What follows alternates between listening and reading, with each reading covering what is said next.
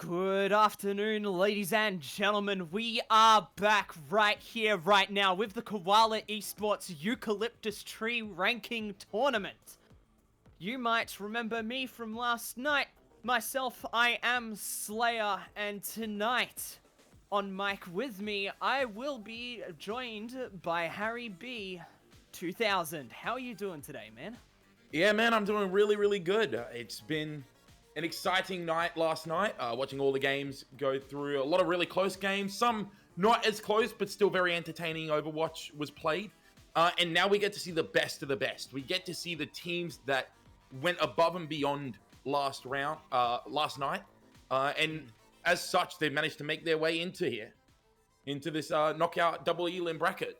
Yeah, absolutely right. This is, once again, if you don't know what the Eucalyptus Tree Ranking Tournament is, as all of the Overwatch orgs around here do have, on the sidebar, everyone has their own roles, and those roles are for the teams. And the top of that list is going to be the best of the best. And this is what we're going to be sorting out throughout this series. We've already had some people placing down in the lower brackets below, but we are looking at the quarterfinals, ladies and gentlemen.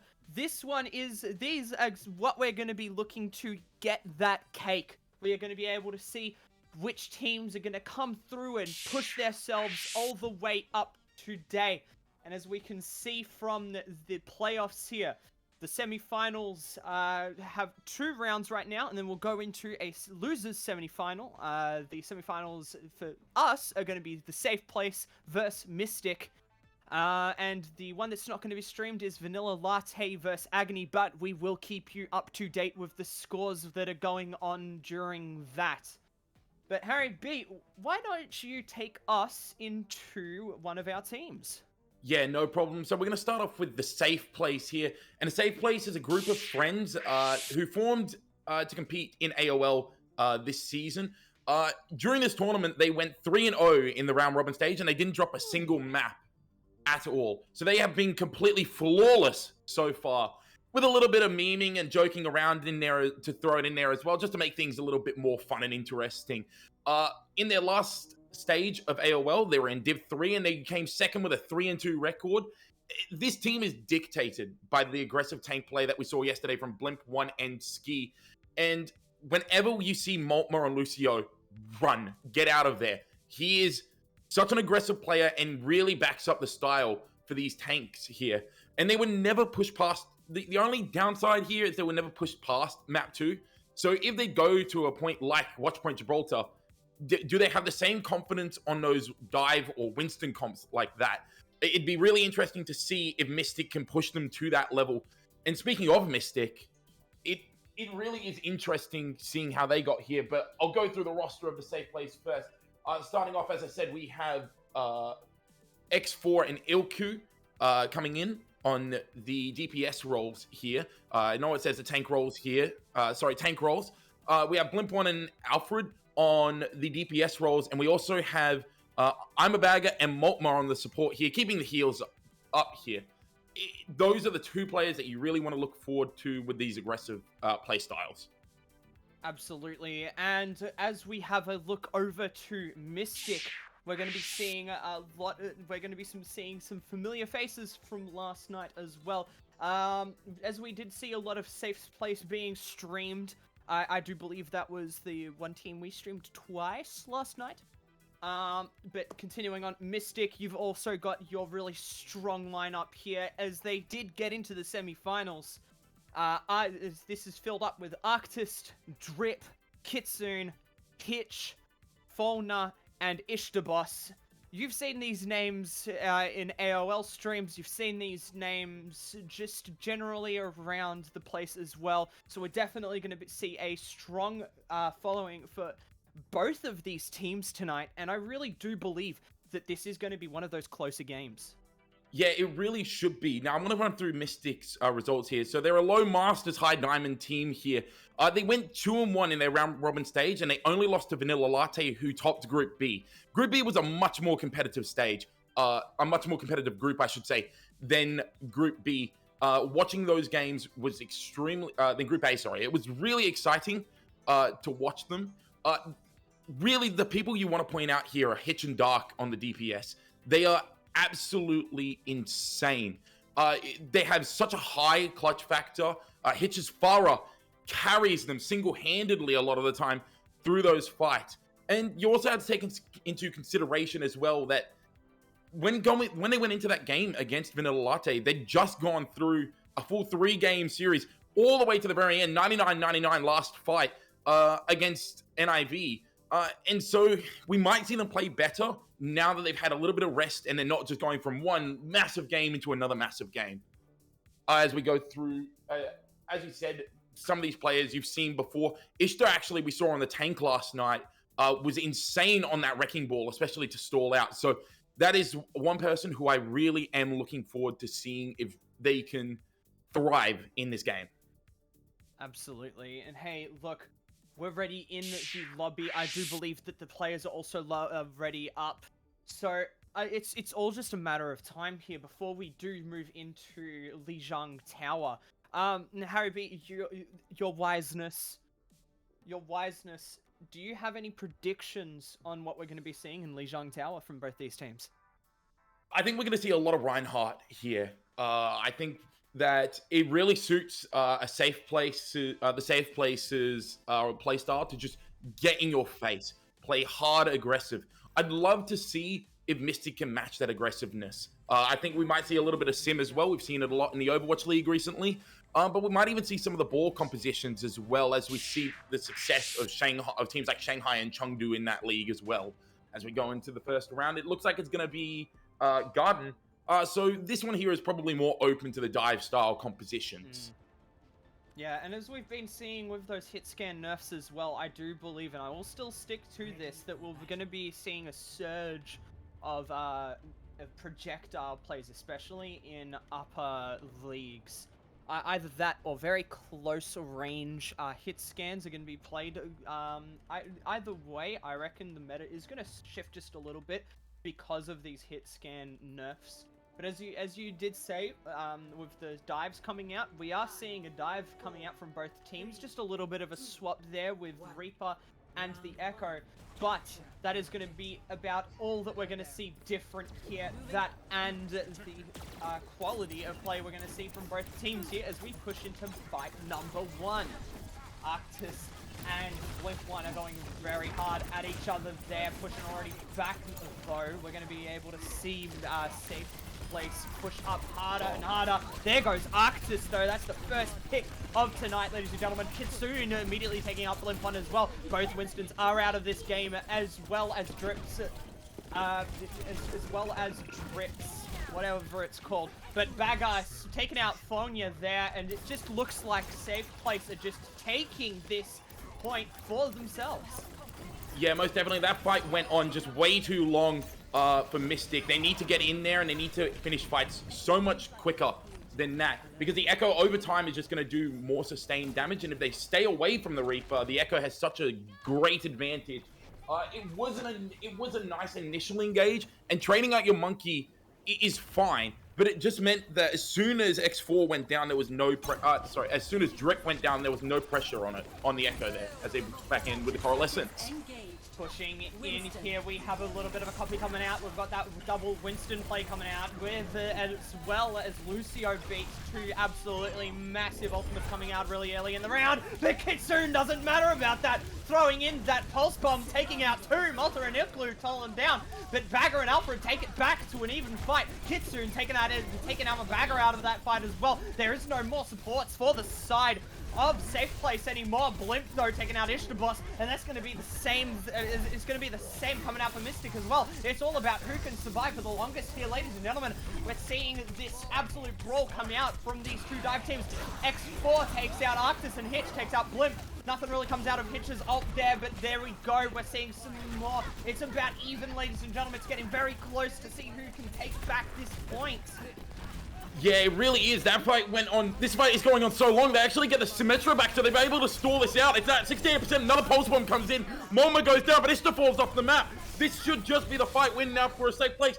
And now Mystic really need to group up quickly so that they don't fall behind. They need to get this last contest, last fight coming in. Ilku is the only one with ult. Again, that fight just went on way too long, and if you could soon, you're really fuming about that. Absolutely. Hey, you've only got one ult to fight this with, and 98% on the clock. It's just going up and up. There is no stopping the clock here, ladies and gentlemen. Even if you get into overtime, there will still be that looming threat as Mystic uses that...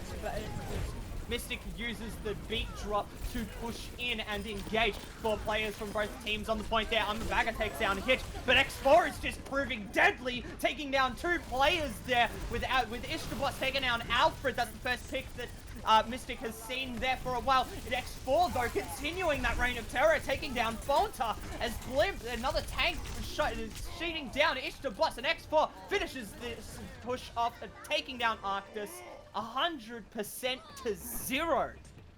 Yeah, that was just domination from the safe place there. The Sim actually coming in really clutch, gave them such a good, not only stall ability, just having the teleporter stick in that window and never really being contested or broken, but having that sustained damage for those longer fights, just, it was nuts for them, and they were just able to do whatever they wanted. They just kept control of the point the whole time.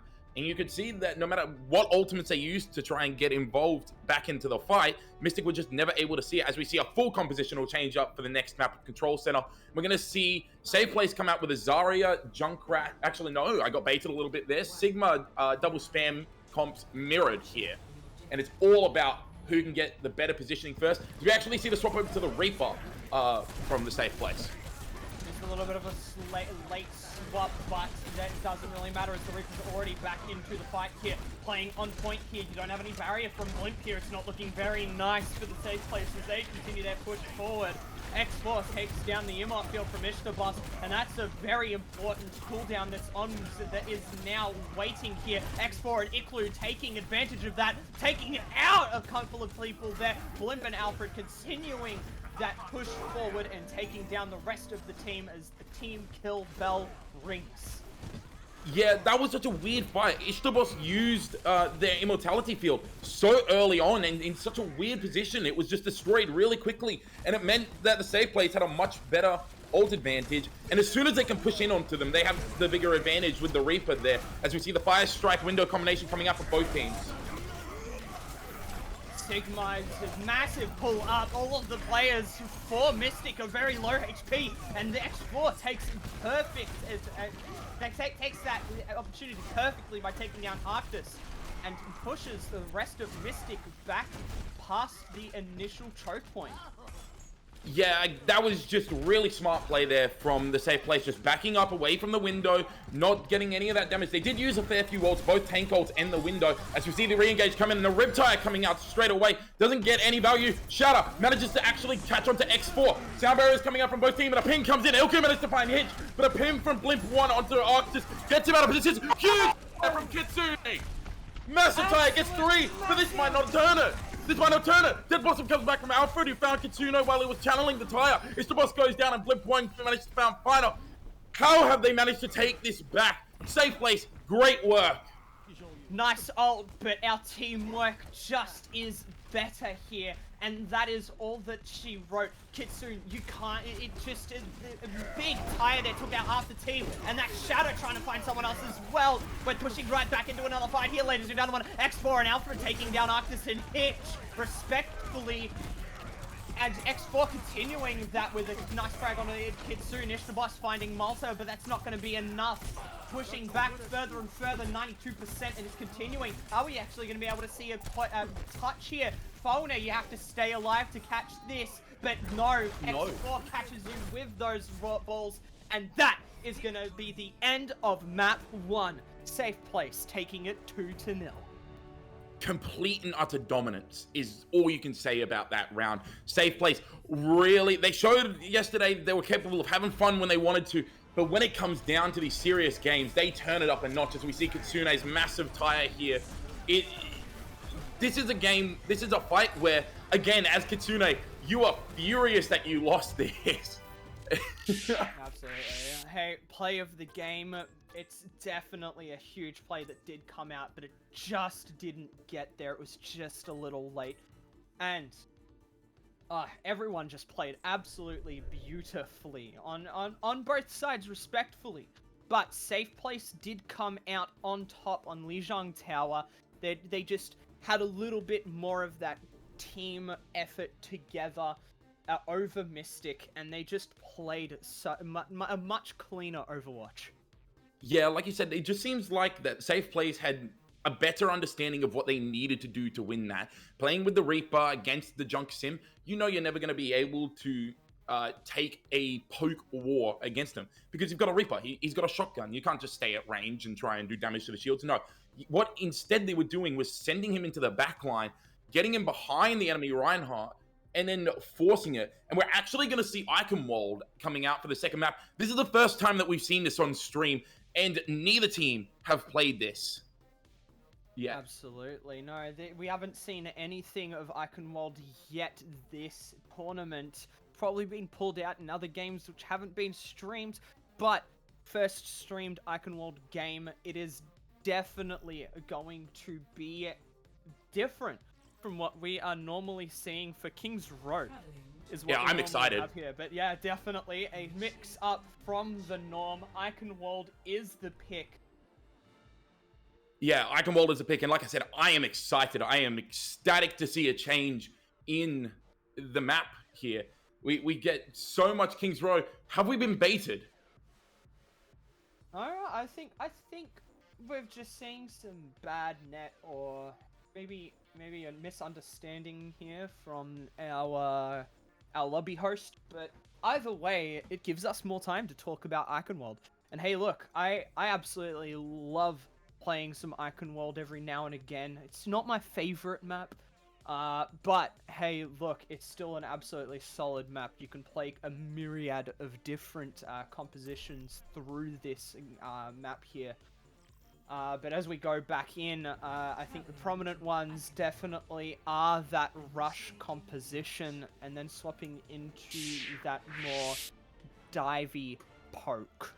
Yeah, most definitely. This is where, though, Hitch can play Farah. Eichenwald first point. Yeah. This is the biggest Farah point that you will ever see in any form of competitive Overwatch. Because even when Farah is not meta, people love to play it on here because you just hide around the tower, and we actually get to see it. But it looks like Ilku might be coming out in the Soldier, kind of guessing that this might be it. Maybe they've done a little bit of research on this team. Maybe they know, hey, if we can shut down Hitch on this Farah, we can win this game. And we actually see the Echo coming out with the Mercy Pocket, the double shield, the Orisa Reinhardt combo, and the Soldier as well with the Ana. It seems like they just want Hitch out. They don't want Hitch to be on the Farah. They don't want him on that comfort role. And I don't blame them. Yeah, look, hey, like with more of a longer range projectile composition need, you know, Orisa is always going to be a nice little pick there, nice little comfort pick. Everyone's very used to Orisa from double shield days. It's been a hot second since Orisa has been in the meta, but once you learn Orisa, there's no forgetting it. Especially in this, especially on Eichenwald here, it's all just playing those corners, keeping those corners heavy and targeted. But our Alfred's already taken down Hitch, and we have a bit of a pause. Yeah, it seems like Boss may have had a bit of a disconnect here. But while that's going on, we can talk about, game crash, actually. We can talk about how Hitch here immediately got shut down. There's so much pressure on him. And with Alfred just being pocketed, he has the more direct damage. It's a lot easier to hit a Farah in the air for an Echo than it is for an Echo to hit a Farah. Yeah. Than it is for a Farah to hit an Echo in the air. So it makes it very difficult for Hitch. He needs to land those direct hits onto Alfred if he wants to try and contest him in the sky. Absolutely, and hey, that's the play of the game. Like, both players do have that Mercy Pocket there, but that just means Hitch needs to hit 2 directs consecutively onto the Echo here. We're going back into the game, ladies and gentlemen, and it does seem like Mystic is taking that as a cue to back up. Great sportsmanship. Great sportsmanship. Letting them back out there. Actually even talking about how they would let them back out there. That's great. That's what we like to see here with the Overwatch that we play in this community. As we see a pull onto the Hanzo, trying to force him out of position, but it's just spam damage. Gonna dive in, he gets slept straight away. The sleep is absolutely devastating. Arctis doesn't actually have any time to do anything there, as he's just slept and then immediately. Oh, it's absolute mayhem. Hold on. Hitch is bringing this back potentially. That fire is using absolute work here, abusing anyone who goes near that point. And as we're seeing X4X, there's just no slots left to do anything. And there we go. Hitch with the ultimate. Huge double kill there. I'm a bagger, and Alfred, though, returning back to point with the support of Blimp1. We're just trying to find out who's going to be the one to touch there. Great shadow. Gets both of those tanks down, but the support, but the sleep dart from Ishtabos does catch Blimp. They do seem like they just have to. What a sleep onto the Nano Boosted Tracer! What a sleep! That is great play coming out there from the side of the safe place. I'm a bagger getting that. Self-destruct gets thrown in as Hitch got taken out. If you're Hitch, you have to be devastated that you lose that fight. You put in so much work. Everyone on the team did. They just couldn't finish it off. And honestly, I give that to X4 for great Orisa play. Just being able to stay alive for so long and getting 2 kills. Crucial kills as well. Getting the Mercy and the Hanzo. Great sustain, but a safe place. If they come back in for another re-engage, still sticking with the Pharah though. The Pharah is always going to be a very huge and a very prominent pick there, as we're starting to see a few more ults being pulled out there. Hitch, though, doesn't even matter that that Iklu's got him in their sights, still takes them down. The Bongo taken down by Arctis' Fire Strike as well, just trying to find any other picks that they can at this point. Mystic trying to make their presence on point known, especially with Hitch there, but Blimp1 has plans of their own, trying to get that shatter off, but just doesn't get anything out of that. Arctis, though, getting a nice little shatter out from there. Hitch, though, insane, getting another huge, getting a huge barrage coming out there. Kitsune getting that nano, and it is only I'm a bagger on point there, holding for quite a long time, though. Yeah, I thought Kitsune would really, I didn't think he'd get the kill on the Ana there. He was whiffing a couple of his shots, but great play coming out from the side of Mystic there. I don't know if the nano boost was essentially needed, but it did help them close out the fight in the end. It did keep Kitsune up, so you can't say it's too much of a waste. And we actually see a full compositional swap coming in on the side of the safe place, changing their style completely and going towards the dive composition. What a strange composition to swap to here. I think they're just trying to get more pace so that Hitch doesn't have time to get value on the Pharah pick. Or maybe using that Echo pick to use against them. This is going to be absolutely huge. Kitsune doesn't really get anything with that ult though. Still holding up on that high ground. Kitsune takes down Alfred. That is not going to be helpful for the safe place as they continue this stall of point. Oh, Kitsune's kind of clean with it right now. He is just doming heads. He managed to take out 4 in that fight, getting the copy that happened from Ilku, sorry, onto the Pharah, killing the Mercy directly after. Gets the Mercy again. Oh. He is an absolute terror on this McCree. He gets the Winston as well. He is on fire right now. Absolutely, this is a reign of terror as the cart is pushed meters and meters towards the point. Now we have Iklu with that nano as well, trying to grab anything. Hitch goes down to half health, but that's about as much as you're going to do with that nano there. But the high noon comes out. Are you going to be able to get anything? No, Hitch gets that nano as well. This is massive. Are we going to be able to grab anything out of it? It's just going to be the Diva match, but that's going to be a lot of damage just done consistently into the safe space as point 2 is taken by Mystic. You are correct. That was a lot of damage. Kitsune and Hitch have done so much work. Kitsune's charging forward. He wants this kill onto the enemy McCree, trying to just hard diff him. Can't find him in the end. As we see a swap over to a Zenyatta Ana comp. I don't know if I like this very much with the dive composition. They're trying to get a lot of damage done with the follow-up discourse. Huge shatter coming out, manages to get 2, and a great kill onto the Tracer from the McCree here. Can he finish off anyone else? Arctis actually went down after the shatter, and Hitch does find X4 before he can get back into mech, but EUCALYPTUS managed to find Hitch, and a Primal Rage in the backline means that this push is going to be very heavily disrupted. He is getting very low. Blimp needs to be careful. Great kill by EUCALYPTUS on Kitsune. That should end the fight right here. Absolutely, and hey, with Hitch down off that Farah, knows it's the time is up, and changes off to that Junkrat. Another very big pick in this current meta, being able to just sit back and spam without having to really worry about the hit scans as much as normal.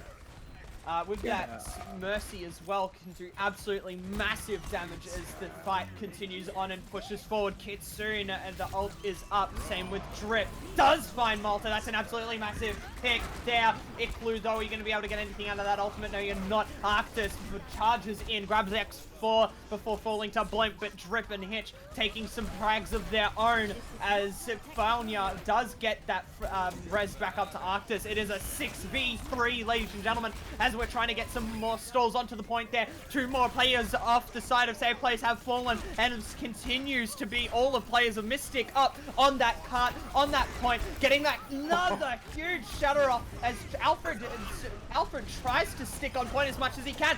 Dies pretty much immediately there, but X4 is on the point once again. Malta takes down Ishtabos, and that's a big pick for the side of Mystic. Is it going to mean any more as they keep falling one by one by one? Hitch, big ult there. Is Blimp going to be able to touch in the end? Yes, he is. 0.8 meters left on the point, but Kitsune, High Noon is up, and there goes the round there, ladies and gentlemen. 45 seconds left on the clock, and Mystic takes the lead.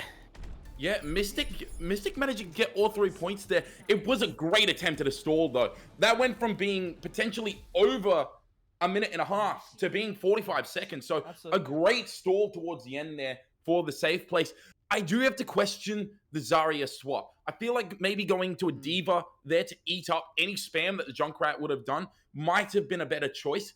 I do see why the Zarya could have been chosen just to try and get that damage, but ultimately it didn't get any effect because he died in the first fight that he was in on Zarya. He just got pinned immediately, and it was a good attempt. I will give them that. It was a good attempt at the defense, but great work, especially from Hitch and Kitsune, as we might see a little bit of Genji coming out here.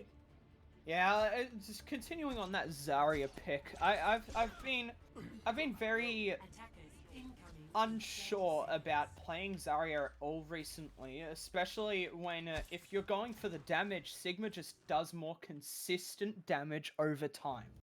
And if you want it for the ability, to have that ability of just blocking damage completely, D.Va has you covered more. You don't have that downtime of what, 8 seconds before you can eat any more damage. And when D.Va can just hold defense matrix in front of you. Yeah, we've actually not seen a lot of D.Va this tournament, which is really weird. I had my questions about it yesterday as well. She did have that nerf. Yeah, she did have that nerf. You are correct. I still think that her utility, just being able to mitigate so much damage, makes her extremely valuable, especially against spam comps like that. As we actually get started, the double shield versus the rush comp is going to be all about who plays this correctly. Absolutely. Are you going to be able to take those steps back as you need from Mystic? And are you going to be able to push faster than they can take that step back for Safe Place? As we push into this fight, we're trying to figure out which way to go as we do push through that main. X4 taking some poke damage out. Kitsune on that Genji trying to grab another frag, but Iklu takes down both that Pharmacy and the Kitsune Genji. This is absolutely massive. Only one support and the 2 tanks are alive for the side of Mystic now. And Safe Place, you've just rolled over them. Yeah, I was really questioning the Zarya pick here. Against the double shield and a spam comp, you'd think a D.Va would be so much better. You can eat those pulls so you don't get disrupted in your rotation. As Ilko just finds Kitsune. He just goes, whatever you can do, I can do better. He actually finds Hitch as well. Ilko, you absolute monster, stop. They have families, please. as we see them now take that high ground positioning. That is so good, and we might see another pause come in now as Hitch might be lagging once again. Look, lag is definitely going to be a killer, especially for Hitch there. At least you win it. No, sorry, you're not taking that one this time. But hey, look, once again, Kitsune. Iklu, my lord, just taking down and just proving me absolutely wrong with my words about hit scans being kind of almost useless at this point. No, McCree, Iklu, perfect match, made in heaven. It's just done, and we're going straight back in. The lags, we're gonna have to deal with it for now. Yeah, most definitely. It is unfortunate that he does have to deal with it, but the show must go on, as they say. If they're trying to take the high ground position, they're just going to get run into it. We see the Fortify come in early, Window coming out, and down goes Blimp. Just immediately, he is just sat down as we see Hitch just going in. He wants to show them why he is so good on this hero. Absolutely, and Kitsune taking down Moltor as well. There is just no one left alive as the Echo and the McCree 1v1 ends off with McCree being a lot more happy. Yeah, I love how swaggy Arctis has been in this game. As we actually see X4 using the grab to find Hitch. I don't know if that's worth it in the end. You do. Actually, it does mean that you can keep the positioning. Actually. X4 you keep that ult did stop X4 from dying, left on 1 HP. CC resistance, that Ursa ult has been put down, but Blimp immediately takes it down, out. Blimp, again, a huge shatter that comes out, taking down Ishtabos with that follow-up charge, as well as Hitch. Just trying their best to get someone down with them in that hole, and Molten does go down, and Iklu! Huh? That is dirty! What was that attempt at a high noon? Your whole team is dead, except for the Mercy, and you tried to go for that. Now you've staggered yourself out, and the rest of your team might just get rolled into. You don't have a second healer there right now. They need to start backing up. Hitch does have this barrage, so if they do try and over-aggress, they might get caught by it. But that was such a weird play to use your ultimate like that from Kitsune. He's done so well throughout this game so far, so he needs to minimize those mistakes. There's 5 minutes still on the board. Absolutely, and we are going back into potentially what we're looking at final fight potential situation here as Alfred takes down Hitch, trying to get something out from here. The beat comes down and Alfred makes the enemy team go up. But it's only 10 meters left on this A-load here. Iklu and X4 taking down Kitsune and Drip respectively. But Hitch, that ult comes out, only finds Alfred though. Alma Bagger and Iklu doing absolute work here, as we've only got one more player from the side of from Mystic available to touch, and 4 minutes and 46 is the time bank we're playing with here. This is looking grim for Mystic. They looked so good yesterday. They looked absolutely amazing yesterday, even in the losing effort against Vanilla Latte. But this just seems like a whole different beast. Hitch was just shut down comprehensively. And Kitsune, that was a really rough defense for him. I don't know why they chose to stick on that composition for so long. I think after the second point, you know it's not working. You need to swap it up immediately. They were just so scared of losing their ults that they had not used throughout the fights that they just didn't swap at all. And now we're actually going to see a full comp swap with Hitch going over to the Mei. Maybe he doesn't feel like he's getting enough value on that Pharah to warrant playing it anymore. He did have to wait almost the entire defense, before he used his ult. So maybe he just feels he's being shut down too well by Ilku, who has been absolutely amazing in this map. Absolutely. Like, on fire. Ilku has been just putting that damage through and taking those final hits down to a T. And that does call for Mystic to change up that Pharah, to take that Pharah away. And we're going to see a completely different style of push coming through for this 1 minute. Yeah, and most definitely early fire strike from Blimp, managing to get himself up to 10% ult charge very quickly. Again, there's no D.Va here, so they're very susceptible to the holds, as we see the Reaper actually just flanking around behind them. Fight comes in. Lamp is used really early. Great anti-nade onto Arctis means he has to play so defensively. Lamp is used again. Can they manage to catch out the Zarya? They do. Ilku again finding that key kill. They need to either win this fight, lose this fight now, or win this fight now. As Kitsuno and Arctis combine to take out the Reaper and the Reinhardt. That's a lot of damage gone and the shielding as well. Now it's just all the HP on the side of Safe Place getting very low. Ilku looking for a flank. Haru's been spotted out. Gets flashbanged up. Oh! Kitsune! He's showing himself up now. Now he's showing what he can do on this McCree. Gets 3 in this fight. Great work. Mystic realizing they're finishing first or not at all this round. So they're taking that aggressiveness and that style of play we've been eager to see for a while, for their full defense there, and they've brought it out on this attack. They've said, screw the Pharah, we're going to bring out the mate, we're going to see how this is going to play out, and it is going swimmingly for them. Yeah, this next fight is up to Ishtar's Window and Arctis' Shadow right now, okay? They have to go up against the Nano Boost, which will probably go into Blimp so we can get aggressive. A Bongo, a Window, and a High Noon from high ground as well. They need to play this to perfection. Great walls up here, just keeping them from dropping down. It means that they have the advantage. And straight away, Nano Boost onto them with the Window. High Noon comes out to try and get him away. Shadow doesn't find anything. Alfred finds Kitsune. May Ultimate coming out. Manages to catch a few people, but Arctis goes down and can't touch the point. Great work there from Blimp. Using that Nano Boost to get so much space, blocking the Shadow, and getting kills as well to force them off point. Absolutely beautiful retake of point there, letting them take the first with the even if they let them take the first section there, they didn't let them go anywhere far in that second position, and it really twisted that knife in the belly of Mystic there.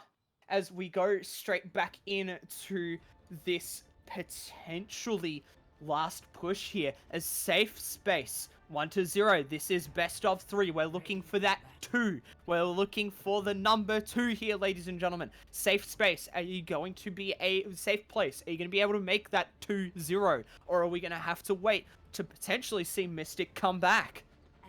Yeah, I'm going to be honest. You managed to set yourself a victory condition if you are Mystic. So you've got to be happy with that. But I don't like this composition coming out. No Lucio with a Reinhardt Zarya means you don't have the speed boost to be able to position yourself in other ways. You can't rotate faster than the Safe Place. So they're really putting a lot of... They're putting a ton of money in the Kitsune stocks right now. Like, you're really hoping that those stonks are up, because otherwise you really are going to wish that you sold earlier. As we see the compositions, they're set in stone now. This is going to be it. Can we see Safe Place take this map and the series? Let's hope to see that come through. Mystic holding that corner like their life depends on it, because it really does right now. Kitsune does take down Alfred. That's a very nice headshot, and that Kitsune stock is paying dividends as Mystic, as Safe Space does take the time to back up here. Oh, great charge! Massive.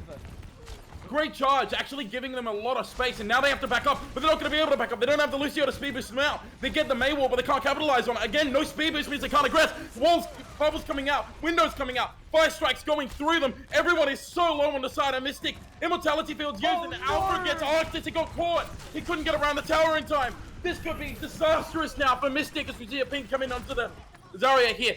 Doesn't get the kill, but Alfred found hit, and X4 found Spawner. This has to be a really quick reset so they can get in position for a second point hold. Absolutely, you just had to die there if you were playing with Mystic there. You just had to take that loss. You have to be able to bring yourself back here and hope that you don't die. Arctis, please, with his backup there, and Mystic, with Safe Space on that high ground, they're just going to be able to take a breather, take a moment for themselves, and regroup and push back in, as we're seeing here. See them rotate to point right now. They don't need this high ground. They need to go on point. Great fire strike comes through, finds Ilku. Pin coming in. Big Shadow, no, he doesn't find anything. Graviton Surge and Shadow used with the mail. But no one's on point. They need to touch the point so they don't see it. No, great boop, but they managed to touch. Doesn't matter. They managed to save the point for now. Great May wall. Should be able to finish off the Zarya. Don't let it get out with any charge. Both tank ults used on the side of the Safe Place here. And now you're coming in, you have Window, High Noon, you'll get Death Blossom, and you'll get beat. And you'll be going up against the Graviton Surge. You need to build that Graviton Surge up before they can get beat so you can use it and potentially win this fight early.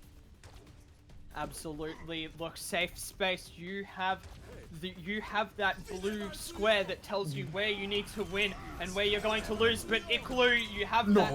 Not like this. It's not going to do anything but blip. You're just taking down one by one with Iclu. That's a massive frag there. Bagger and X4. We've only got one more left. And Safe Place definitely takes that fight, takes everything from Mystic there in that first and second map there. We finished it off 2-0 to the Safe Place. Oh, and this is it here. You just see him. He pins into the backline. He just pins past the window, and everyone ignores him. He is a hammer in a field of nails right there. He is just swinging away, getting so much cleave damage. Absolutely insane stuff coming up from Blimp 1 there. And again, you really have to go back to the decision to run Mercy in the Brawl comp rather than Lucio. You don't have the same ability as the other team does, which means you're always going to be reactive. You cannot be the aggressive team because anytime you want to try and get aggressive, they can just speed boost backwards. They don't have to care. They just hold S. Absolutely. And hey, look, Safe Place does make their way towards the winners' finals. With Vanilla Latte and Agony still waiting on that win there, are we going to be able to find a King Slayer in one of those two teams? I'd love to see Agony go through here because I think the Safe Place versus Agony match would be an absolute banger. Like that will, in my opinion, those are the best two teams in the tournament at the moment. And I'd love to see Agony just go through and end up in that match. It would just be insane to watch. It would be such hype. Please, Agony, make my dreams come true. Nah, but it does turn out for we are now waiting for that Vanilla Latte Agony matchup. And hey, if we're not seeing those scores soon, it's gonna be it's definitely a nail biter. I'll leave it at that. It's definitely a nail biter on which team is gonna come through here. Yeah, we did see some promise from Vanilla Latte yesterday, and they did finish the top of their group. It was tough, but they did finish the top of their group. So, you're seeing a lot of stuff happen here where Agony and Vanilla Latte, both formidable teams, love to see any one of them go forward. But again, my money's on Agony, please. The stocks, I need them. I need the return. Yeah, Alrighty. Dude. And like, looking through, we're still waiting on those scores. Very eager. We're just waiting for our tournament organizer to maybe pull some of that through. We'll have some updates on what's happening through there. As I said, we'll keep you guys up to date as soon as we get any sort of information come through our little decks here. But hey, let's talk about who was really shining through that last match there. And I can't every time I look through these the members on each team, every person there's just one person that really catches my eye every time I look over their name, and it is Iclu. Yeah, Ilku was absolutely insane, especially on that Eichenwald attack. He was just tearing through them. I've never seen a player just take over a game as much as he did. But you also have to give a lot of credit for that to the tanks for buying so much space against that double shield comp. They knew how to play it, and they utilized, as I said earlier in the pre-show, you utilized Moltmer's speed boost to get you into those positions so you could play that aggressive playstyle that you love to do and that you have to do as a brawl composition against the double shield. Yeah, and hey, we can't also look over Blimp 1 as well for those absolutely just dominant plays we just kept seeing on that Reinhardt and other main tanks as well, just through those maps. Sorry for my English there. It's okay, you got there eventually, Slayer. You got there. I'm gonna have to go back to school and study some more English. Hey, like figure out what words mean, what words do, how to make those words. Hey, like Didn't have you I got learn a that in book? Have I got a kindergarten? book for you, Slayer? Have I got Oh, a yeah. book for you? Let's hear it. But it was such an insane series watching that. I completely agree with you and the point that you're trying to get across. Blimp 1 was incredible on that Reinhardt, but a lot of the time it just felt like he was being left alone.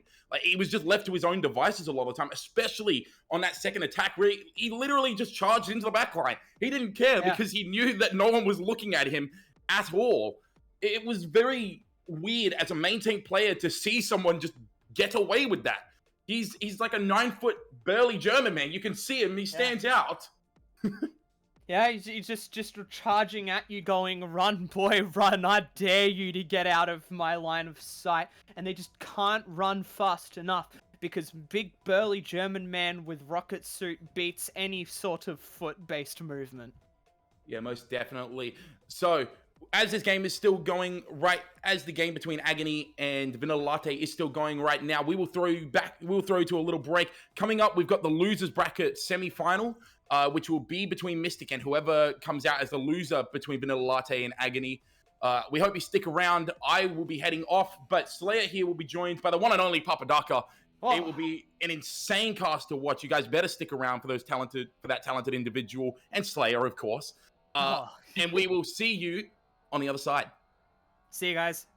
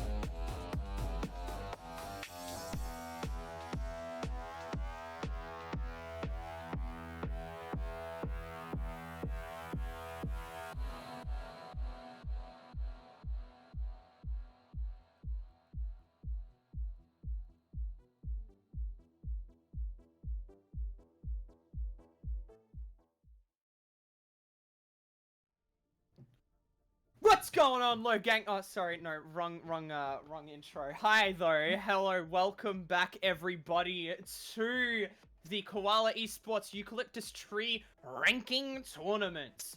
How are we all doing? All right, we've had a little bit of a break, and that's about as much break as we need.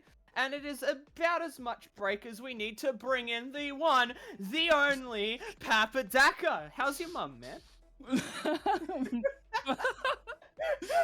Oh, it has been far too long since we've checked up on each other's mothers. Yeah. My mother is going very well, thank you. You know, everyone's just surviving lockdown in Victoria right now, hanging on for dear life. Yeah. So wait, we're not in low gang anymore. Does that mean I can put the drip away? Like Yeah, I had all, you I can had put it, the drip away. Yeah. I had it all there, you know. I'd even coloured my hair for this stream, but apparently no cams. So I mean, like orange hair with that yellow like stripe right down the center. You know, it's pretty nice. Pretty nice. yeah, I also did the double OK sign and then flipped it around and over my eyes. So I thought I was gonna look pretty cool. Oh, that would have been perfect. But hey, do you know what even is more perfect than that? The game we're about to cast, which is the safe place, the return of the kings, current kings, versus Agony. Are we going to be able to see some pain be delivered to safe place right now? And while we're talking about safe place, let's have a look. Let's have a recap of their roster. Their current lineup, Slayer, is looking hella strong, especially after dethroning and quite a victory over their last match competitors. So we've got on the tank lineup here, we have Blimp, X4, Zilku, as well as Alfred bringing up the DPS as well as Ilku, sorry. And then finally, the supports keeping everybody alive will be Multimer and I'm a Bagger. Yeah, and they have shown quite deadly already today. Well, Agony has also come out of a 2-0 win, and their lineup is one that has been seen through a few AOL games. I'm pretty sure we've casted these guys together actually already. Yeah, Thinking about, I reckon we've casted them. Yeah. But looking back at their roster, we're going to be seeing some familiar faces. One of which being Crockett on that main tank, King Penguin on the off tank, Thus probably sleeping on that DPS, Ghostly, the Genji one trick with the sucking blade. ZakDaCarDoor in as a substitute here on the support line here with that bit of a brig diff. And Mega Smiley's also a little tired on that Ana, maybe using that sleep dart to put Thus to sleep. Or put themselves to sleep? Question mark. You just sleeping, they're facing the gun the wrong way. You just put sleep dart half of it into you, and then the rest goes into Thus. There you go, 90 night for both of you. That's how it works, right? Problem. I think that's something that you should check. Anyone check on Mega Smileys lately? Good tea? Someone please check up on Mega Smileys. While we're checking up on them, though, we will be having a look at our maps tonight. Lijiang Tower, as we have every time, starting off with something a little familiar.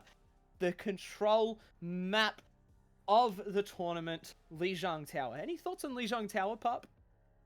Best control map. One of the best maps, personally. I don't think I have to fight too many people at PAX for that one. True. I think I do enjoy Lijiang Tower quite a lot. You can play a multitude of comps. And how can I forget that Reinhardt, control center? That's the one. It was a control tower. Anyway, I'm back, and because I'm back, I always get names wrong. Whatever that one is, where you play a hell of a lot of Reinhardt, or unless you just god tier like the Chengdu Hunters and run their ball comp at every map. Yeah. Oh my gosh, they were beautiful to watch. Unfortunately, they did lose. That was sad. That was sad. You know, you wanted that little squeaky bugger to win at some point. I was going for the Hunters, but no, Shanghai Dragons look so strong. But anyway, yes, Lijiang Tower, And then, let's be honest, the next ones, you've got either Kings Row or Eichenwald, but have we even seen Eichenwald today, Slayer? We did actually. We just saw Eichenwald just before. And it was the first time we've seen Eichenwald too. Probably all of AOL as well of last season. last Kings season. Row, Kings Row, Kings Row, Kings Row. Yeah, it's like, oh, what do you want to play, Kings Row or Kings Row? It's like halfway through saying Eichenwald, you've already figured out what you're gonna do here. But hey, Yep. sitting back through, you know, we will definitely be going back through there. Yes. So if we get to it, if it's not a complete roll on either side, which we're really not expecting here because both teams looking so strong, we'll probably could get to the Watch Point Gibraltar or Rialto. I really wanted to throw in Paris in there, but you know I had to speak to the staff, and apparently I don't have as much power here. In fact, no, it didn't work. I was like, what about Paris or Paris? And they're like, look. Look, I've got two absolutely banger suggestions, alright? Paris or Paris. There's a and if reason you don't I'm like only... that one, and if you don't like that one, I've got another one, alright? Horizon Lunar Colony or Paris. There's a reason I only got 1 time slot today. Like, look, you were able to cast 3. No, you're just at 1 time slot today, Pat. Then you're out. Just get out of here, man. But hey, at least you've got it with me, alright? Hey. Alright. But anyway, I reckon we're ready to go through into our first map of the night, ladies and gentlemen, and that one is Lijiang Tower. So do we know any about these teams, about what the compositions we should be seeing and what they might run today, Slayer? If I had a memory better than a peanut, then I'd be able to tell you what safe place is gonna play here. But sadly, I have a memory as big as a peanut, so I can't tell you what they're gonna play, just that they're gonna play. They're gonna play Overwatch. Holy moly. They're gonna play Overwatch. Actually, we didn't actually out. play this map here, though, Pap. So we're gonna see something new. We're also gonna see something new as a pause screen. We got in. We got to see 2 seconds. Oh, dude, I got to move around for just a little bit and then boom, done, gone. That's it. All right. We finally got ready, finally stopped talking, and then we get into it. Anyway, it wouldn't be OCE without OCE pauses, right? Yeah, this is such an OCE pause. This is pinnacle OCE. Yeah, anyway. typical OCE, typical pausing, typical casting, typical scuffed scrims and tournaments just in general. I cast last night, and I swear we had like 4 people leaving and then having to rejoin. Oh yeah, we crashed like 5 times, but only had to leave 4. You know? I podcasted for a time, it was cool. Oh, dude, I miss In the Backline podcast, man. I wish we could do more of that. That was good, but I tell you what's looking good is that ball composition that's going to be running out from Agony. Let's go. Crockett on that ball, so look out for him. But we've also got the Symmetra coming out from the safe place instead, so they'll be looking to get on that point quick and fast, Slayer. Absolutely, but hey, I've been talking about how the meta should be changing up soon. Is Agony showing us a sneak peek of what's to come with meta-wise? Is this a point of, hey, you know what, we found something better than that sim that's so dirty and stupid and ugly and I hate it every time it plays? And have we been able to transcend it? I want to see some transcendence here, and we definitely are seeing that with Bag and Maltma, both supports for the safe place immediately being taken down there as Agony continue their reign of assault onto with Crockett, Thus, and Ghostly, again getting 3 more picks there, and the only person alive is Blue, but he's not going to stay up for much longer. Oh, Ghostly there. Just got behind the whole team of safe place and just poked in enough rockets to just fill up the moon. I don't know. It was just a lot. It was so much that Alfred had to immediately switch off the Reaper Peak, which I think is the right idea. They had nothing in contention. They've now got Ilku as well on that Tracer. Just will be poking out Thanos, not allowing them into the backline as easily. Absolutely. And the contestants of point gets them the pick, but it's not going to be much as Ghostly grabs another. Both of the supports, again, first to fall for the safe place. This is not looking good as Agony come back in. Doesn't matter that you've got that 12%. We're just going to come back, take it all away from you. 15% is all we're going to give you as we continue on from 28%. But I'm sure Agony would be like, you know, look, that 15% would have been nice if it was ours. They gave it up very easily, but Ghostly was able to immediately pop out Barrage and just turn the fight on its head. There will be double support ults coming out from Agony here, so a lot of sustain going into this next fight, whereas there is a shadow for Blimp, so look out for that one. But who do you really landed on? There's so many just maneuverable people on this team of Agony. Oh, that's not gonna help. Definitely, ZakDaCarDoor definitely holding up Ghostly for a while there, but then Ghostly showing that you don't need the Mercy Pocket. That Nano as well coming through, grabbing two.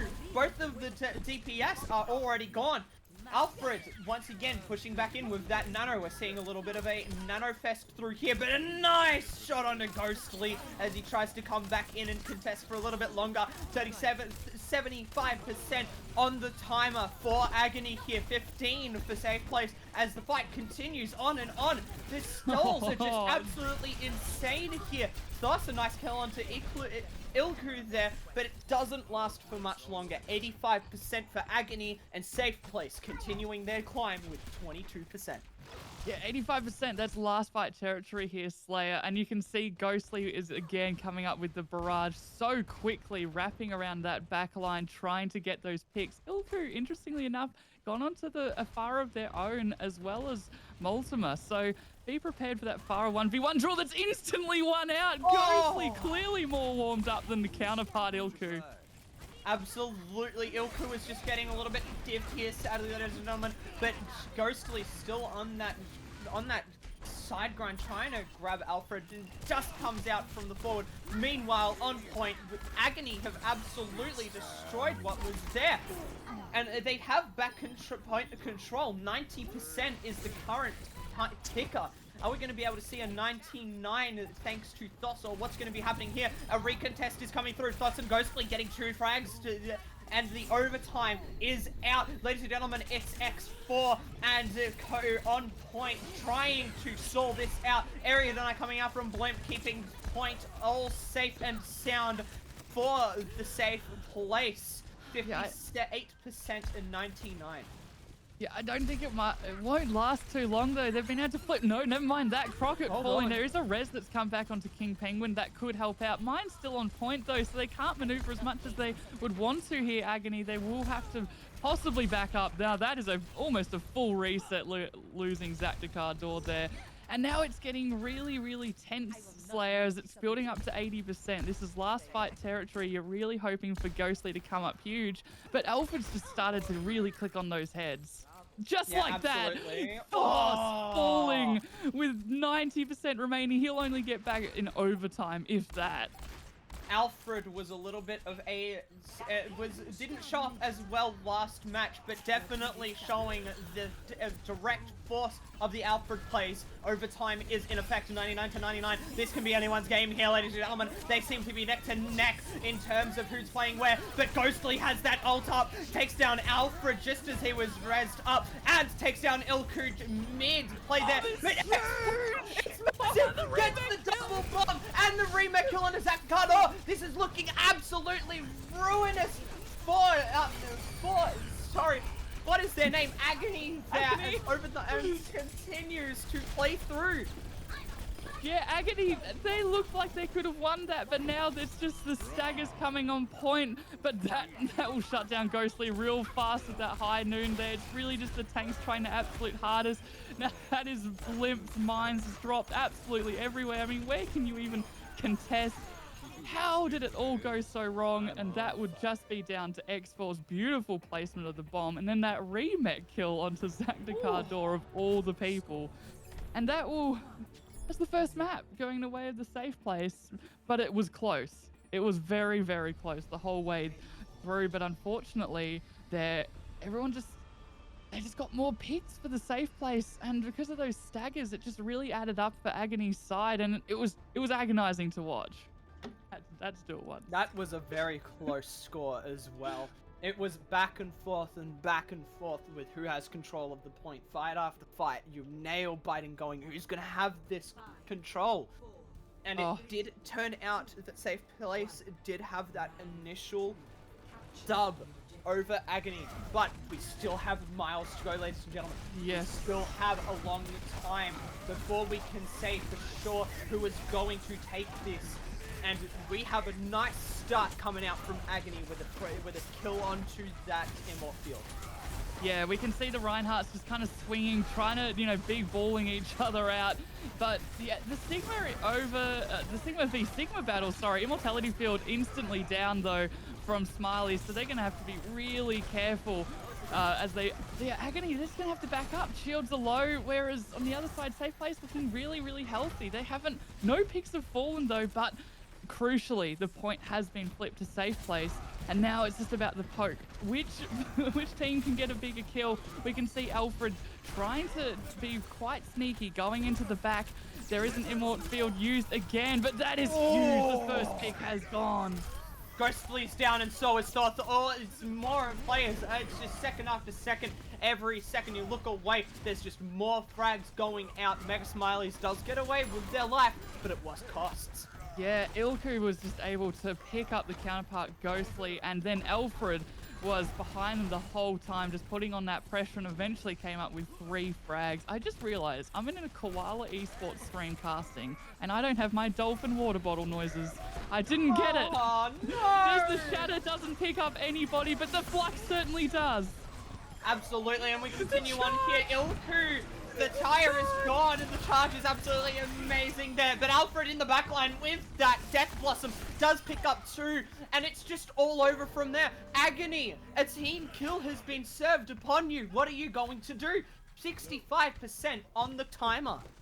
They're looking so strong here. Thos is still trying to force the sim. I'm not really sure if it's worked out. Hasn't gotten any frags, really. In fact, if I have a look, I don't think Safe Place has even had a member fall.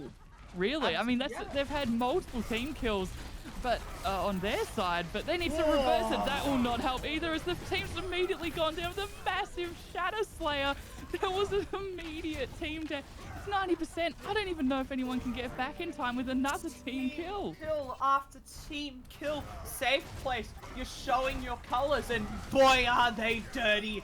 97% on the point. We do get a touch out from King Penguin here, and Ghostly with that tire, but it's not going to last for long as X4 is on the prowl. I'm a bagger, kills down King Penguin there, and thus finally gets a frag onto the Safe Place. Alfred falling. X4, nice little rock kill there on the Ghostly, and ZakDaCarDoor also picks up Blimp, the substitute, pulling through some strings.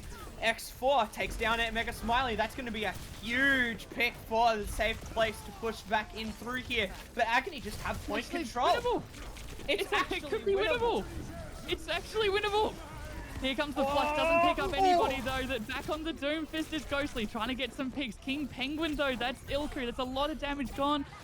Agony actually flipped it, Slayer, and now because of that, finally some tick percentage. Crockett gone onto the Winston of all picks, and it worked. It worked because ZakDaCarDoor's, Blimp fell, and because of ZakDaCarDoor, and already because of the switches, he's got beats, and that will help to counter Ilku's tire and possibly even Blimp Shatter as they come back to, as they look to basically get the point right back into their favor. Absolutely, and hey, look, this is such a tight game here. It is Safe Places to lose this first map here. It's 99. All they've got to do is win one fight. It's looking a little grim as Bagger's already used that Immort field as they try to push up. Ilku though, that tire is going to come very useful here. Is it going to pick up anyone in the end? Trying to find anyone as they pushed onto point. Don't really grab anything with the tire, but overtime is flipped as so is the point. Both of the sound barriers go down, and The brace of That's Elfred tries Ryan to push as out. well. Ilku though, huge picks coming out. Croc and Mega Smiley's down. No more supports on the side of Yakini. King Gangle gets one and Ghostly picks up another one. Is there going to be anyone else alive? No, it is not. Team Kill comes out and Safe Place comes out with the win for the first map. GG, safe place. That was looking so tight. Actually, Agony made a game of it despite it. They were losing. It was like 4v6 in the end. Here's a massive bomb, by the way. But that was incredible for Agony to even get the point there. So commemorations where it's due. That was massive. Here goes the Mercy flying. Oh, this gets the squish. Oh, the squishes are so satisfying. But yeah, it was unfortunate. Ilku just with that damage boost through the BAP amplification matrix. It's just a one-hit kill. It's just so unfortunate. Ilku was just in really good spots, really good positioning. The tires actually on both sides didn't really pick up many kills actually, but they didn't need it. All they needed was the grenades and a couple of lucky mine throws. Absolutely, and hey, look, it just goes to show how much like you can have expectations subverted as well. Like I was sure Agony was gonna come through with a win here. Don't know why. I think it's because I know a few people on that team. I've seen a few people from that team grow over a few years. I'm sorry. Safe Place, you're a bit of a new team for me, you know. Like, but hey, look, Safe Place. I've seen you absolutely dominating through this tournament. Let's see if Agony can come back with a win next map.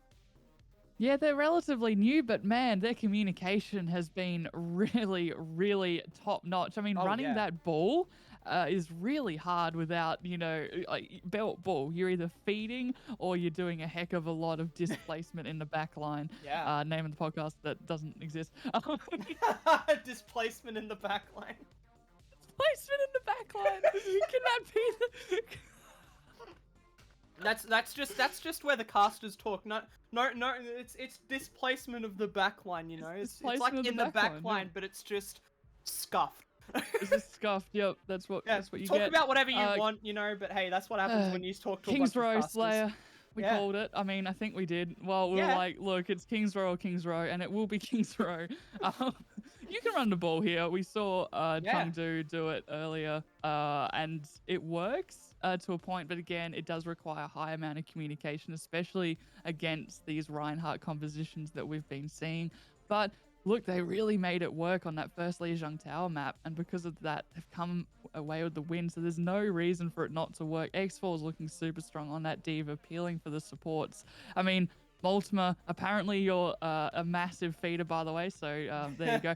Your other support is doing an incredible job, Armor Backer, keeping everybody alive.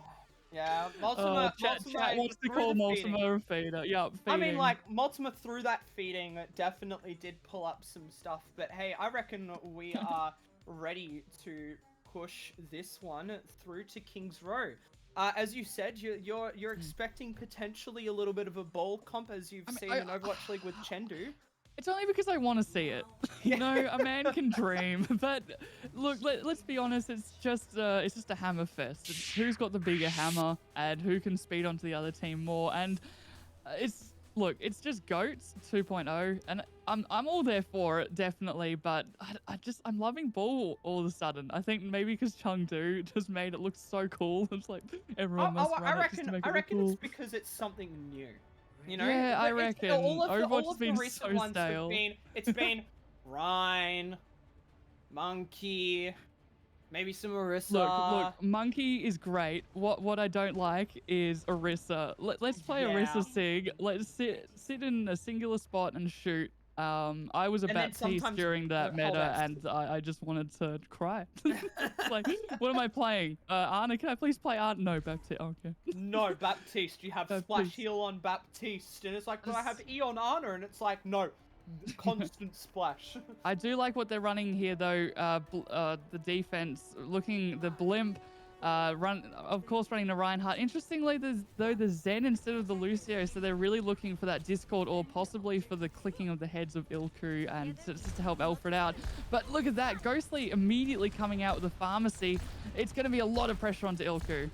Absolutely, and on for Blimp as well to keep those shots and his shield well managed as well. But it's all about that poke until you find that perfect dive, and then you push on, and then it all just becomes a point of can we get this dive done? And can we get it done efficiently? And there it goes. The dive is pushed on. Blimp has been antied and he's getting lower, but Ghostly takes down X4 along with that Immort field, and one tick comes through.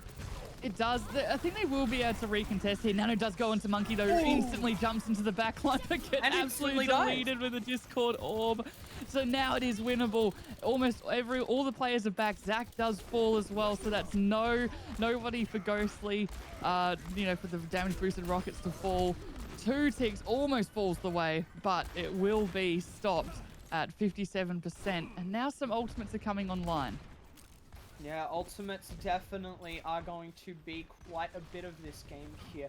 Ilku with that Kree ult, and Ghostly Thos, the 2 DPS for Agony with those ultimates as well. But the dive has been swapped off to a...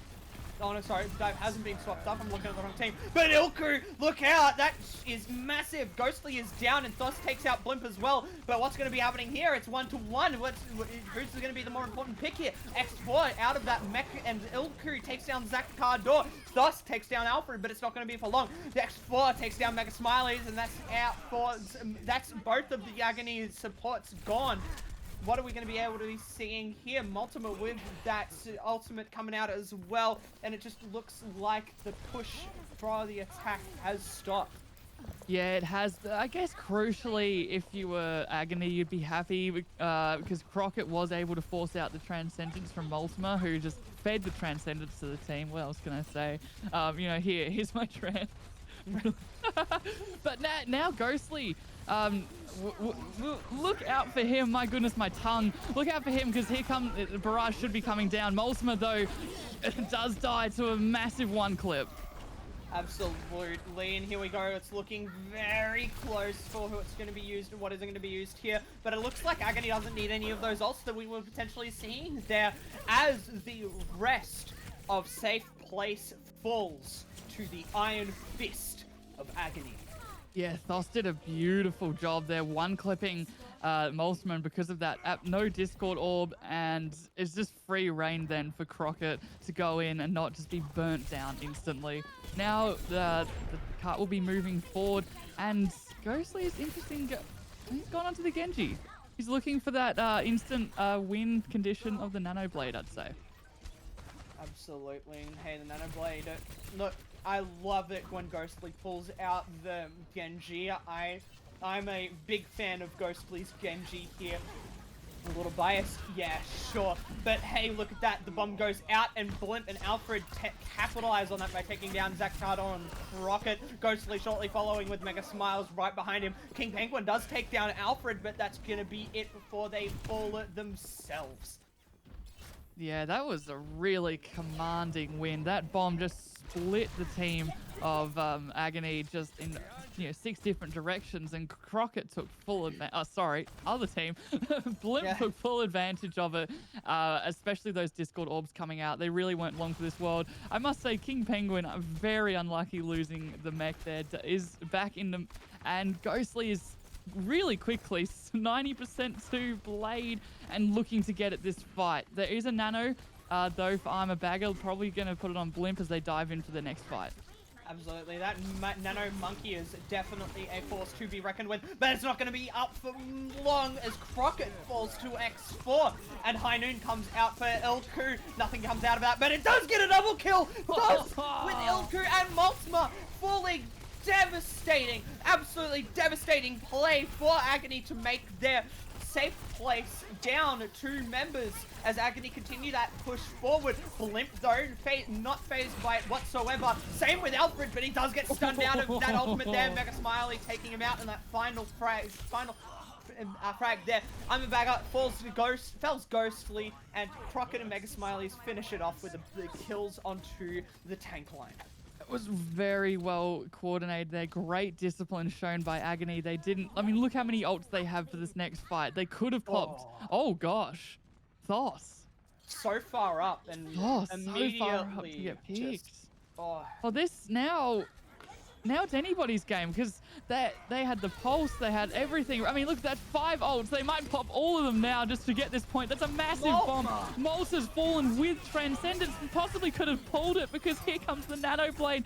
Gets one. That's Alfred down instantly. Blimp also falls to beautiful Thos as well. Despite Ghostly on 1 HP is able to get another pick, and this is immediately Slayer. Just point B taken onto third with 2 minutes remaining. That was so strong, but they did have to use quite a few ults there, Agony, to get the point. But it's worth it at the end of the day. Yeah, Ghostly there was waiting for that Zen to die. He knows for a fact that Zen does have that ultimate. As soon as Zen died, there you could see it. That those eyes just changed, and it was just Predator mode, trying to find whoever he can get. My time to shine. That's it. That's what the Genjis want. Nothing in between them and their blades. This could be a big bomb. This is going to be a massive bomb. Almost takes down Zach, but Zach happily had their own shield waiting and in their little back pocket there, just waiting back for another push here. Yeah, I mean, Crockett will survive the bomb on about 10 HP in a dream. Thos does fall, unfortunately, to the Discord orb, and that's going to hurt Agony. You got to kind of wait it out a little bit. But Crockett does have that primal rage. Will be looking to displace multiple members. Crockett, though, is nanoed, looking to jump in, get as many picks as possible, but everyone just sort of backs away from him, forced to pop primal to peel for the back line as they're just having that Winston primal battle. Yeah, this is the fight of the end here. 60 seconds are remaining on this clock. Agony have quite a few meters to go before they are safe and in that clear. Blimp takes down ZakDaCarDoor. That's not going to be very good for Agony here. But Ghostly does take down X4's mech here. Blimp takes down Thos. Another very sad death there. Crockett falling to the likes of Ilku. And the mech again gone by King Penguin. Had to jump off there, but slept on the way down. Damn, this is getting close. There's been a couple of hero switches here, Slayer. Thos has gone quickly onto the Soldier 76. I don't know, maybe he wants to try and pick off Ghostly. Try and pick off Ilku. I don't really know what the Soldier pick is going to get. But it remains to be seen. Wall's up, but it'll be instantly down, as it unfortunately was a little bit misplaced there, I'd say. But that anti-nade onto Crockett's got to hurt. And Blimp's now nanoed. He's got free basically to just press W with the rest of his team. X4's there to sweep the rest. Agony, I don't really know what you could do from here, but here, that's what they can do. They can pop the Transcendence, so Slayer. Multima didn't feed after all. Another beautiful anti-nade. I'm a bagger. Where did these come from? That was from the tank line again. And that's going to mark the end of round 1. The Agony, payload will so move close, no more. yet so far. First corner is where we stand onto third point. Distance of 32 meters waiting for its... It's just waiting for Agony... Sorry, not Agony. The safe place to take it. I had it! The angry place. The angry place, the unhappy place, the quiet place. Ooh, if anyone's seen that movie. Or the second one. Yeah, the quiet place. The squeakle. The squeakle. It's quiet place too. So instead of just shushing people with one finger, you have to shush them with 2. Or you know, don't make a squeakle. Don't make a squeakle. Quiet place 2. Don't make a squeakle. Squeakle. That's beautiful. Okay, we're back. Thos does like that soldier pick.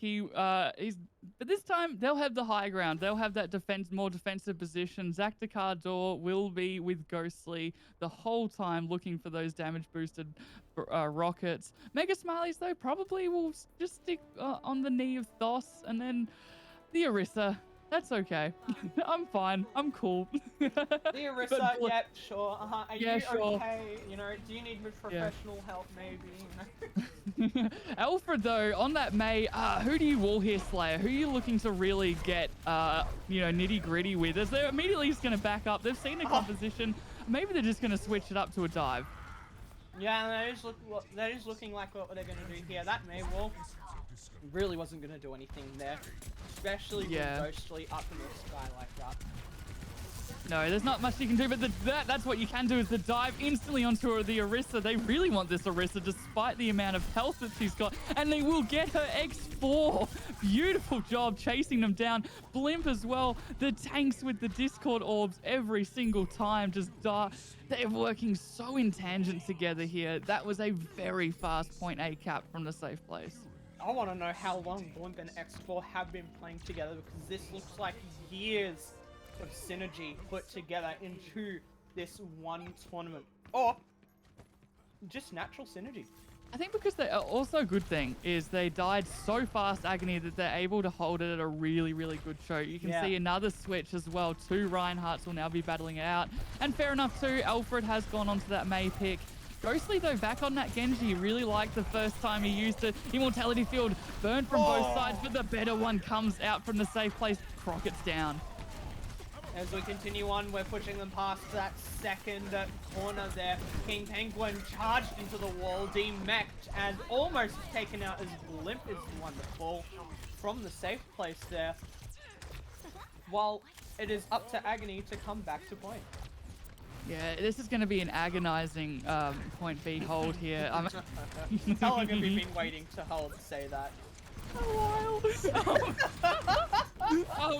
You've only got Tactical Visor to hold this, really. I mean, look, there's not many ults either from the safe place, but there is the High Noon. Can it pick anybody up? No, but there's still got the Tac Visor up on the high ground. Can't really get much. There's just too much healing. The Immortality Field has to be dropped. Crockett again first to fall. Absolutely, and we're looking here. Virumatsuyo. There we go. Mega Smileys has that ult out, but is it really going to be able to do anything? No. The side of safe place just absolutely ignore it and go on their day. 5 minutes and 30 seconds to hold. It's such an agonizingly long time. Are we going to be able to actually see a touch here is the real question. This I is reckon going only very just. close. You've got Zach to hold it, as well as Thos, who's only just got it, but there's a massive grab blizzard. Crockett's also next on point, but this won't last very long here as the blade has been walled. This is the only thing that can really go their way. It's their only Agony. No, as the Agony. Safe place They've does safe take place.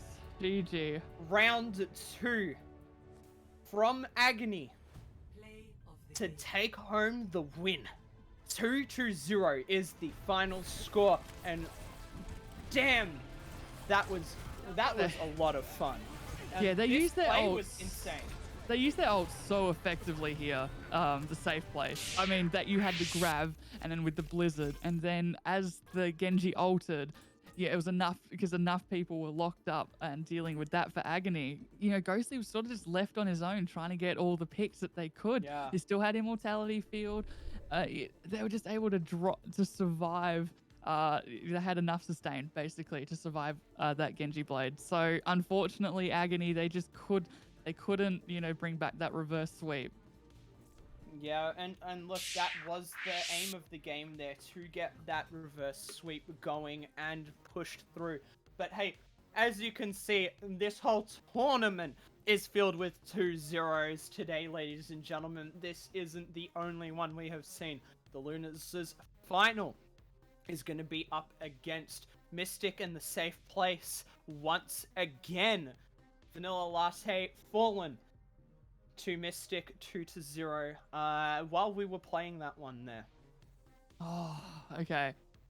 Can I think the safe place is just looking so strong right now, Slayer. Yeah.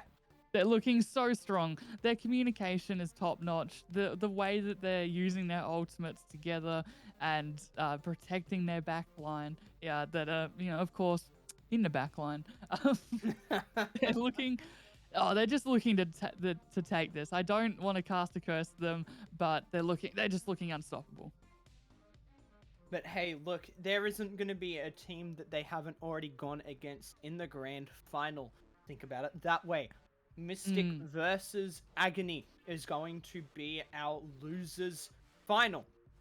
And the grand final is going to be the winner of that game, which, again, both teams have played against Safe Place before. Are they going to be able to come in with new insight, new strategies, new plans to be able to dethrone the Kings?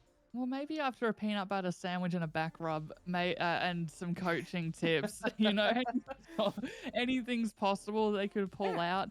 You're gonna really have to pull your heads in and come out with something. It's not so much the composition. The compositions they're always mirroring you the whole way. I think it was mainly their execution of each hero. They knew what they were doing. They knew what they had to do, each individual player. And I think that's why it was such an enjoyable time whenever Blimp, rolled around with that small mammal in that massive ball, or you had the much larger mammal jumping in with the bubble. But yeah, hey, look, it is down to the wire here, ladies and gentlemen. Vanilla Latte will be out. Once again, Vanilla Latte, thank you for your time in this tournament, but you do come home with 4th place on the leaderboard. Yes, and I think it's our time to go as well, Slayer. At least for a time. Yeah. Well, at least you'll be able to... Yeah, because I requested Paris 3 times. I'm out too. So, but yeah, as Pap is saying, sadly, this is going to be all the last you're going to be hearing from us two for this tournament.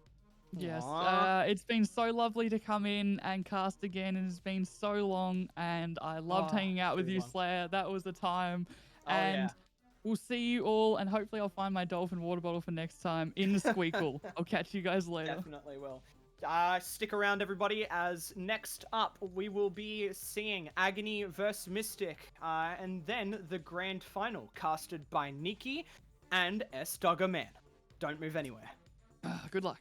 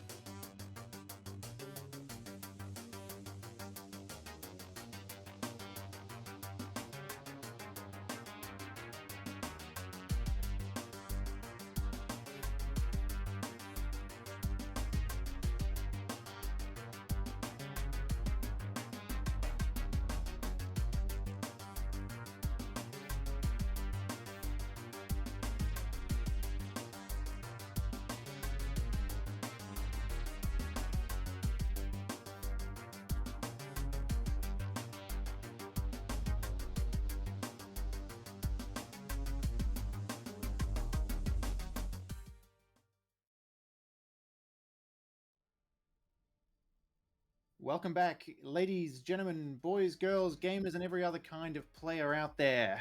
We are back with the finals of today's match. This has been insane to watch. These teams have been bringing their A game. And speaking of A game, I am here alongside the A game in casting, Niki himself. G'day, Niki. Oh, you're so cute. Stop it, you little rat bag, you. No, I'm very glad to be back on. I have been moved up and get to cast the finals, which is super exciting. This game and the next one. So at the moment, we are going to be having Agony versus Mystic. Hells We yeah. have seen both of these teams play today. Both haven't had such a good time. And either way, as we go forward into the tournament, this is the losers bracket final. So the winner of this will play the safe place, which they have both lost to 2-0 the scoreline. And the loser will obviously be out of the tournament. So this is like the final straw for both of these teams. Their tournament life is on the line. So hopefully they bring everything to it. Yeah, man, these are the apex predators of the Koalas Esports Discord right now. The top couple of teams duking it out to see who will be at the top, the first team you see when you jump into our Discord. Who is there? Who has the bragging rights? Who gets to say I'm better than the rest? We're about to find out. These next two matches are going to be an absolute blast, and I am so fucking pumped. Let's go! I love that. We have a bit of time, I think, so we're going to really speed through these teams really quickly. Yes. On the side Let's of see who Agony, we've we got. have Crockett, King Penguin, Ghostly, Thoss, ZakDaCarDoor, and Mega Smileys in the lobby. We just saw them play against the safe place. I was particularly impressed by the DPS duo of Ghostly and Thoss, and ZakDaCarDoor solid as ever on the support.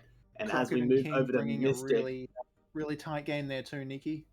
they did think. awesome. You must have been paying closer attention than I was. And as we go across the board to Mystic, who I actually have casted, we have Arctist, Ishtaboss123, Kitsune, Ashfan, SimCity, and Faunia. I have been a really big fan of Kitsune. They were fragging out on the McCree. SimCity was playing some pretty solid BAP the other day as well. So I am really excited to see these teams transition. They're both nice and warm. And I'm really excited to see these teams just go at it.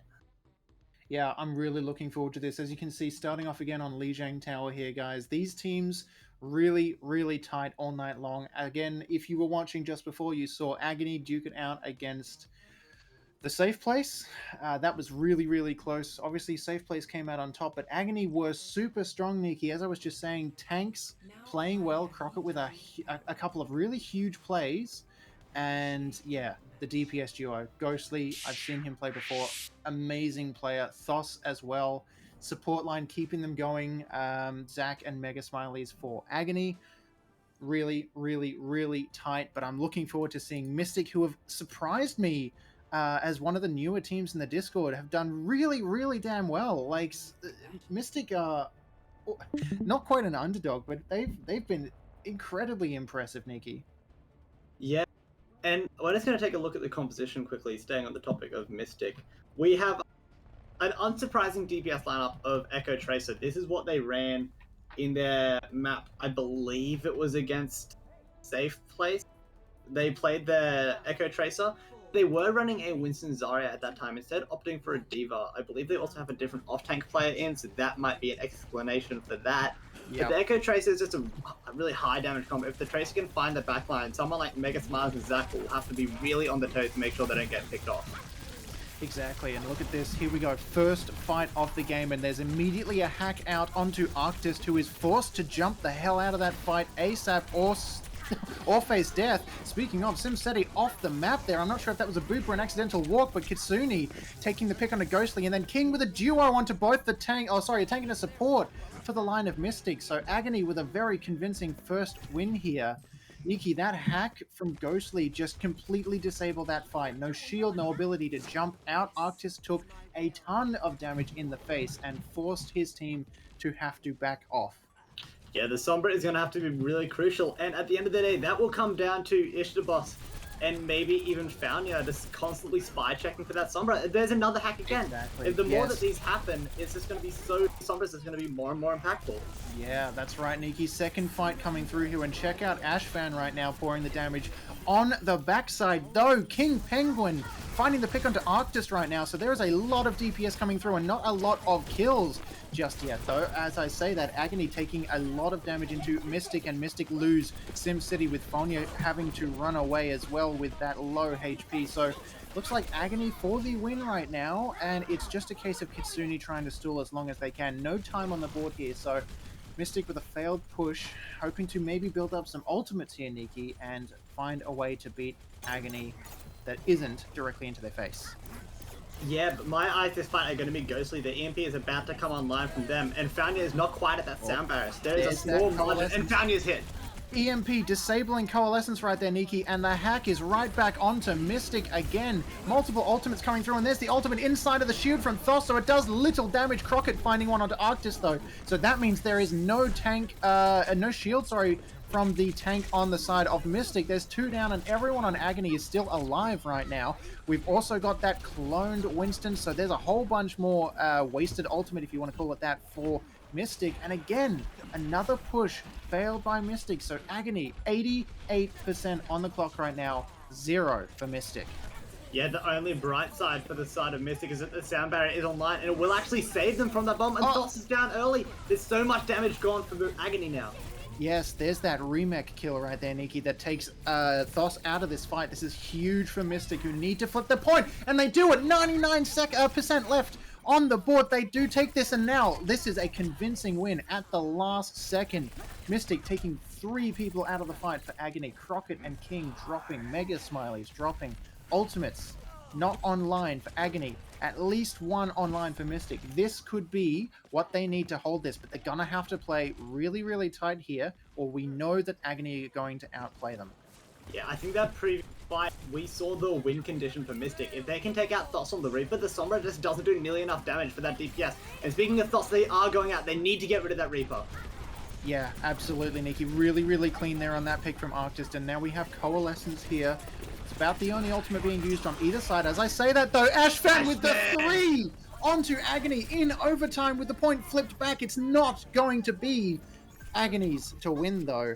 That ultimate from Ashfan.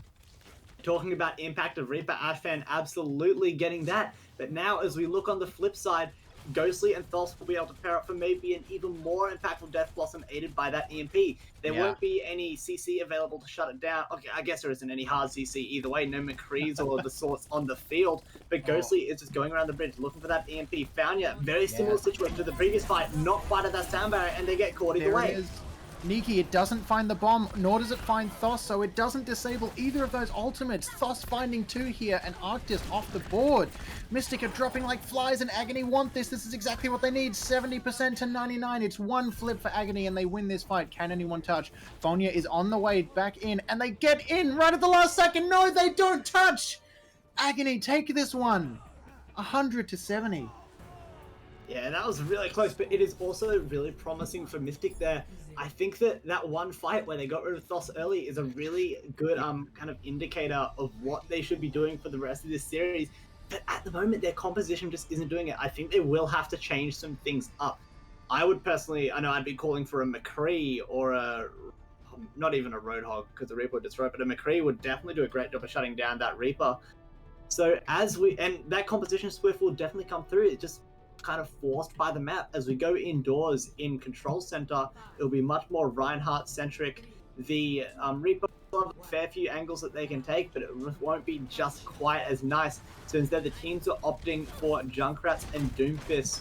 Boss is, however, going over the Reaper, so that will still be a lot of damage, but they'll have to find their way around the Rhine shield, and Ghost is down early. Yeah, look at that. That initial Sigma shield on the side of Mystic just taking space and keeping it there. The staging is great right here from Mystic, and they dominate, taking this initial point with 7 seconds on the board. They are at the opposite side's choke. Kitsune just popping the hell off, and Agony falling over themselves to get back to spawn right now, Nikki. Yeah, but in some senses, that's actually best case scenario for Agony. Yeah, they lost the fight, but it was so quick that 1, there's not much capture percentage, and 2, there's not much ult charge for the side of Mystic. So Yep. there's nowhere near that Riptide. The only thing remotely close is the amplification metric from SimCity, which yesterday they were getting a whole bunch of value out of. And especially here with these tight chokes, they'll be able to throw Fire Strike through it, the Junkrat nades, Yeah. even just the Hyper Spears from the Sigma. There is so much damage potential with this Batiste ultimate. Yeah, great call there, Nikki. That's a huge point to keep in mind. There is only 23% on the clock as this fight starts up here, so plenty of time for Agony to come back into control here. And we see that initial ultimate online for Mega Smileys. The window here, the damage boost coming through. It does get used, and it finds one. Ashfan taking ZakDaCarDoor out of this fight, which is huge for the side of Mystic, but they trade it. Ashfan is now down, so it is a 5v5, just like OW2. We're going to see how well this works out, though. Arctis with a Shatter online, and this side of Agony is dropping low. There's the ultimate getting used now. Wall is up. Multiple people lifted into the air right now as SimCity takes Crockett out of the fight, and Kitsune taking Thos out. King forced to drop here with what looks like environmental or maybe a self-kill right there. And Mystic control this point. 57%, Nikki. Yeah, that was won by Mystic just because they used more ultimates. The Gravitic Flux came in really big at the end of that fight. And Mega Smile's Immortality Field, while it was alive and actually stayed undamaged for quite a long time, it actually didn't protect many of the teammates. So at the end of the day, it was a bit fruitless. But it is a really tough job for Agony to push through these chokes because they also have the Junkrat, but they also are playing through a Symmetra. Look at that there. That lift taking 3 people, that Gravitic Flux up into the air, and they drop down directly into an Immortality Field. So Mystic are the ones coming out on top right here, guys. This is Kitsune knocking Thos out of the fight early. And Ghostly, back in there with a kill on the Doomfist. That is huge, but there's a Riptide back in to try and win back the power in this choke. And while they are taking this, there it is. There's the kill onto ZakDaCarDoor again, who hasn't had a chance to get out of the damn choke this game. No one gets to touch, although Thos does try and force his way in. It is too little, too late. And Agony cannot touch, so we are going to map 3 in game 1. Yeah, and if anything, this is kind of supporting my hypothesis that I made in the previous map. If Mystic can shut down Thos' Reaper, they are going to have a much better chance of succeeding. That time, they were able to shut it down because of just the Reinhardt composition. And in that Ryan versus Ryan matchup, they looked honestly quite a lot better. Like, it was not very close at all. 100-0 there on Control Center. Yeah. But then the climate is completely switched up here as well. Because yeah, you can get away with playing the Reinhardt, but it's also so open, unlike Control Center. So it will be the chance for Ghostly's Farah to come out, aided by ZakDaCarDoor on the Mercy. But that is just going to be a whole lot of damage, and given the pretty short-range DPS that Mystic are running, for this fight at least, Ghostly might be pretty uncontested. They'll just get a bunch of free damage. Yeah, totally. And check this out. Immediately, that teleporter used in the classic push style from Mystic, trying to teleport onto point with the Symmetra, but Ghostly is already in the back, and we saw King Penguin jump up and destroy it. So the initial fight is almost negated here in the usual way you see it play out on this map. Mystic are on point, but Ghostly wrapping around the back, and Thos on the other side. This is a blanket of Agony around Mystic, keeping them warm, maybe a little bit too warm, in the center of that point. The point does go in favor of Mystic, but Agony are fighting through right now and trying to break through the ranks. The shields are tough for them to break through right now, but check out the ultimates, guys, on the board for Agony. This is huge. They have both DPS online and a tank ultimate almost ready as well. It's going to be huge if they can take it. Unfortunately, Mystic do have the better grouping. They are grouped up. They are winning the point right now. And check this out, Niki, right here. SimCity with that ultimate online, the damage boosting window. How are they going to use that? Well, they'll probably use it at one of the many choke points that this point has to offer. And it's actually really good because this is a really interesting compositional matchup here. Because the broad composition from Mystic, they want to stay tight-knit. They want to hold the point and stay on there. But in doing so, they're really playing into the win condition of Agony's comp, who want to surround them. And if they all play on the one plate, it is really easy to surround them. The Crockett does fall. There's just so much damage at the point. They all have to engage at once, and that's what Ghost is doing. Yeah, 2 for Ghostly right there, and a 3rd on the way, although Ishtabos does have the protection of that shield right there, Niki. So Ghostly gonna have to settle for 2, as I say, settle for 3 with a melee knockout on Arctis right now. So Agony flipping this point back. Ghostly with the pop-off, as we expect from them. That's a fight win for Agony, and now, finally, time is ticking up for Agony. Mystic, 67%, so it is not over by a long shot. And nowhere near. And that fight, we saw the real strength of Agony's composition. The Wrecking Ball was the distraction, and then it allowed Ghostly with their Nano Boost from Mega Smiles to come in and just do so much damage with the barrage and clean up. That is what Yeah, they need to yeah, do. They need to play yeah. from multiple angles, collapse on them all at once, Ooh. aid the distraction, so then Ghostly can do the big damage. Kitsune has swapped over to the McCree, though. The Fire Oh. might have a little bit of a rougher time. Oh, what do you think of that, Nikki, right there? Ashfan trying to get a pick in early, but gets knocked out after using the ultimate as well. That's got to suck. That's got to hurt for the side of Mystic, who have to reset here. Ghostly still have power. Yeah, they've gone over to the Tracer as well. They weren't feeling the Doomfist after that play. And Thos with the Pulse Bomb, taking down the Pulse Orisa Bomb. early. That Supercharger is out of the equation now. Yeah, that's right. And there's that shatter from Arctis knocking King Penguin down. Does get knocked out of mech, but there's a bomb being used as well. And Ghostly with another barrage in the backline. King Penguin with the bomb there as well. So Agony, take this, hold this. 60% on the clock. And Mystic, they can't seem to break through here. They seem to be splitting up just as they see where Agony are positioned. And they are realizing they are struggling, realizing that if it is broke, fix it, and they are going over to the dive composition. The legs have been locked from Kitsune as well, hoping to provide that more consistent damage onto the Pharah. I still think that they need more. Ishtabos has to get more involved in getting the kill onto this Pharah, because the legs alone won't do it when they're pocketed. Yeah, exactly. Legs is going to be a good pick here. That's Soldier 76, lots of DPS, but Thos, Ghostly, they can just play absolutely away from and around Kitsune. And there it is. There's that dash in from Thos to take the pick onto an already low Kitsune, knocked low by that rocket. Ghostly looking to come in here, and it's a 1v1 against between Ashfan and Crockett on point, who has those defensive mines down now, so it's going to be really tough for Mystic to get on, and they're going to have to because it is 99% on the board right now. There's Ghostly with a pick on Istrabos, and another onto Arctis. No tanks on the line for Mystic, and another 2 for Ghostly, I say, on Arctis into Sim City. King Penguin, there's the second. Onto Kitsune. There's no one left on the side of Mystic to touch this. It flips over. Agony take this home. It looked like a Mystic game, but they take Lijiang. They do. This map has, as a color caster, has been so informative for me. We're just going to take a little look at this play of the game from Ghostly. They had a few really large barrages. I don't know which one this is going to be. It's just going to be at the end, just with the rockets actually cleaning up on the point. It is that's a nice shot actually onto SimCity. Holy schmoly. Ghostly is so clean on that Pharah, man. Yeah, a little bit of a menace. And I was actually really excited for the Ghostly versus Hitch matchup, but I found out Hitch won't be playing today. And honestly, my little heart was broken. So it's kind of miserable, but we move. But back to my point from before. This map was really informative because we found out the strengths of both of these teams. We found out the strength for Agony was that Chengdu-esque Wrecking Ball Pharah composition. Thos is flexible, they could rock the Sombra, the Tracer was doing just as well. And then Mystic, they were really thriving on that broad composition. And after taking that all into consideration, it looks like Arctis and from Mystic has elected to go to King's Road, which is unsurprising. It accommodates that Reinhardt composition. And also the other option was Eichenwald, and we saw that in the previous series from Agony, and Ghostly was just an absolute tear, especially on that first point where they could just play around that clock tower the entire time. So I was about to say, I 100% agree with this map pick from Mystic. Yep. I was quite literally about to say, imagine you pick Eichenwald against Ghostly.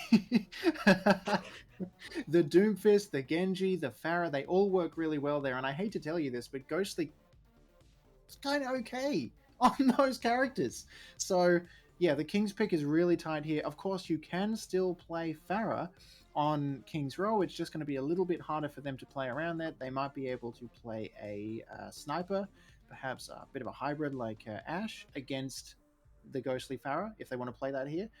I don't know if we're going to see anything different here. We might see something get changed up a little bit. I feel like this is really great for your classic Reinzar Rush, though. Do you think they're going to do anything different, Nikki? We actually did see a little bit of dive come out in the Overwatch League throughout the Summer Showdown, so that is potential. But I think that the Reinhardt will be the standard here. What I'd really like to see from both these teams is, they're going to play the Reinhardt, but that Reinhardt needs to be accommodated by the Lucio. Faunia has been consistently throughout this 2-day tournament, been really, really solid, been super impressed by them.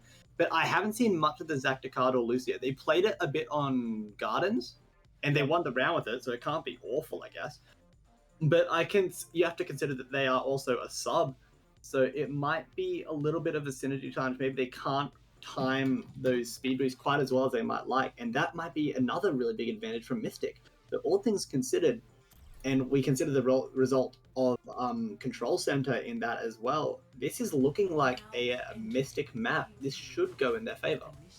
Definitely, yeah. Hopefully, Mystic can take this one home. I'd like to see them do it. It was a little bit tough for them initially against Agony on Lijiang, but I have a feeling this is going to be a bit more Mystic favored. And that's a good thing for us, Nikki, because anything that gives them a better chance to even the score up against Agony is a good thing for us and for all of you at home.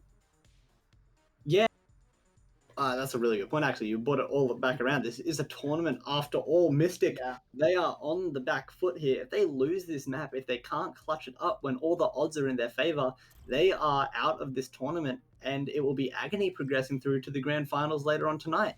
So it is all on the lines here. We would like to see a tight series. They are the most hyped to cast. They are the most hyped to watch as well. Oh, yeah. Oh, yeah, And yeah. This is... Oh, sorry, go on. No, I was just going to say, this is really going to be tight if they can take this to 1-1. Remember, they are fighting for their chance in the finals, so everything's on the line here as far as getting through to being the best team. I'm just going to double check this. This has crossed my mind now, but I don't think we've had a streamed game that wasn't 2-0. I think all of our streamed games have been 2-0, so we haven't got to see any of the hybrid maps whatsoever. Yeah, I think I'm right. I think that is the case. We have had a 1-1 that was on one of the games, but I forget whether we streamed it. I'm pretty sure we didn't. So there was a NIV Mystic game that definitely went 2-1. That was super duper close, and I'm pretty sure Crimson Tempest had one. It might have been Vanilla Latte that was 2-1. No, it was Crimson Tempest NIV, and then it was Crimson Tempest Vanilla Latte. I was right, and then Mystic NIV also went 2-1. And Mystic does have that experience to go the distance. They absolutely can. Yeah. And they'll have to really show it here.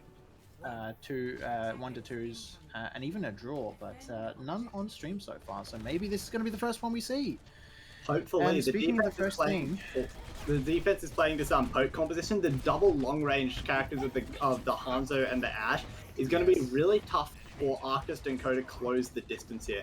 And they are very smartly taking cover in Hotel, just trying to figure out how they want to go about it. And there's King Penguin on the flank. They will also be the one contesting the point eventually, but the tick is about to be given up. They do give up the tick. Check that out there, Nikki, right in the back in the archway with a pick onto Ashe fan straight out of the gate, and now Thos evening it up with SimCity. Ishtabos does knock Crockett out of this fight, but that is to be expected when you're playing this kind of defensive poke.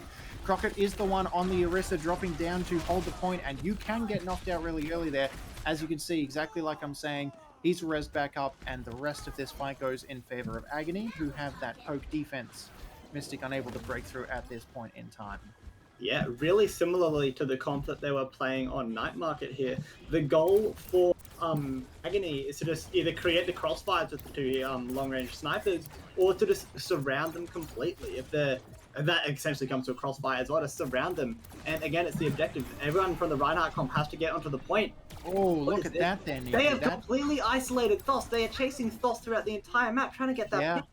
Yeah, look at this rotate as well, Nikki. They're going so far out that even if they do get that kill, by the time they get back, the Ashe will already be respawned. But it is going to be Mega Smilers getting caught out by the Echo. They get down to Immort just in time.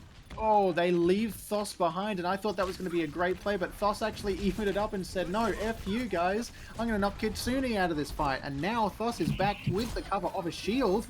Mystic are falling. They chased all the way back to their spawn, the enemy spawn right now, and ended up losing that fight. Oh, and they dropped the shadow right at the end there. That has got to be a mistake from Arctis. Maybe they thought they could win that fight a little bit quicker if they had that shadow, if they could find a pick, but no. Agony. No one has been knocked out of Agony right now, and Mystic back to the damn drawing board. And they have swapped up the compositions again, realizing their strength in the Reinhardt comp isn't quite coming true, and instead are going for an all-out dive. But there are a fair few ultimates on the field for Mystic here, so this is definitely their best chance by far. My eyes are going to be on Ashe fan. Who do they copy? They might copy the Ashe and go for a bob to chuck on the point.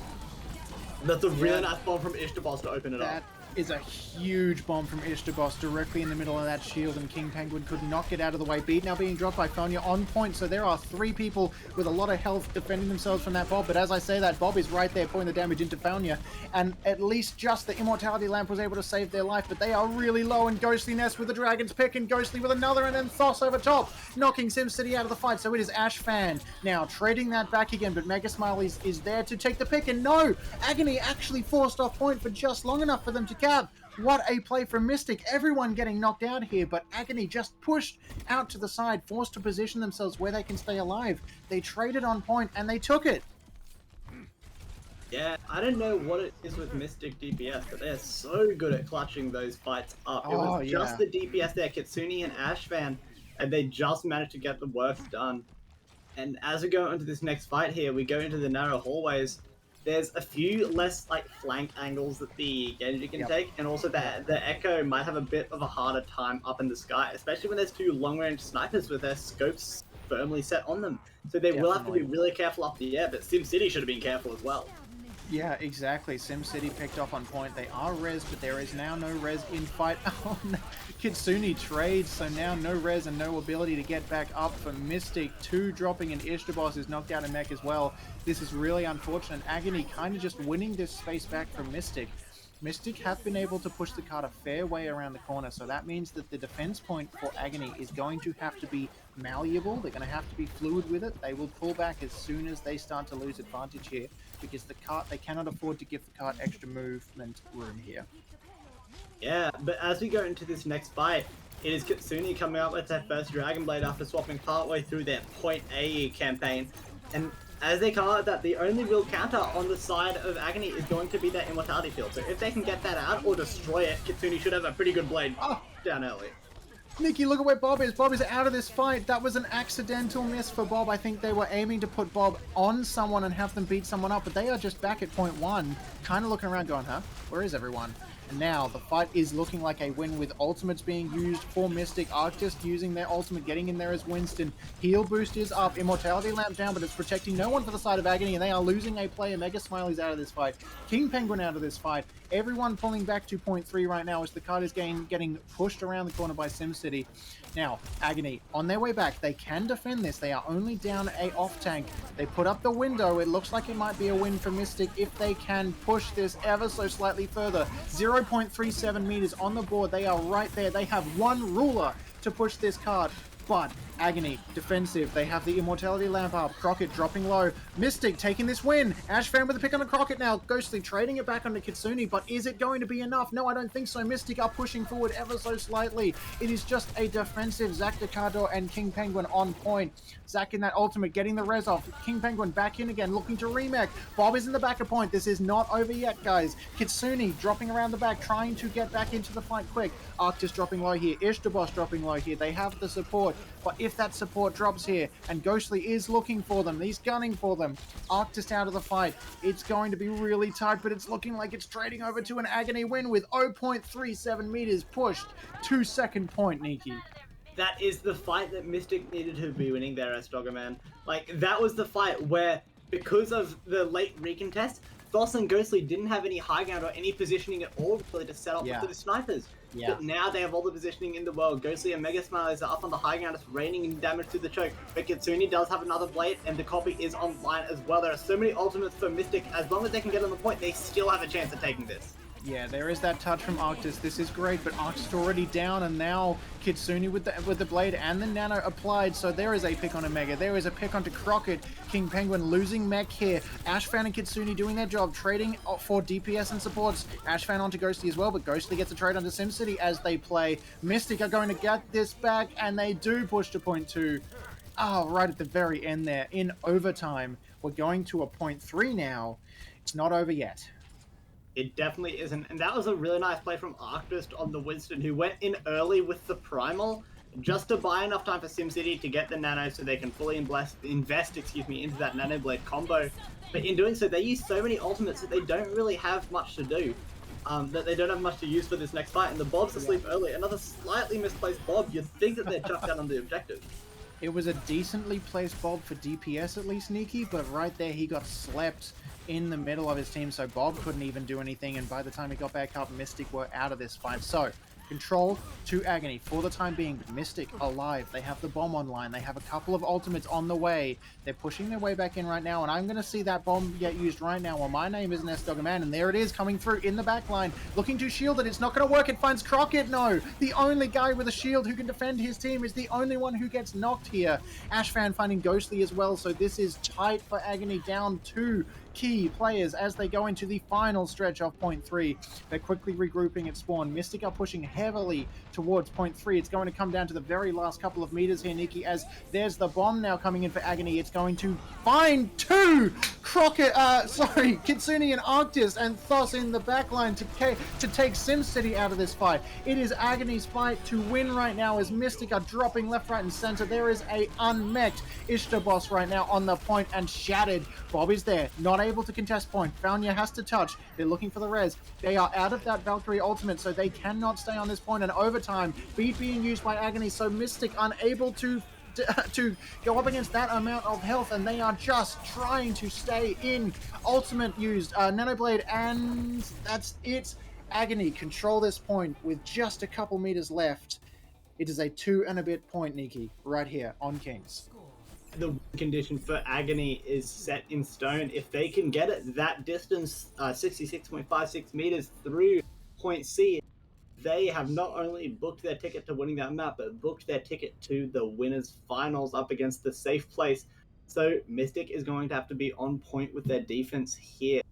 The one kind of upside for Mystic maybe is that I don't think that this double sniper comp will be as potent on the offense. Purely because it's harder to actually rotate on the offense when all the sightlines will be aimed down them. It is, especially that first main choke on Kings Row A, is so hard for the snipers to actually get through there to generate those angles.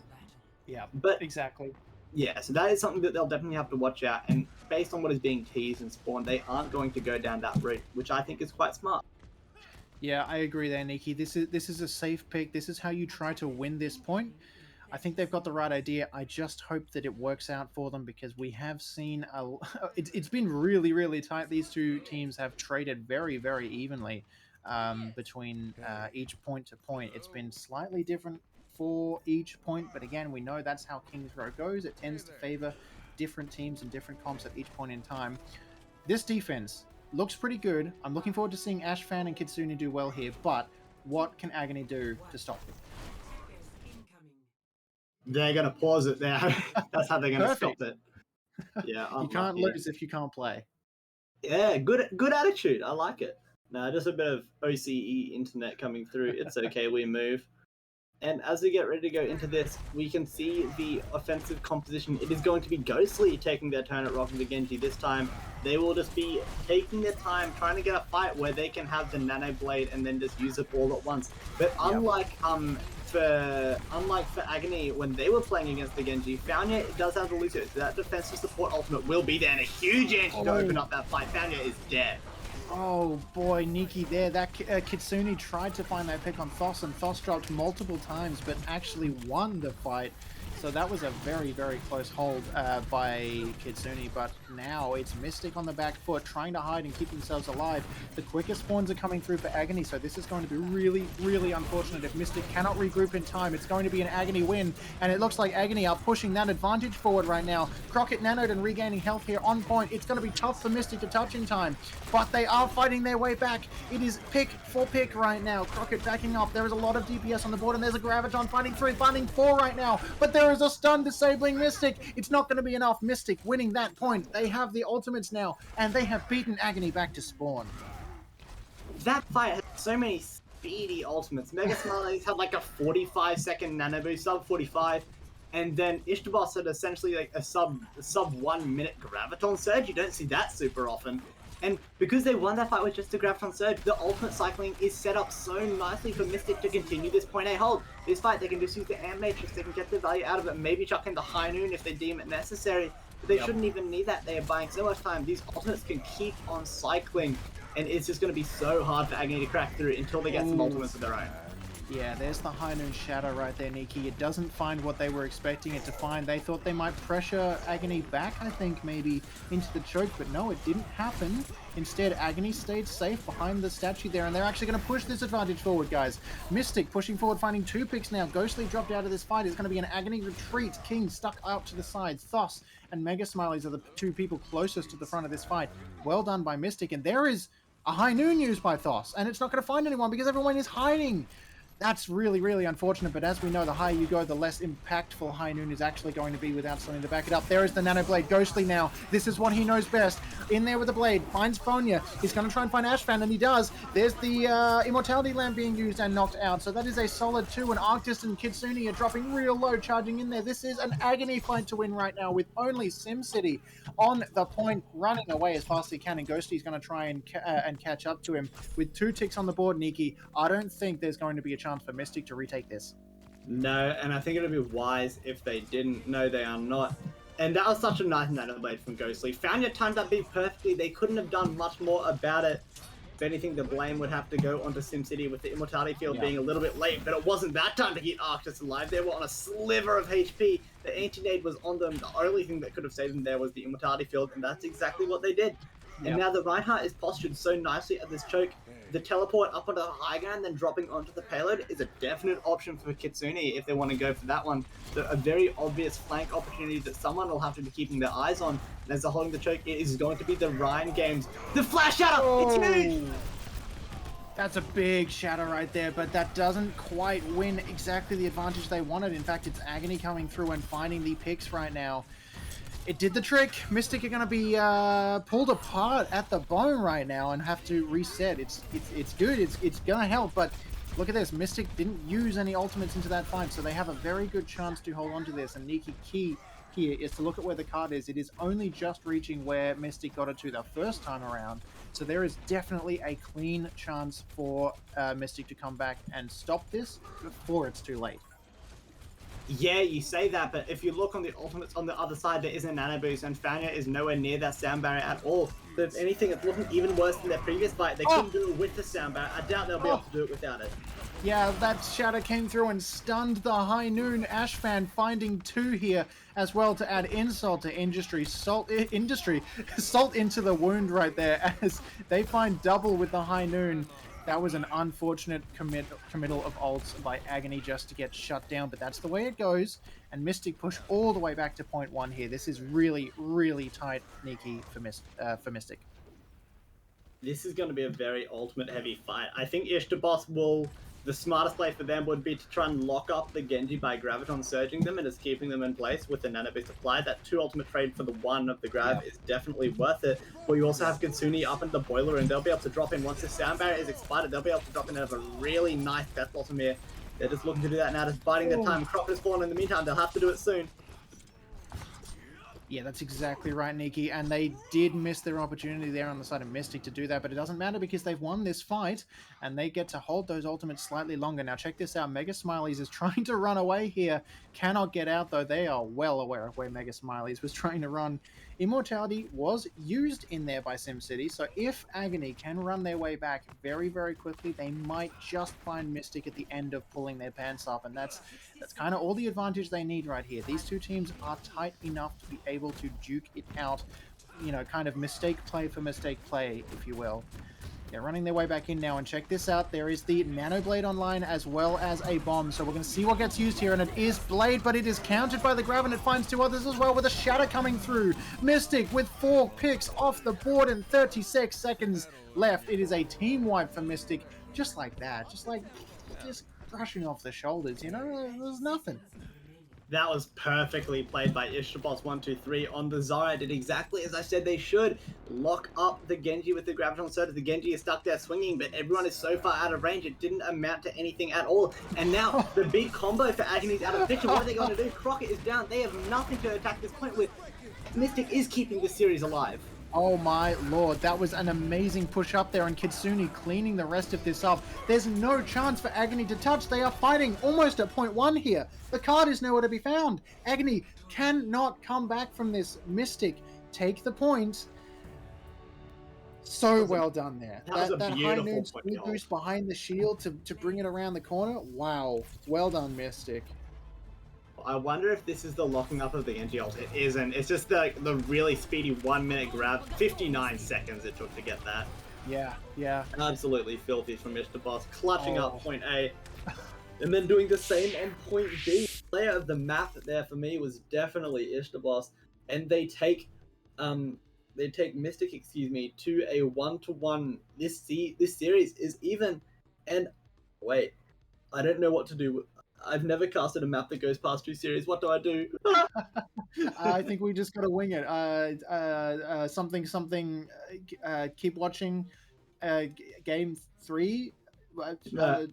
What We do know what's what going point? on. I guess what Watch point? Gibraltar. Agony. I have no notes. What do I do? What do I do? Help.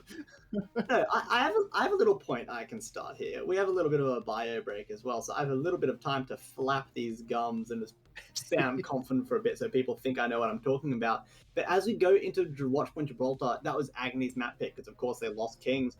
And I think it's a really smart pick because I've said it throughout this series. Mystic's strength appears, at least, to be this Reinhardt composition. And Gibraltar is possibly the most dive exclusive map in the entire map pool of Overwatch. Yep. So it couldn't have come at a nicer time for Agony, at least. They're in a really good place to bring up this series. The dive is strong on the counterpart. Ghostly's Genji could come back in. It was doing really well. You could maybe even get away with a pharmacy on point A. But Totally. I Yeah, think yeah. on the counter argument to that is this is going to be a playground for these long range hit scans as well. We did see that Agony wasn't afraid to pull that out. Thos was rocking the Ash. The Widowmaker is definitely an option here as well, and that will have to be countered by someone on Mystic. So as this series goes through and we get started on Gibraltar very shortly, look out for that. Look out for that dive. Look out for that long range hit scan because it will dictate who takes this map. Yeah, I am really, really excited to see the point 3 come through here because this is the main place where we're going to see compositions get changed up. And Crockett, on the side of Agony, excels on the Winston. So it's going to be maybe almost a power shift over to the side of Agony in that they can potentially outplay Mystic on dive. I don't know how well the tank line for Mystic is going to react to that. They may well actually play better than Crockett and his off tank here. I'm not too sure how well it's going to roll, but that's actually a good thing because it's going to be super, super close. I'm looking forward to seeing how these guys play it. The question is, are they going to change it up each point, or are they going to try and run the dive the whole way through and keep that momentum going? I think that on Watchpoint Gibraltar, you can definitely get away with running the Reinhardt on point A, like if you really, really want to do it. Yeah, I think. Wait a second. Okay, things are being changed up. I told you we didn't know what to do when we get past map 2, because apparently we are all in the wrongs. Okay, there's just a bit of a confusion among everyone here. Okay, excuse me, I got way too distracted. That's okay. But you were talking about the tank compositions and on each point. I think that it is a really good example of a map where you would change tanks every point is like Eichenwald. But I don't think as much on Gibraltar. I think you can get away with running the Rhine on point A, but after that, the Winston is just the staple. The other option, of course, is the Wrecking Ball. We did see Crockett pull that out.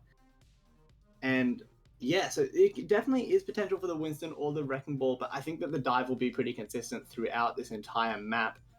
And we could even see the return of that kind of poke composition that we saw on Lijiang Night Market from Agony here. They had the Farah, they had the Tracer, and then the Wrecking Ball Diva. I think it was something along those lines, and it was doing a really good job of getting Mystic. That's the stage of Lijiang that they actually took. So it is definitely potential here that composition comes back. Exactly. I'm really hoping we see that. I'd like to see some different stuff. I'm always someone who prefers to see crazy stuff get played. Screw it. Why not go with the Bull Sigma? I want to see it happen. I want to see people excel on what is not the normal composition. Of course, dive here is always super fun to watch, but it's just a little different. Why not? Why not run it? Come on, guys. Why not? Do it for me. Do it for me. Yeah. No? Yeah, do it for the boys. You won't. Come on. Come on. I would love to see that. You sound like my friends talking to me when I'm drunk, and I don't like it. Come on, do it for me. Come on. You know you want it. You know you want it. Can you do a flip? I can do a flip. I actually work at a gymnastics club, so I can do a flip. Hell's yeah. What else can you do? I can dislocate my knee while playing tunnel ball. It's not as cool as the flip, I know, but that's something different. I don't. True story. Our producer is literally coming in over the top to ask if he's okay, guys. This is not scripted or anything. I'm just now finding this out. No, Nikki. so this is 3 weeks ago, I think, coming up on 3 weeks ago. I was playing tunnel ball at my school sports day, and I went too hard. I wanted my house to get the dub, and I was just built so different that my knee popped way out. Jesus. So I dislocated my knee playing tunnel ball, which is pretty darn epic, if you ask me. Nikki, more like breaky Nikki. You know what I'm saying? My word. Why haven't I heard that yet? That's a good one. Breaky Nikki, is that good? I was gonna go. You can have that. You can have breaky, that. But I thought it sounded a bit different. It sounds a bit like a country song. Yeah, it absolutely does. Or like some weird wrestling finishing move. Oh, it's the Nikki breaky. Yeah, that's it. Off the top rope. That's where you grab the other person you're wrestling with exclusively by the knee, and you do like Hulk in the first game, where they're smashing Loki side to side. That's what that is. That's that wrestling. You've heard of the ankle lock, but get ready for the knee lock. Get ready for the Nikki lock. That'd be kind of epic, dude. I love wrestling. I'd love to get into it. Like, if I wasn't an absolute shrimp, I would totally do it. It sounds so much fun. Yeah, I don't know if a noodle like me, like a single string of uncooked pasta like me, would have any luck. But hey, if you ever want someone equally as bad at wrestling, you know where to find me, okay? Yeah, that'd be kind of cool. We should have a wrestling match sometime. Like, meet up at PAX in a few years or something and have a wrestle. Let's do it. Sounds Streamed good. Koalas Esports, not esport wrestling competition. Koalas Esports. Let's do it. We're in the game. You ever seen a koala wrestle? No, I haven't. I never asked you. Can you do a flip? I can't do anything. I have a body like a bodybuilder, but it's not ripped. Oh, Very nice. flexible or acrobatic. But I'm man also weak as hell. Also, we're just gonna I'm completely triple gloss over that Megaspire's got a 5-man ante as everyone is walking out the door, so that's a little bit large. Didn't actually amount to anything significant, but unsurprisingly, as we get back to the game, long-range hit scan is there, and the dive is definitely present. Yeah. ZakDaCarDoor is going to have a really important job of protecting Mega Smiley's here, because otherwise that armor is super vulnerable. Oh, he does it. Arctis dropping to ZakDaCarDoor right out of the gate. That's gotta hurt if you're Mystic, because you need to jump on this team quick before they get the advantage. Mega Smiley's had that nade out of the gate, so 22% before anyone even saw anyone else. So that's a really, really good way to keep the advantage in your pocket if you're Agony. Yeah, and it's gone on quite nicely. Kisune actually has a pretty big ultimate advantage over Ghostly, but then the Nano Boost is flipped to the other side. So both of those combos will come up roughly at the same time by the looks of things, according to my calculations. So when those are on at the same time, there's no real defensive support ultimate either, so it will again be up to Zak to shut down the Genji. Yeah, but look at where the card is right now, Nikki, and look at Crockett's HP as Mystic roll their way in. It's going to be really, really tight. Arctis has already dropped. Mystic are going to get pushed back here by Crockett and King Penguin as they roll their way through. That's the loss for Mystic. This is really, really great. That's actually, is that Nanoblade getting applied there, or is that just, is that my ears deceiving me? Mega Smiles did actually invest in Nano Boost, and that's actually kind of massive for Ghostly. There'll be so much less firepower behind that Genji Blade now. The dive from Crockett and King Penguin will definitely have to assist them, but it should be okay, because as I mentioned, there's no real defensive support ultimate, so it still might be able to get away with it, but Arcus has been having such a tough time on this Winston, so they have to be really cautious on how they commit to these engages. And you can see these two teams just fighting over the blue box. This has been the strategy on Gibraltar for as long as time has gone on, but there's a fight. Bomb. by Thos onto Sim City finds the initial pick right there, Nikki, as Agony looking to push their way into this advantage, into this fight. There's the blade. It's also accompanied by a Mercy Valkyrie, but Kitsune is the one finding it. Ghostly trading back though. Kitsune has 2, Ghostly has 1, but Thos is there to back it up onto Sim City, so people are dropping on both sides of the teams. And it looks like Agony may just be falling in the face of Mystic here, but no one's pushing cart. The fight is going on in the back corners, and Crockett is kind of holding this cart on his own.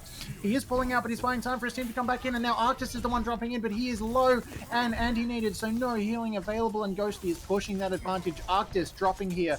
Agony are on the way back in, and it's going to be an Agony retake with the cart barely moving around the corner. Mystic just could not get their way back in fast enough. They didn't quite have the tank line to do it, and now they are forced to regroup without really having dropped the entire team. It is coming close, Nikki, to final fight, and Agony have not let them even cap first point. No, they haven't, and it all comes down to Arctis just being unable to get off these dives, and it isn't their fault. It's just that they're playing into a Brigida, which is so much a tougher arc than Crockett has. Crockett is playing into a Mercy. There isn't much hard CC to deal with there, but Brig has like 3 CC abilities, or I think it's 2 actually. But still, it's kind of ridiculous, and just it's so much harder for Arctis to get work done, so do be mindful of that.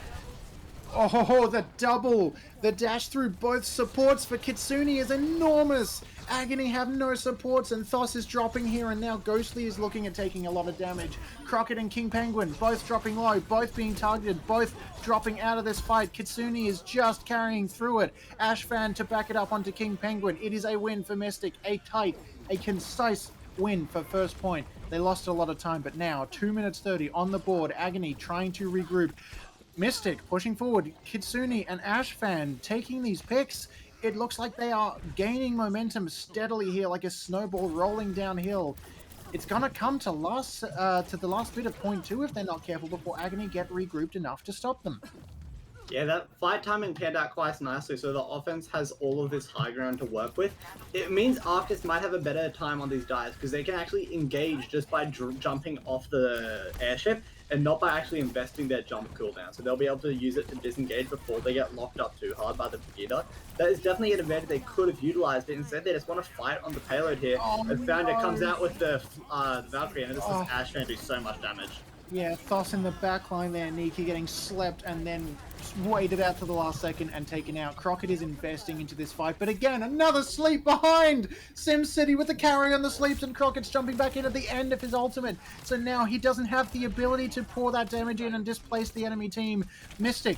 Oh, that is Ash getting slept. Sorry, instead of a Diva right there, but they have copied a Diva, so Ash is slept. Doesn't matter too bad because, sorry, Ash, not Ash. It is a Echo getting slept there. On the Diva. Ashfan is what I was thinking of. They win that fight though. With that, they are just stopping Agony from getting grouped up enough to do the damage and find those picks. There are 2 ultimates, almost 3 online for Agony, and there is point 2 capped by Mystic. So many heroes there. I was getting confused as well, Sdogga Man. It's okay. But I think one thing that I'm really liking from this Mystic offense is, yeah, SimCity is on the Ana, but they aren't just giving it to the Genji every time. So far, they've chucked it onto Arctis, they've chucked it onto Kitsune, and they've also chucked it onto Ashfan on the Echo. They're being so diverse with these nano boost targets. There's just like a different win condition for every fight. They have so many more options than the way that Mega Smiles has been playing it so far. That's exactly what I like to see. I like to see them try different things. Don't go for the regular old Nano Blade that you know is tried and true. Win this a different way. Do something a little bit different. There's the Nano Blade for Kitsune as I say it, and a bomb put in the back corner. It's only going to find a shield, but Ishtabos finds a grab kill into Ghostly, which is really, really unfortunate for Agony. Now losing another player, almost dropping out of this. Yes, there goes Ana. ZakDaCarDoor is online, but it's splitting the team up, and Mystic are rolling all over this. The card is rolling closer and closer to the point where we are almost 5 meters away from the point. Mystic have the domination. They have damage boost and heals from Fonia, who is floating around over top, untouched. 3 picks now for Mystic, and the card is rolling through to the end, and Fonia pushes it that last little bit. Round 1 complete, 1:21 on the clock for Mystic. Really nice that they get the full 3 caps there. I thought they weren't after how they were going on point A, but point B and point C went by so quickly. Really nice. And also, keeping tally in chat, that is the second Ghostly Dragon Blade that has been shut down by a Graviton Surge from Ishtabos. Yeah. So maybe Ghostly needs to start expecting that, have that deflect at the ready. Yeah. So there's really heads-up plays from Ishtabos, who last series I watched them was actually playing on support. I think. Were they? I think they were playing on support. So Yeah, I think they were, yeah. maybe an off roll here and still getting the work done, which is a real testament to how solid they are as a player. Yeah, they are doing a really good job of keeping it clean here and making sure that these picks come through without without losing players too heavily. And as we take a peek at this offensive composition, it isn't set in stone because obviously they are still in spawn. But I wouldn't be at all surprised if they rolled out with this. It's a similar double sniper composition to what they were running on Kings Road defense, but this time they have the Widowmaker, instead of the Ash. And I'm a huge fan of that. The longer sightlines really accommodate for that longer damage fall off. So it definitely could work, but instead opting for the Tracer, it's a bit up in the air. But the dive is there either way. It is going to be a dive v dive. The Echo might be a little bit uncontested if there isn't that long range hit scan. It'll be up to Ghostly to try and line up those shots and kind of just make them work with the projectile. Yeah, exactly. This is actually a really safe play, I think, to get that extra DPS out from Thos. It's a little bit tougher to begin with, but they're already getting the cart to where it needs to be. Once they're past this underground spot, it's going to be easier for that Tracer to be able to run around and deal more DPS, especially if they can force Mystic down onto the low ground. They haven't yet. Mystic is staying up top, doing a great job of making sure that Agony don't get the first put in, but remember, that cart is rolling forwards, and there's the first pick from Ghostly onto Ashfan. Ishtabos trading it back onto Crockett. Thos trading that back onto Phonia now. Ishtabos trading that back onto Crockett. So it is a 4v4 right now. Agony with the spawn advantage, but Mystic looking like they might take this away from Agony. The card is stopped. No one down there to push. They are off of the high ground, but Kitsune is using that defensive blade to to keep everyone back up there and knock their damage away. Ghostly finding the pick. There is a res now onto Kitsune, so that res has been used and is no longer available, but both teams online, both teams up. Nanoblade onto Arctis. It keeps them alive just long enough to get healed back up, and Agony really hiding around the corner here, taking these picks as they come, with Ghostly carrying a lot of that DPS through. Crockett finding another one into Ishtabos right now, so it is a jump in for Arctis to try and tear Agony apart, but there you go. Well, as I say that, Kitsune finding 2 with the blade and Crockett finding 2 with the monkey ultimate. So it is very, very close, but it isn't an Agony push. 2.1. Yeah, that could have very easily gone the way of Mystic there. They were just a tiny little bit late on the touch as the main tank was in the back line getting monstrous amounts of work done with that Primal Rage. But that's okay. We go into point B. The offense from Agony was just a little bit quicker than Mystic's, but that shouldn't be a deterrent at all. Crockett, this fight on the Winston, will be able to go so aggressive because they will have the nano boost. Presumably from Mega Smileys, they will invest that nano boost there. And it will just let the Winston go super big, and it'll also let them get back up to that primal super duper quickly. Exactly, yeah. There's that first pick from Thos there, right there, as you're speaking, Nikki, onto Kitsune. So the hit scan out of this fight, and that's really got to hurt. The bomb gets used, and it's in a great place, but it's not far enough forwards to find the hiding players of Agony, who are keeping themselves well out of the way. They're not on cart right now. They're committing bomb into this fight, and it's well placed to find Ashfan, and it does. Ishtabos is left on cart right now, and now Mystic are just kind of licking their wounds, staying out of the way. It's a trade back from what I was saying before. Agony pushing the advantage forward. SimCity dropping low, and they're going to find it. Agony are knocking Mystic out. The cart is slowly starting to creep closer. They're stacking onto it, and it's going to come to the very, very last bit of point 2, if they can even touch, and I don't think Mystic are going to be able to. No, Agony play this extremely well. They stay out of the way of damage until they find the advantage. Now Mystic are forced to reset. Yeah, and point B is so quick. The time bank difference is kind of large, actually, for Agony here. And they have so many ultimates to work with. As I mentioned, the Nano Boost has just allowed Crockett to get so much further up towards that Primal Rage. But this time it will be Arctis' turn, with SimCity having that Nano Boost. And there's just so many ultimates on the field here, actually. I don't even know what I want to talk about. There's just so many options. But Ashman down early. That is a very high value ultimate, baiting out the rest, and now any picks here for Mystic are permanent. Oh, Nikki, as you said that, Mercy came in for Fonya to get that res, and it worked, but they committed their own life to this. As I say it, the double from Ishtabos onto Mega and Crockett. This evens it up. It looked like a Mystic fight to lose, but no, Mystic are back in this in a strong way. They've had to commit ultimates, and there's actually a second bomb being used by Ashfan, who is on Echo, so it's not a real bomb.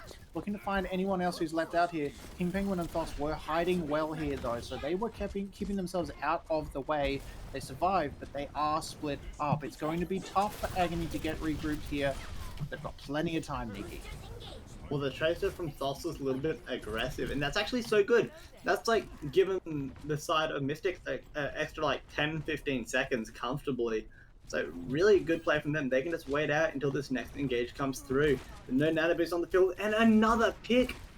That is so good. What are these DPS from Agony doing? They're just going a little bit too aggressive, and it is costing their team so much time. That hefty time back advantage that they, granted, still do have, is just slipping further and further away.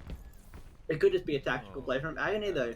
They have 4 ultimates on the field. The Ana is nearly at 5, and they are just slowly nudging that payload 4 as they posture up for this gauge. And Crockett, they're just trying to figure out who they're going to die, but everyone is so far away. There's that bomb coming through. Yeah, Nikki, it is not a horrible idea to wait your time out if you've got 3 minutes on the clock, and Agony are doing a great job here. Check this out, guys. Mystic are split into a group of 2 and a group of 4, so this is great. Agony can push this advantage forward, and they are going to find Echo. Thos is going to knock Echo out of this fight, and Zak onto Arctis. That is not good for Mystic. Agony rolling their way through now with a Nano Blade onto Winston. It's not even going to matter that they are anti-native because they survived the DPS coming at them. It is really, really close. 2.19 meters away from the winning of this point. Mystic, they are here. They are back on point. It's going to be close for them, but they are losing health. They are dropping like flies. They are staggering back on. They have the spawn advantage, but Agony are all over them like a bad smell. They cannot touch any further, and SimCity tries to roll back, but it is his team dropping way too fast for him to be able to do anything except watch that cart roll away. As we go into extra innings, there's about 40 seconds in it. So honestly, it sounded really British. 40 seconds in it. So it's not too much of a difference, especially on payload. Payload is probably in the map type that the time bank difference is least significant. So you can still certainly get away with winning and having the lower time bank. But either way, I think that Mystic played a little bit better. Arctis, from what I saw, was not getting picked off as much. But maybe that's just because they were on the defense and they were playing a little bit more passively. Yeah. So I'm going to take it all the way back to first point really quickly. The side of Mystic was playing really, really defensively when defending point A. Like, they were not engaging at all. They were playing very much a counter dive style, which I don't understand if they are running a Mercy Echo. I thought if they were running a counter dive, they would much rather have Faunia on the Brigida, just for that extra CC, much similar to what ZakDaCarDoor is doing on the other side of the lobby. So yeah. I'm not a super big fan of that pick and how that playstyle works out. But they kept all 3 points. They kept the series alive, so we move. Reminder that the winner of this series will go on to the grand final to be played after this match. So there is definitely still more to tune in for. There's so much on the line, and SimCity is just slept up early, got picked up by a sleep somehow from their counterpart on Liana. Yeah, Nikki, this could not be closer. 3-3 on Gibraltar. Third map, 1 point on the board for each side. This is the decider. They cannot afford to lose this, regardless of which team I'm talking about. This is where this ends. This is where you move on to finals, or you get knocked out of this game. And speaking of knockouts, no one knocked out of this fight, but lots of people dropping low here. The card is already underneath Agony, and they are satisfied. They are happy, sitting around on the top here, just waiting for that initial pick. Ashfan in the back and Crockett dropping very low, getting chased by Kitsune, but Kitsune himself chased away from this fight. Arctis is on. They are pushing the cart around the corner. It is almost there, but Agony are still here. Look at their health. No one has really dropped out of this fight, except for Ghostly, as I say that, who is knocked out. Now it's a Kitsune battle to win up the top. Crockett finding Faunia, so it is a 5v5, but remember that Mystic have spawn advantage right here. Kitsune dropping low, the Nanoblade onto Crockett, so there is a lot of DPS coming through for Monkey, and he chases it onto Ashfan. SimCity is going to get knocked out here by 2 of the tanks for Agony. It is a Mystic fight to lose right now with Ishtabos on that cart. 10 seconds left, quickly coming down to 5 though. Kitsune forced to blade on point and immediately knocked out. It's going to be an agony point to win. Felnia just manages to touch and does get the res onto Kitsune, but how much is that going to matter apart from stalling the card out? He's able to. Tracer coming back now for Ashfan, able to touch. Crockett jumping over top, but are they going to touch? No, they get booped away. It is not going to be a Mystic recap here. It is not going to be a 0.1 for Mystic. Agony hold them. I want to give a huge shout out to King Penguin, Mega Smileys, and ZakDaCarDoor in that fight. They were all, I don't know if you saw it there as Sdogga Man, but they were all playing on top of blue box, which, as I mentioned in the previous rounds of this map, is super duper important because it's the high ground that oversees this entire final section of the point. Yep. And if you have your supports up there, it is so hard to dive. And King Penguin and Zak only made that harder. Arctus tried, Ishtabos tried, Kitsune tried as well, but no one could get up there and stay up there because they were all getting booped, whip shot, or shield bashed off the high ground. Mega Smiley was safe as houses up there. Massive thanks have to be given to that team. So many actions being made by all those players to keep their honor alive. And excuse me, it translated. Because their honor was alive, there was more healing for the tanks. They were able to sustain on the point for longer. So it all went really, really well on that defense for Agony. Yeah, exactly. Anyone who's ever watched Pro Play or watched the OWL or Contenders or anything like that knows that blue box on the first point of Watch Point Gibraltar, the point where those boxes are colored blue and wrapped in blue fabric, is the most important place to hold. Even if your team is dropping everywhere you go, if you want to win that point, has line of sight to that. It's got cover, it's got everything you need. Agony did an amazing job of holding that. Now, Agony are going to roll out and try and push this card. I expect to see it get to underneath the bridge here without any real contention. The question is, can Mystic hold this as well as Agony did? They've got the Tourbillon, they've got the Soldier, they've got plenty of long-range DPS, but Ghostly, Thos, rolling into this on what they know best, Crockett backing them up with that bubble, initial anti-nade coming through. It's going to be King Penguin knocked out of the mech to begin with, even though the anti-nade was onto Mystic. It's looking good for Mystic right now, but that card is rolling forward, and now it's coming close to tipping its way up the hill on the other side of the bridge. It's going to be a fight. It's very, very close to the wire right now. This is where the fight is going to happen. This is where they're going to hold this. Mystic, they are staying back. They are defensive. They have Arctis in here. They need to buy time before they even worry about beating Agony. They can stay here this entire time. It's not going to matter too much how many people are alive as long as they can win this point. Speaking of, Thos knocking the turret out of the fight here, so that's a great point. No turret here. Nano and Blade looks like it's being used for... No, it's actually onto Monkey, onto the Winston right now. So that's a lot of DPS, but it's King taking 2 out of the fight for Mystic. Ashfan finds Crockett, but is it going to be enough? There's a bomb coming through for Mystic right now, and it's going to find no one because they are through that shield and using the cart as cover. Thos finding Ashfan, so it is a trade now. But remember that Agony have their spawn advantage here, so as they roll around the corner and knock Mystic out, it is going to be an Agony win. Mystic cannot touch. Mystic cannot stay alive. Agony win the semifinals. Agony take it home. Agony move on, and Mystic drop out. Would you say that Mystic is in Agony as Sdogga Man? I would say that Mystic is out of Agony and out of the game. But yes, they are definitely in Agony at losing that fight. Well done to Agony for taking that. They would not be in Agony right now, Nikki. No, having moved on to finals. I believe that the technical term in the industry is poggers, or That so is I'm told. a poggers play. Very right, poggers play. You are right. No, that was a really nice map from Agony. They played it really nicely. ZakDaCarDoor on the Brig is a massive highlight for me. Played really, really well on both the offense and the defense, just getting massive value out of Brigida and their kit all over the shop. So big props to them. Their reward is to go on to the grand finals and to go on to play Safe Space, who they have lost to, I believe, twice in this tournament, unless I'm mistaken. Let me just double check that puppy up. I believe so. They have lost twice, right. once in the round robin stage in round 3, and then in the winners final.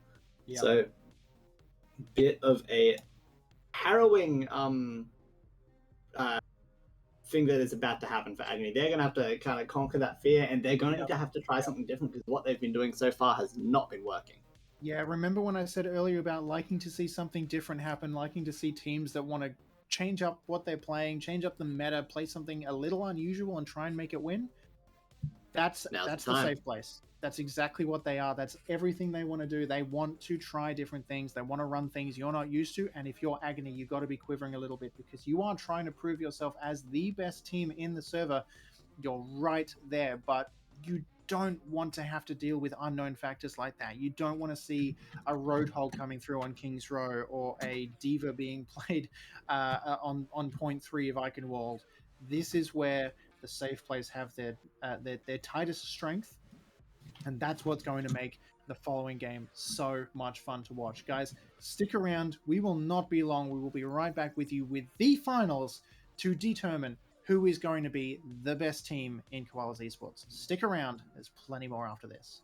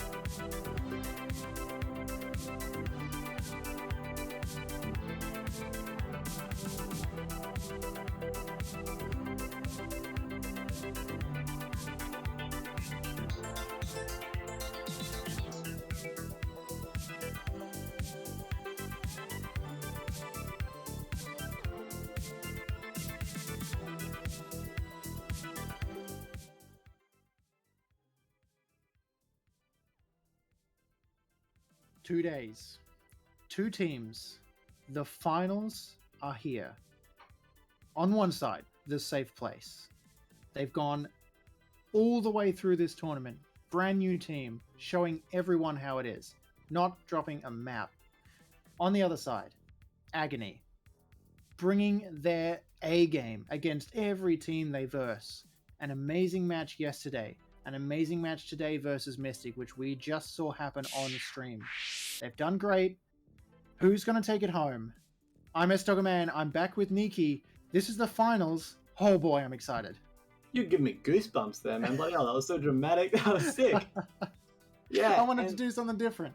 I liked it. It was great. So safe place there, you mentioned they've gone through this whole tournament. I think it should be mentioned that they've gone through this whole tournament without dropping a single map. Yep. Which is a massive testament to their characters and how strongly they have been playing, honestly. Quickly, we're just going to run through their rosters, starting off with safe place. We have Blimp and X4 on the tanks. I was really impressed with X4 on the DPS on day one. On the off tank now, excuse me, they played really, really well in their previous series. Blimp, that aggressive Reinhardt, has been playing so well as well. The DPS, we have Alfred and Ilku, also nothing to be scoffed at. I'm a Bagger and Maltma are doing the healing, but all incredible players. I can't say enough nice things about how well they have played throughout this tournament. On the other side of the lobby, we have Agony, who we have just seen, but there is a little bit of a shake-up. It is stock standard from what we have seen. There's Crockett, King Penguin, Thos, but Ghostly has subbed out for this match, and we have Coffee coming in instead, who'll be hoping to hold up to even half of what Ghostly did, because they were absolutely ridiculous, playing out of their minds well.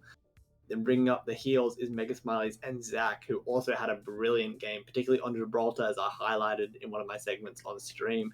So 2 really capable teams, but it should be mentioned that Agony has played safe place twice. They are yet to take a map, 2-0s both times. It will not be a 2-0 this time, because it's the best of 5. So it would be a 3-0. But hopefully we get to go the distance. Hopefully we get some games, get some bank. Maybe we'll see some fun stuff. Nikki, this is the best place for us to switch to a 5-0 and the best teams to play on a 5-0. I think we are going to see some crazy different stuff happen in these couple games. We've got the perfect opportunity for these guys to pull out something like Eichenwald, where a Pharah composition, or maybe a Genji or a Doomfist can do well. We could run Hanamura. We could see a bunch of snipers. We could see Dive. We could see Roadhog Diva get run. I don't care. I want to see it. I want to see them do it. I want to see this go all the way so we can see how much of a different game we can watch. It's going to be really tight. Nikki, break this down for me. As we get into the map, what do you expect to see from these teams, and what do we see? Well, on the side of Agony, at least, I fully expect them, given their success that they just had against Mystic, I really hope they bring back that Poke Chengdu composition. And here it is, the Echo, the Tracer, the Wrecking Ball. It just does such a really good job of surrounding the point, and then if they can all collapse in at once, it's just really difficult. It will be the safe place who have to deal with it this time. So I really hope that they go that. How are they ulting from spawn? What, did you hear that? I don't know. I thought I heard something, but I think it was just maybe a respawn there. I'm not sure. It sounded a bit strange. So confusing. My head is sore. Okay, but it will be Coffee on the Echo will be accompanied by Zach in the sky, and much similarly to when they were playing against Mystic, there is no long range hit scan that the safe place have to deal with it. Hopefully they'll find another counter. Yeah, there is that initial rollout with the teleporter from TSP, the safe place, so that is okay. This is pretty stock standard so far. Initial damage is just being poured in now. No one's really dropped, no one's lost their advantage just yet. It's kind of Agony rolling off the point at the moment, regrouping outside. TSP taking initial advantage, but again, no one has dropped down here, so Crockett now rolling in, dropping a lot of people low on health, and there's actually 2 picks. That's 2 players out of the fight already for TSP, so Agony taking first advantage, but they traded. X4 with a double kill now, and Blimp is off the map, so King Penguin back in and trading for Alfred. Thos as well onto X4, so that almost looked like a TSP trade, but there it is. Agony now pulling the advantage through. TSP take the first 20% of the points, so definitely nothing to sniff at, but Agony in control now, and TSP coming all the way back from spawn. No, that was such a huge fight from King Penguin on the Diva. They started off with a pick onto I'm a Bagger, who at the time was on the Batiste. This caught them in rotation. This slightly outside that Lucius B boost got left dragging behind and paid the price for it. So great play there, and a really good example of how this composition should be played. Is catching people, trying to isolate them, and then getting the work done. And I'm a Bagger is the first to fall again. This time there'll be res, but it is the Farah who is down now. The Farah v Farah action, Alpha versus Coffee. We'll have to see how this matchup folds out. But everyone from the safe place is just inside this room, and the Farah isn't good in there. No one's really good in there. It's just so enclosed. They're not going to have a good time at all. And Coffee getting knocked out there by Ilku just at the end. After that sleep, that was an easy flashbang, or not even a flashbang, just a right click into their bum. Knock him out of that fight. That's really good for Agony now. 50% on the board, Nikki. This is really, really tight. And, I mean, check this out. They are taking this whole fight off of the point. So, percentage just ticking up in the background. Agony just in control. TSP trying to find footing, but it's not really happening. Yeah, and as this Farah 1v1 gets underway, it really should favor Coffee, who is on the defense here, because it isn't a 1v1, it's a 2v2 with the Mercies, but it should really favor the defense because they just have so much more architecture that they can play around to just natural cover to keep them safe. The big question is, with the Nano Boost online, who are they going to be applied to? I wouldn't be surprised at all if we saw a Nano Boosted Barrage here, but also just chuck it onto Crockett or Blimp and they can get a monstrous amount of work done.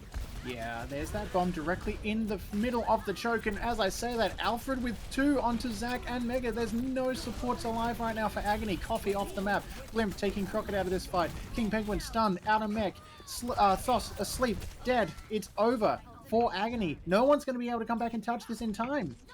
Sorry, for Agony. They do flip it to TSP now. TSP are in control. Agony, they are off the point, I say. But yeah, 94% on the board, so this is great for Agony. TSP in control. They need this. They need to hold on to this. As I mistakenly said, if they can flip this back, no one's going to be able to make it back in time, and Thos is going to try. They're rolling their way in. They recall out. Coffee with the ultimate, the Barrage trying to make their way to point. This looks like a close way to win this, and there's the Nano onto Barrage. It takes 1, it takes 2, it takes the mech, it finds another one, it finds another kill. Coffee with the almost team kill right here, and Thos cleaning Ilku out. Agony back in control, and TSP out of this fight, 95%. Blimp rolling back, but they're going to get booped off of the map here. There's a sleep dart waiting for them. It's not going to happen. No, 100% to Agony. TSP cannot come back on this point. First point, first game to Agony. Coffee coming in as a substitution, but they aren't missing a beat. That was a 5-man from Coffee, really nicely done. And that is that Nano Booster Barrage I was talking about there, Sdogga Man. It was applied, and it was just so hard to actually chunk down that fire because they just had the extra healing there, you had the damage resistance, everything was going nicely for them. But as we go indoors here, the fire pick will obviously become a lot less prevalent.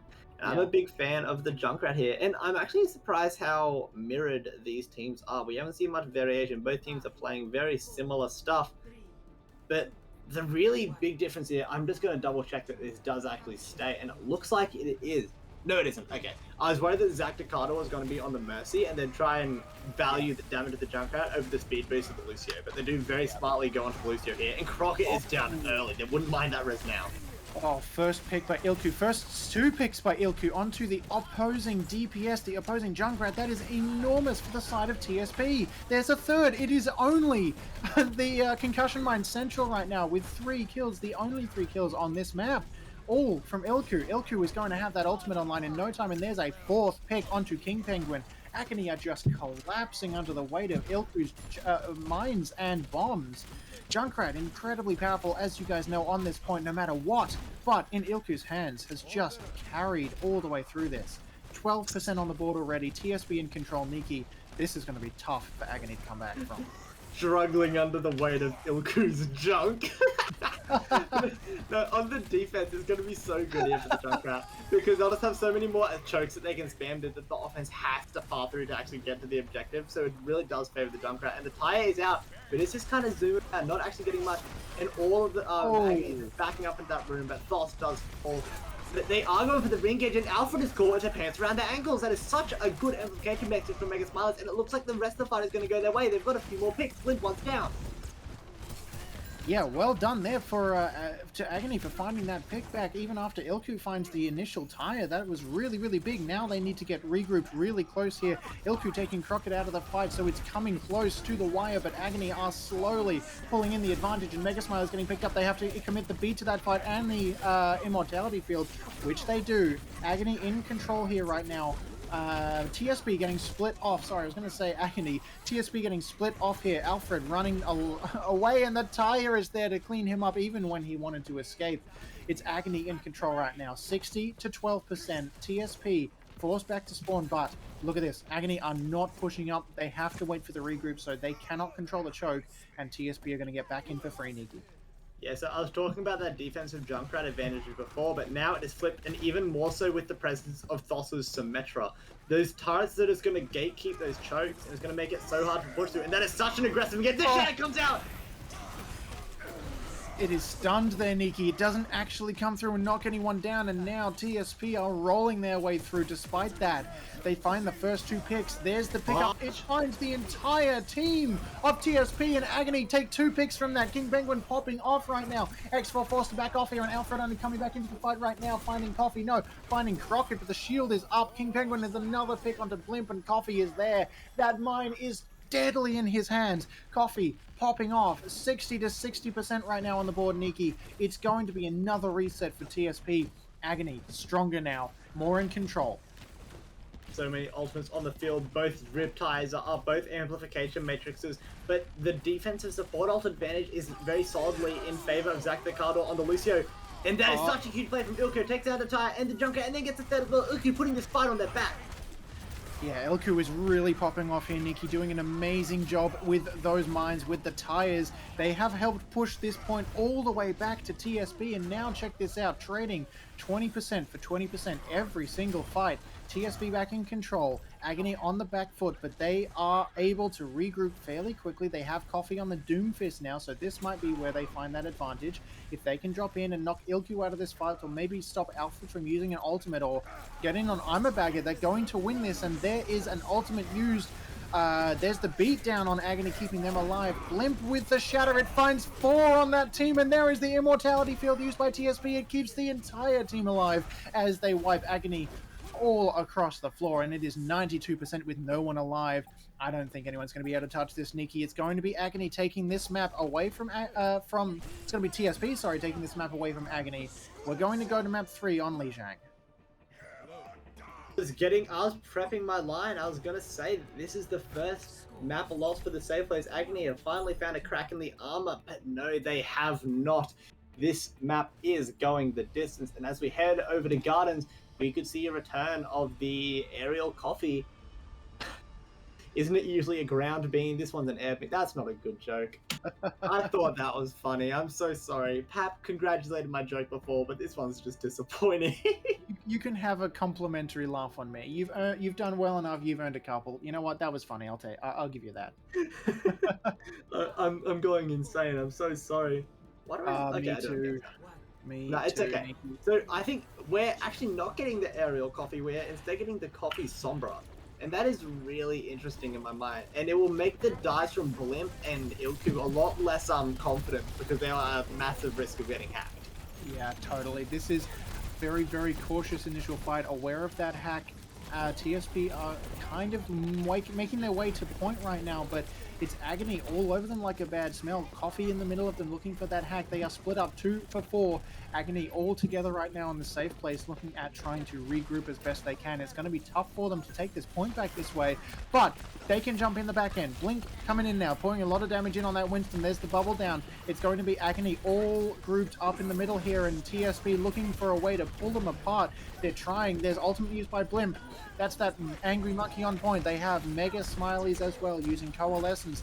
damage coming through, and Coffee taking Alfred out of the fight. Ilku taking Crocky out of the fight, and a DMAC onto King Penguin. Ilku taking King Penguin out of the fight. Not the best use of a pulse bomb, but it does keep the advantage in their side, and Coffee now finding Armor Bagger, so this is going to be TSP forcing out the beat. They have to use it to stay alive, and they do. Ilku finding Mega Smileys. It is trade for trade right now, with that melee taking the pick. Thos demeching and destroying X4 on that Diva. It's going to be jumping back in, left, right. Armor Bagger off the map for the reset. They're going to try and hand it over to Agony and get the reset here. It is 43% to Agony. That's the right call for TSP, Nikki. They need to regroup and reset. Yeah, that is best case scenario for Agony. They were winning the fight, getting ultimates. They had to use a few themselves, but at the end of the day, it's totally worth it when you're getting capitals percentage like that. This map is already potentially halfway done, and we have our hero swap. The Echo is the bomb is coming in, and it catches Crockett, unable to pop that primal. That is such a massive kill that is now out of this fight. Yeah, that was huge from them, and TSP regaining control right now, Nikki. Ilku taking Zach. Alfred with the double kill on the cloned Reaper, so there is not even a Reaper ult needed to be committed here. They can just rebuild their ultimates and take this back. This is going down to the wire right now, Nikki. 74% for Agony. The safe place, ticking up their percentage now, up to 10. I think they can hold this for a while. Yeah, maybe, but the EMP from Coffee is looming, and that will be the really big ultimate that they'll have to land onto multiple players and then actually follow up on it. They also do a Crockett with the Primal Rage this fight, which will get a lot of value out. But they're scouted out. The spy check from Mogma being absolutely pivotal in scouting out that Sombra, and the Coalescence has kept them up. The Coffee is on that EMP, and as Mogma invests that beat, Mogma is about to invest the beat, but then afterwards the EMP can come through. It's a hack! Is it big enough? Oh my god, King Penguin finding both supports with that ultimate, with the bomb. Crockett is in there as well to knock ultimate off the fight. So Thos finding 2, Blimp 1 and Ilku are knocked out. A third, X4 going the way of Agony. Wow, well done to Agony to take that point back. That was incredibly dominant, and TSP are now back to square one. They have to get back in control. They cannot afford to let this go much further past 85%, or they are going to find themselves losing King's Row. Just King's Row, sorry. That's what's up next, I'm sure. Getting ahead of yourself, buddy. Yeah. And that is Moltma, who is getting caught with the sound barrier, which was the only feasible counter to that EMP. So really good play from Coffee to actually land it, but now they have the opportunity to use that sound barrier aggressively, and that's exactly what they need. They have all the ultimates in the world, and Agony doesn't quite have as much to work with. Ilku, there's 2 Death Blossoms. Alfred and Ilku are both popping them, and they are both getting value. Ilku does fall to King Penguin, who I believe is in their baby Diva. It doesn't seem to matter, and they are getting the point that whole time as well. But the thing is, because it's 99% and the safe place was so low, Coffee is building up towards that next EMP, and now the roles are completely flipped, excuse me. The ultimates are all in favor of Agony, and safe place has essentially nothing to work with. It'll be on Armor Bagger to get up to that nano boost super quick, chuck that onto Blimp, and hope they can get something with it. The pick onto Coffee is actually kind of big, delaying time before that EMP can be invested. But this is going to be very, very close. But I think the EMP gives Agony a really good chance of taking away the safe place's first map in this tournament. It does, Nikki. They have to play around that EMP so carefully, because the second they get disabled by that, it is a fight loss, and it comes out and fights 4 on the side of the safe place. Agony looking for their initial advantage, and they have it, but Nano Boost used onto Echo. She can pour a ton of damage out as it is, but with the Nano Boost, she can do even more. There's the beat used for Agony, so they are staying alive. There is the bomb as well. Coalescence and beat both being used. There is Thos, 1, 2, both supports out of the fight for TSP. Mega Smiley's finding a 4th. Coffee finding the 3rd. Blimp onto ZakDaCarDoor. It's not going to be enough. TSP losing all of their players. It is X4 demeched and being staggered on point. It is a playground at this point for Agony. They are taking it back, and can TSP come back in time? No, they cannot. 99-99. 3rd map. Lijiang goes the way of Agony. We have a series on our hands as Sdogga Man. That last fight, I thought that Moltma had to clutch it up on the Lucio. They were the only person not hit by the Coffee EMP. So they speed boosted everyone out. The EMP was kited quite nicely, but the ultimate deficit was just too much of an obstacle to overcome. And as we take a look at the fire barrage of Coffee there, so big. That was technically a 6k. We'll give him the 6k there. Yeah. The rocket Look, I'm was not going to in say the air. Ghostly is better or worse, but I'm going to say that we certainly haven't lost any skill swapping from Ghostly over to Coffee. Wow, No, what a they have play. found a wonderful substitution there. Yeah. And this is actually so big because we were, I think the majority of us looking at what has happened so far were predicting that Safe Place would take this series just as convincingly as they had taken the previous two. But it does not look like this is going to be the case whatsoever. Agony had such a good job, especially on those aerial compositions. But now we are going to King's Row, and that will be just such a less viable option for those compositions. But the Sombra is definitely still a pick, and the Sombra was a nut that the Safe Place was just really struggling to crack. They couldn't quite figure it out. It might be down to someone like Alfred to hop onto that McCree, or maybe even Multimer. I don't think I've seen on the Brig yet this tournament go over to that pick and just try and keep that Arno, I'm assuming, or Baptiste from I'm a Bagger, just a little bit more secure than it is at the moment. Yeah. There might be a few hero swap-ups if they do stick with the Sombra, because the composition that they were running just then was not working. Exactly. Yeah, it's going to be close for them to have to switch it up, but I think if they can focus their targets a little better, stay a little bit better grouped, they may have a chance. Either way, coming into King's Row, it gives them the opportunity to change things up a little bit. You do not have to run the one composition here. Obviously, we know what works really well, but they can try something different, and this might be it. This is kind of exciting to me, Nikki. Looking at Coffee on the Widowmaker and Ilku and Alfred on the McCree and May, respectively. I really like this. I like the difference here. If they can stay out of line of sight, they negate Coffee, but if Agony are trying to run into this and running into the May, they're going to have a tough time. So it is very much 50-50, but entirely different the way they run this. At the moment, staying hidden, so it's just X4 and Blimp revealing themselves. Widow probably taking a look. No, they have switched off Widow to May. This is going to be super interesting, Nikki. Yeah, the win condition for the defense is pretty clear. They're going to isolate someone, discord that puppy up and shoot him down. And as they go to do that, but the thing is, everyone got to the choke so quickly, the Maywall didn't even have a chance to go up. Instead, they try and wall Hotel, and it is an all-out brawl, and Crockett is definitely getting the short end of the stick there. And now it is Blimp able to go aggressive, but there is no Ryan in their face, and they're just pounding in that Hotel. There's no contesting the hammer, getting so much work done. Dropping low, but not at risk of dying at all. The heals are there. Very decisive fight. And even when they didn't use the Maywall where I thought they would, the pathing was really good from Agony, but it just wasn't quite enough. Yeah, that is a really unfortunate takeout for Agony in that they were torn. That's a good wall. Oh, but at least they were able to regroup mostly in time, and now look at that. X4 getting taken out of this fight, but Crockett positioning himself out of the fight as well, and now it is split off. ZakDaCarDoor dropping to Alfred way on the flank, so Alfred not near this fight, but they are able to win this at the choke. It's really, really unfortunate for Agony in that they are going to get hold before they get a chance to even sniff the point, but at least they can regroup here. They can regroup quickly. They have the speed boost. It's TSP's game to lose at this point in that Agony are rolling through with their ultimates online. It's going to be window for window, damage boost for damage boost. Smiley's going to drop theirs down on point. It's going to try and break that wall. Ilku in the back with a pick on the Thoss. That is huge, and Smiley's knocking Blimp out of this fight. It is a trade for trade. Discord is on Crockett. Cannot afford to drop that shield, but they are on point. 2 ticks now to Agony. TSP forced to back off. Ilku stuck in the backline. It's not going to be enough. X4 cannot touch this point. Agony steamrolling forwards away from that point, trying to push this advantage as close as they can to second point, leaving Thoss in the background to push that cart. They're going to get him here as quickly as they can. Agony looking pretty dominant going into second point, Nikki. That fight was won by Coffee's Maywall. It perfectly lined up with I'm a Bagger's amplification matrix and just completely negated that ultimate for a significant period of time. Also, really big shout out to King Penguin. This is a really small detail, but at the end there, ZakDaCarDoor got flashbangs and the defense matrix was there to keep him up way at the back of the fight where no one else was. So really great awareness from that D.Va player. Yeah, there's those May ultimates now coming through, and it's Agony feeling the sting a lot more than the safe place, because Agony get frozen here and completely torn apart. Yeah, they feel the pain.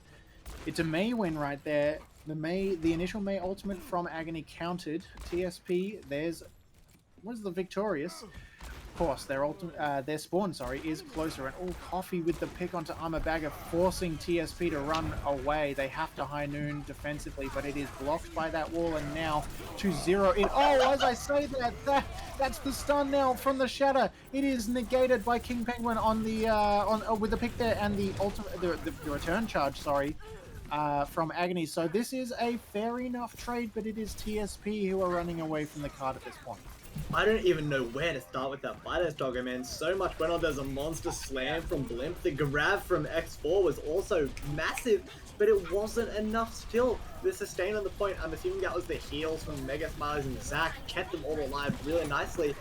And they just keep on going forward, and now it is Rocket who will have the chance to land that big slam. Yeah, exactly. And now we see High Noon getting used. That is committed, and it doesn't really find anyone, but that's okay. Thos can still pop off in the back here, and Crockett is the first one to drop with the Shadow online. That is not what you want. L2 chasing that advantage onto Coffee. Coffee pushed out of this fight now. They were both squeezed out like a bad pimple, and now they are on their way back to first point. TSP pushing the advantage through a little bit, but they're kind of happy to just stay safe around the corner from first point. This is smart by them. Do not over-engage to this fight. Agony have the speed. They can come back quick. They are already back into this fight, and Crockett looking to use that shatter this fight. You know it's going to come through. There's the wall. There's the freeze. There is a ton of healing from Multima's Zen ultimate here. And oh, King Penguin with the bomb over top. It finds 3 Smileys to clean up the 4th onto Multima right as that ultimate drops down. It's over for TSP. Point 2 is going the way of Agony. Agony going to push it all the way before TSP even get back out of spawn, Nikki. Yeah, that fight was essentially 1-5v6 because Alfred was trying to go for some sneaky flank, but they were just completely out of the fight, and it was played so aggressively from Agony that they just took it straight away. Monster Blizzard as well from Coffee. King Penguin getting the credit, but it all goes down to that Blizzard locking everyone up as well. Yeah. Such a good fight. Also, simile check, like a popping a pimple. I don't know how I feel about that one, man. I'm gonna keep it a buck. I don't think it's okay. Oh. Yeah, it's a little bit of a strange metaphor, but it is one I went with. I feel like they got squeezed out here, just like they are getting squeezed right now. Agony pouring those ultimates in, and there's the double from Thos from the High Noon. Grav put in, though, dropping both of those players low, and that's actually a 3k from the side of TSP, so they are trading back, and now it looks like a TSP win. Even though Agony committed those ultimates to begin with, it is Agony dropping. Yeah, and this is the real first sense of stability that we have seen, on point C at least, for the safe place. They had a bit of a foothold on point B for a bit, but they kind of blew it. Hopefully they won't do the same here if you're the safe place fan. And the May wall is out a little bit early from Alfred. That is a tool that they will not have during this fight, and it is Blend who actually gets flashbang. A similarly non-productive wall from Coffee, but it is the May. It isolates the May on the backside, and they do get caught. There was another massive out of position play from Alfred there. Yeah, Alfred kind of getting farmed a little bit in that corner just at that particular point. This is TSP coming back into power here. It looked again like another Agony win as they rolled in, but then no, TSP finding a couple picks. As I say that, look at that Agony just moving out of the way like a door, swinging away from the damage and then coming back in to smack them in the face. They find the pick onto Multima. Now it's the safe place who are respawning and finding themselves licking their wounds. The card is rolling around the corner right now, Nikki, towards final point, and there's that Maywall, that freeze getting committed in to spawn. Everyone is on that side, Nikki. Everyone is there. Guys, push the card. You need to get it around the corner right now. Alfred using that May ultimate. It's freezing too. Thos there with that, trying to hold people away with the High Noon, and it is just enough, Nikki, to stop the safe place from touching point. I don't know what has come across Agony. They've been hit with some massive second wind. Like, holy dooly. They are playing so well. The May play from Coffee has been absolutely sublime. At the end, everyone made the mistake of coming at that one spawn door, and it was blizzarded up. The wall was there. No one was able to touch. So well done. And the speed boosting gauges as well have been really precise from ZakDaCarDoor. There was one just before that final corner of point C where I believe it was Molma on the Lucio was just a little bit out of position, and they engaged on that Lucio quite nicely and shut them down as a complete unit. They didn't stand a chance. And then they had it again at the very end there when they capitalized on Coffee's huge blizzard. So that is so good, and I am not at all surprised to see them that they are sticking with the May on this defense. And everyone knows the strat, you wall it up on the choke, but these teams, they're playing at such a level that they don't need to go for that. They can use it mid-fight and try and find value through that. And that is kind of monstrous that they can do that, communication, and then actually capitalize on the picks. Also, on the offense of the safe place, their Moltmob was on the Zenyatta for a significant period of time. They played it quite well. There were a few fights where the Zenyatta's prime goal was actually met. They discorded Crockett, and then they just got shredded because they didn't have as much peel because they were on a D.Va and not a Zarya. So that win condition was certainly met on the occasion, but they just couldn't make it work consistently. They are hoping for consistency. It looks like from a Farah composition. Thos is on the McCree, so there is a few counters. King Penguin has also been on point. I have full faith in them to get up in their face and make it a bit funky. And this is such an aggressive engage. The flashbang. Oh my goodness, I love this aggression from Agony. Is winning in these fights over and over again. There's a few players locked in Hotel, but I don't think they're going to get anything out of it. X4 is trying to go aggressive, but they are completely on their own. I think so much of this has to give credit to Coffee, but also Zach on the Lucio. The speed boosts are allowing so many of these speedy engages to actually happen at all. The one bright side perhaps is that Alfred is actually very close to that barrage, but the flashbang is there to shut it down. There's Maywalls, Immortality Fields, defense matrices. This is going to have to be really tightly weaved through all of these defensive tools that Agony is rocking right now. Yeah, look at how tight Agony are playing right now, rotating their way around the attacking team. And completely positioning their entire team around them. Of course, that whole time Alfred pouring in that DPS, and there it is. There's the result. Alfred taking 2 with the barrage, as well as his team helping clean up the rest of those kills. So it's Agony getting taken apart now after showing absolute dominance, defending this point initially. Unfortunately, that's over for Agony. It's going to be a street defense from now on for them. It is, and Coffee has had enough. Gone over to the Echo to try and contest Alfred up in the sky. But they are at a pretty significant disadvantage compared to Alfred because Zach is still on the Lucio as they are very quickly approaching that sound barrier. As Multimer is on the Mercy, so it will essentially be a 2v1 up in the sky for Coffee. It is very much an uphill battle, but given how they've been playing this whole series, I have full faith they'll be able to pull through here. Yeah, I fully agree. It's going to be very, very close here in this next couple fights to see whether they can use things like the damage boosting window or Crockett's Shatter here. Maybe a high noon or two to get through this. Alfred is really pouring that damage in over the top, and it's a lot of trading back and forth right now with Coffee trying to get DPS in over the top. There is the high noon by Thos. They're really rotating around the corner tight here, and they don't find anyone, but they do force the team into 2 splits. Doesn't matter. Alfred is there with the duo, and then Blimp there to follow up as well, and Ilkill and Alfred teaming up all over Agony. That's just disabling Agony entirely. Can they touch second point? I don't think they can, Nikki. That was such a huge play from... It started off being a huge play from Agony. The high noon was speed boosted around the corner, forcing Blimp and Co. entirely into that small little room. But unfortunately, as they came out with it, they kind of caught Crockett with their pants around their ankles and has caught them with the shatter. So many shattered. Everyone is going to die with that, with the AoE damage from the Farah as well. And now this is 5 minutes in the time bank going into point C. This is much quicker than we saw from Agony from this safe place defense. They were having a bit of a rocky start on the defense, but they are not letting that phase their offense game at all. And we were looking at it earlier in this game, but we do have Coffee going over to the Widow as you so desperately desired here as Sdogga Man. So they might be able to get some picks. Alfred is going to have to play super duper carefully, and they do die. What a block there from Blimp, just finessing the defense on his ulting McCree in the backline right there.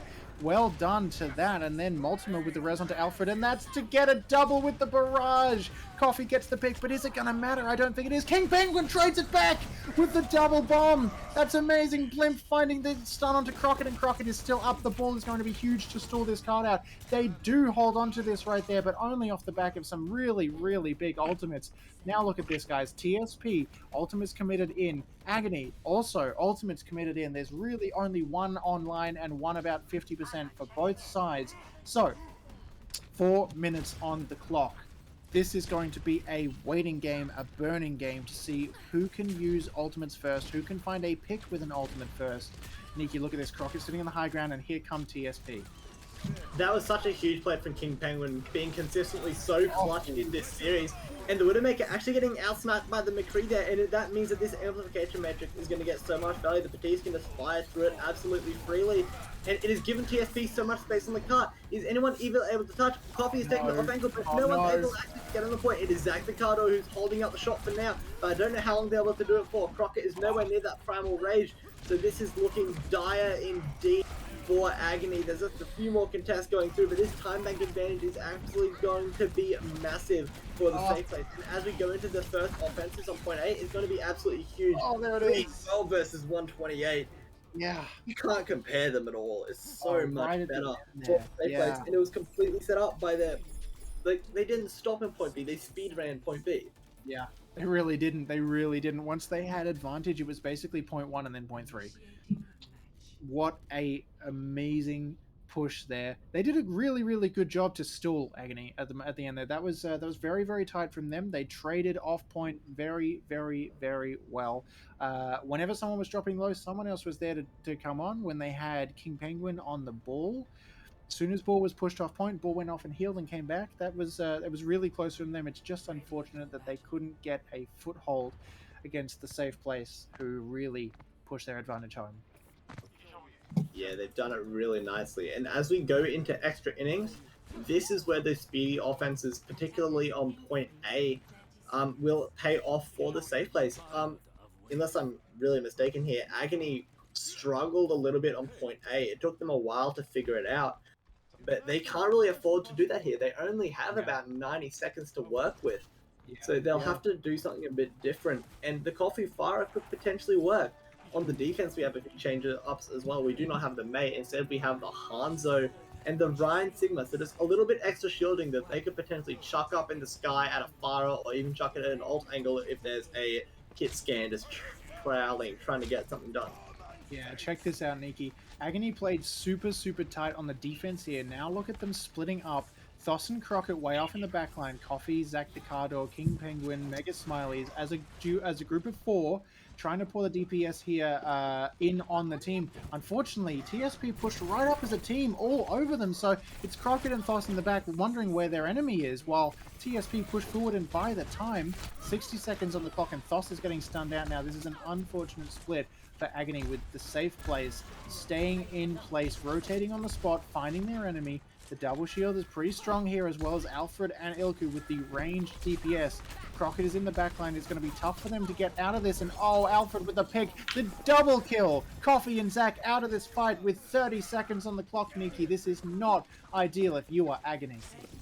No, and this is even worse now that, as you mentioned, we are at very low time bank, because this composition from Agony, it takes time to actually posture and set up so you can actually engage from all those different directions. Luckily, Crockett is in a position where they can engage, but they have been scouted out as well. So they are coming from a few different angles. The Wrecking Ball is speeding in from the back and knocking them around. That's actually quite a nice anti-nade onto Blimp, but it doesn't look like they'll be able to take the wind out of their sails at all. And the charge! That was a huge charge from Blimp. What a man! Yeah, the safe place are looking like they're going to be the ones to take this, with X4 finding 2 picks now. Make that 3. Armorback taking Thos out of this fight. What a strong way to stay together here. Crockett in the backline could not do what he wanted to do, and now he is rolling on and able to stall the point out a little bit longer. They're trying to lift people off of the offense. It's not going to work too well, but it doesn't matter, because Agony cannot get back in time. They cannot touch. Agony in agony right now, facing down the possibility of losing a point to safe place. Yeah, best case scenario for Agony here is that they do manage to pull out the draw, but even that is looking unlikely. 3 minutes and 12 seconds to get a single tick on point A. Given how good of a team we know the safe place are, we wouldn't put it past them at all. But I think you are a massive advocate, of course, Sdogga Man, for a bit of variety, changing things up, chucking a spanner in the works. Yeah, and if there's definitely. any time to do that for Agony, it is absolutely now. Do something a bit weird that you mightn't expect. And this is a pretty good attempt at that. They have gone for the double sniper. So the goal of this composition here is Coffee and Thos will try and set up on ideally opposite high grounds, but that mightn't work. So they just set up on varying high grounds, so there's damage coming in from as many angles as possible, and then eventually they will get a pick. The big question is here, who is going to actually be contesting the point? Because usually with this composition, you have the luxury of giving up a tick, waiting for the perfect time to engage, and then doing so, but you have no way have that luxury at the moment. So from the looks of things, it will be King Penguin setting up on the ground to just contest that objective, hoping that they can play in the line of sight of Mega Smileys to get those heals and keep them up. So it is a bit of a challenge. It will very much be an uphill battle for Agony. 3 minutes And they see the composition and they immediately swap. I imagine they're going to a dive. Yes, they are a fully fledged dive. The McCree will just probably sit in the back line and babysit for the Zenyatta. And Alfred got... What was that? He must have got headshot by the Ash and they cleaned it up. But that was so good. And now Blimp is going for another swap. They are not feeling the Winston, instead opting for the Wrecking Ball. And that makes a lot of sense, because it just allows the Wrecking Ball to disrupt the placement of Crockett and Co. for a little bit. As you see them go in right now, they're trying to bump these duels around, trying to get something done. Yeah, that's exactly right, Nikki. This is a good pick from TSP, and better they get it done now so they can start building these ultimates. Unfortunately, ultimate's not going to be built while you're dead, and Ilku is right in the middle of that choke getting taken out. Thus finding Alfred as well, getting the Widow diff without even playing Widow. That's the problem with Hanzo. You've got to be careful with those travel time arrows. And now they have the Sonic up there. So a Hanzo switch for the safe players. This is ideal. They have had to switch, so they do not have the advantage going into this. And Agony are very strong defending here, but TSB advantage. Alfred finding Coffee. They have to res, but that gives Blimp an opportunity to roll his way in. He's in the backline right now, but the team has been forced to chase him off, and now they have that Valkyrie from Mercy. So the safe place rolling in with extra healing, and Alfred finding 3, knocking out both DPS and a support for the Troubles, as well as the Immortality Field being taken down. Make it a 4th, Crockett out of this fight. Blimp and X4 chase the final advantage in Agony. They are off point. It is over. This safe place. They tick up their points by 1. It is a 1-1 right now. Take home Kings Row. Yeah, and that was all on the back of Alfred as well. I was talking about maybe Boss or Coffee going a flank on the Hanzo, but that time it was Alfred playing perfectly through Hotel and getting like 4 picks throughout that fight. He's also a really large grab from X4, just keeping that fight alive quite nicely. And that is such a shame for the defense of Agony. If they had just held a little bit better on their initial defense, that was very much winnable. But the 3 minutes and 12-second time bank is just too much of an obstacle to overcome, unfortunately. And for the first time, for the safe place, we are going to map 3, and the call has been to Watchpoint Gibraltar.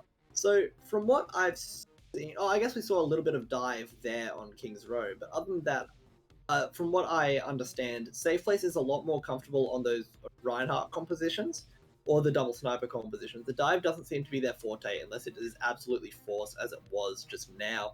But Gibraltar, they will have to whip it out, and they'll probably have to stay with it for a significant amount of time.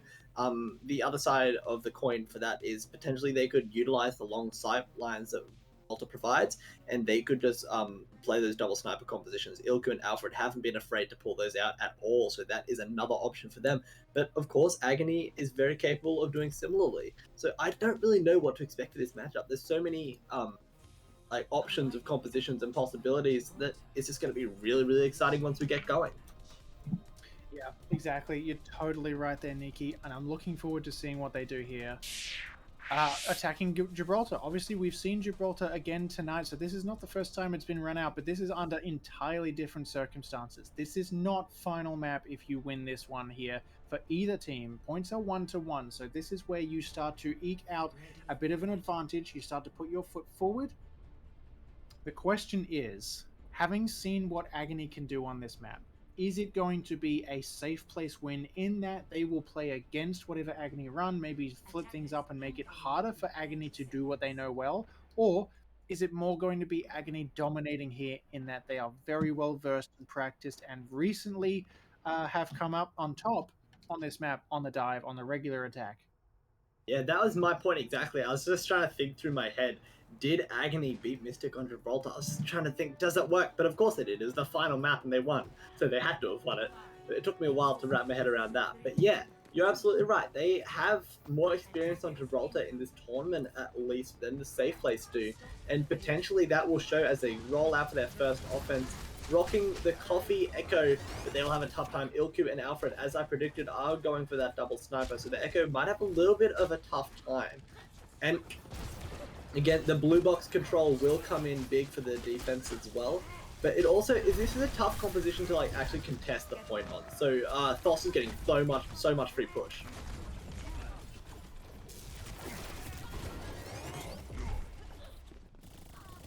Okay, that's all good. And they're just on the point there, and it's a bit of a scrap, and the defense has given up all of their positioning, unfortunately.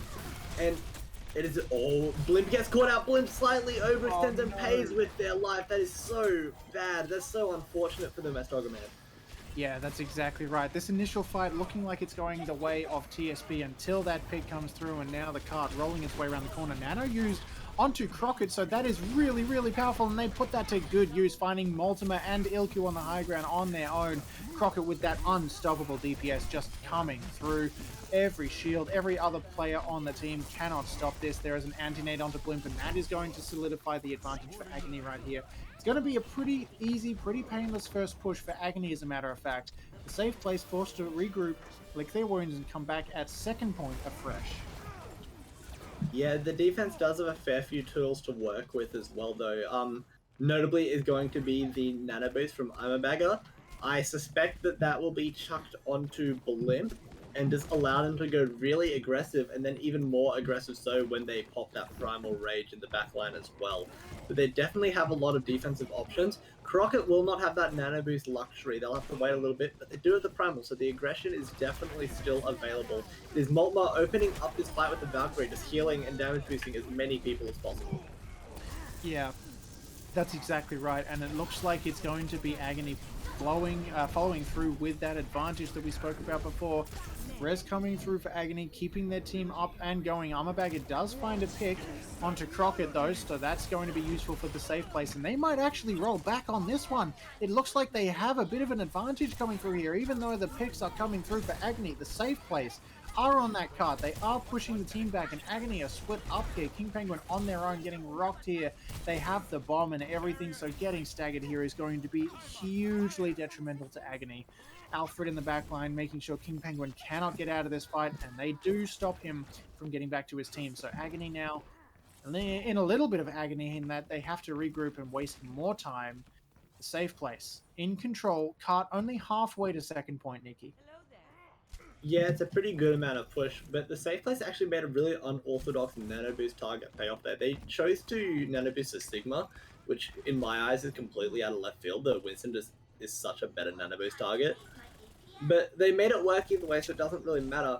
But now, this fight, all the aggression will be available for Crockett, as they have that nano boost target, and rightly so, the nano boost is on them, and they're just controlling the top of this airship as Ilku pops the high noon just to keep their head on their shoulders. Yeah, there's first pick. Alfred taking Thos, but Coffee trading for Alfred, so X4 now onto Crockett. That is going to help a lot. TSB up a couple. Ilku finding Coffee. That is really, really good. That's exactly what Ilku was here to do, to deny those characters in the backline and in the air. It's worked well. The safe place still in control. Nikki, the cart barely even moved there, and now it's rolling back again. Yeah, it is still rolling backwards. I don't think it was touched at all in that fight, actually. And there's this... It's just a real battle for Agony to figure out how they want to approach this, and it's slowed down even more by Coffee being slept as well. Yeah. But the defensive positioning is just so nice. They're all up on top of this high ground control. On point A, it is blue box, as we mentioned in our previous series. This time it is the airship that you want to control, and that little catwalk that you can see Imabagger standing on, and Alfred. Alfred has the flank with the pulse bomb. They get through, but it doesn't quite find their target. That's so unfortunate. That Sigma ultimate used and does find the pick, even though the rocks come through to cancel it. It's going to be the safe place, finding another advantage here. Coffee forced to use that Sigma ultimate again. The Gravitic Flux pulling everyone up into the air, but gets killed before it can do any damage. So it's really just helping out at that point, putting safe place a little bit closer to where X4 is sitting. It's another reset. Agony need to find a way to break through this, or they will be in agony when they lose this round right here. Yeah, but it's happening. We moved. Blimp is having a good old time just doing that DPI switch. Glad to see that they can do that. Pretty cool gamer skill, if you ask me. But finally, the push on the payload is happening, and this is such a nice self-destruct. How does that not catch anyone? That is so unfortunate that King Penguin didn't find any picks with that. Oh, that's gotta hurt. Yeah, even if it didn't find picks, it bought room. They are now vacated from the high ground, the defense is, and they'll have so much more room to work with. Yeah, very true, Nikki. That's a very good point because now they are on a level playing ground and it's pretty much just Ilku who has any form of high ground at this point. You can see how much of an advantage that's given Agony, just giving them room to roll their way in. And there it is, Coffee finding two, despite the high noon already knocking a couple people out. Coffee is in, King Penguin is in. They are looking for those picks. How quickly the tables turned as soon as that high ground was taken away from the safe place. Agony have got this. They have taken second point. Now it's a run to final. It's a run to point 3. They're in the home stretch. Yeah, they have a lot of momentum in their favor as well. And fearing the dive, ZakDaCarDoor actually swaps to Brig just to give their Ana of Mega Smiles a little bit more protection. It also allows the armor pack to be given to the Tracer so they can go a bit more aggressive. They wish they would have had that, but they died before they even got it. And this is just a really decisive, aggressive engage from the safe place. The fight's already won before it started. The 2 picks is all they need. They're trying to get a little bit more bang for their buck, but it doesn't quite come to any fruition. Really nice engage there from the safe place to actually capitalize on that. Now, as we go into our next fight, I'm a Bagger has fixed up that mana boost mistake. They do have it here, and it is not Pop, but Crockett is. Yeah, Crockett using that to good advantage and making a lot of space for his team, as a matter of fact. Agony rolling in at this point. It's going to be Ilku trying to use... Oh, that high noon was going to buy them a bunch of space, but they are now asleep, and Thos with a pulse bomb to make it even more painful. Agony definitely in agony at this point as they are dropping in the face of TSP, who are rolling over them. King Penguin is on card with a bomb right now, guys, but they are going to have to run away, and it is 45 seconds to the end of this map. They can't get back on. If they let TSP hold them here, it is going to be over, and we're going to flip sides. Excuse me. Yeah, that's all good. And Crockett is actually feeling a change in the force. They sense a disturbance in the force and go over to the Reinhardt instead. They're struggling to get value out of that Winston pick.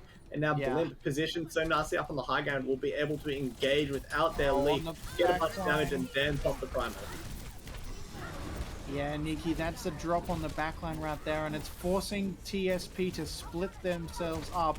Agony, they do stay alive pretty well. They are back in on this, but Ilku finds Coffee in that time, and the bomb is coming through. It's going to find someone. No, it doesn't. That was a great job hiding by Multimer, who was in that Valkyrie ultimate.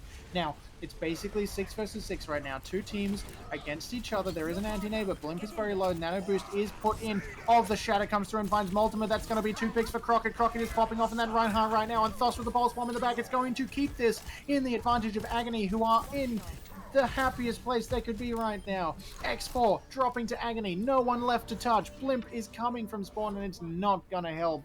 Agony take round 1. Whew. They do get the full cap in by the skin of their teeth. Such an intuitive swap over to the Reinhardt. That is something I'm a really big fan of both of these teams. They are not afraid to swap up compositions if they realize that it isn't working. They're going to play the best possible thing, and they're confident that they can make it work. And that is a real trademark of a very, very solid team. So as we go onto the defense here now, Agony is at their push. They're going to have to pull something off on the defense. We saw some incredible heroics from them up on the blue box with Mega Smileys, Zach, and Penguin. So maybe we'll see something similar here.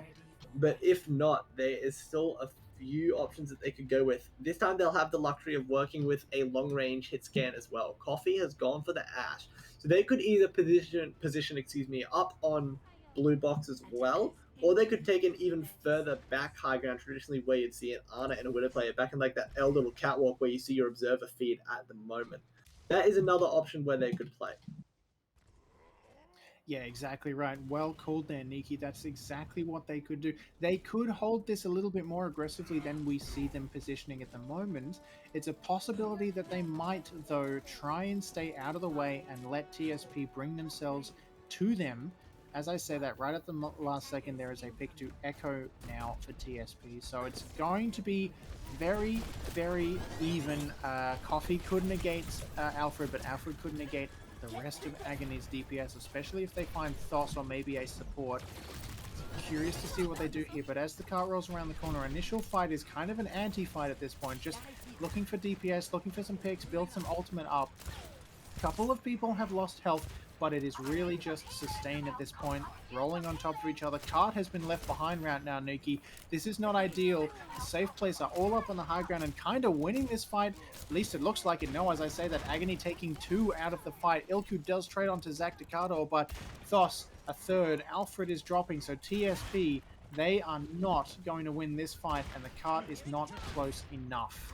Yeah, despite their death, Zach really showed the strength of Brigida there. The Brig was antied, and Blimp, rightfully so, went for that engage, but just got shut down, CC'd to death, and then everyone else was able to clean up the rest of the damage. So such intelligent play from Zach there, capitalizing on that anti-dive here.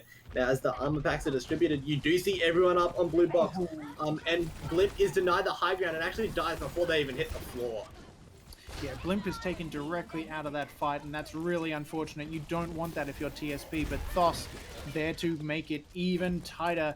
A win for Agony and a loss for TSP, because that is evening up the scales. Now, Agony pouring in the damage, using the Brigitte ultimate right there to keep things going, and the safe place going to have to regroup here, Nikki, trying to make sure that they don't lose anyone else as they get ready for this next push. Keep in mind, though, King Penguin asleep down on the low ground, so at least there's that. Yeah, and note, everyone is going straight back to blue box. Unfortunately, the Honor and the Brig don't quite have the time to get all the way up there, so they are sitting further back. And everyone is actually opting for that L catwalk position I kind of referenced in the before the round started. But the tanks are still doing their best to hold blue box, and they will still have the long-range heals of the Honor. That is a very aggressive bomb to displace them off that high ground. Yeah, that bomb didn't actually do much at all. ZakDaCarDoor with that shield up was able to deny it.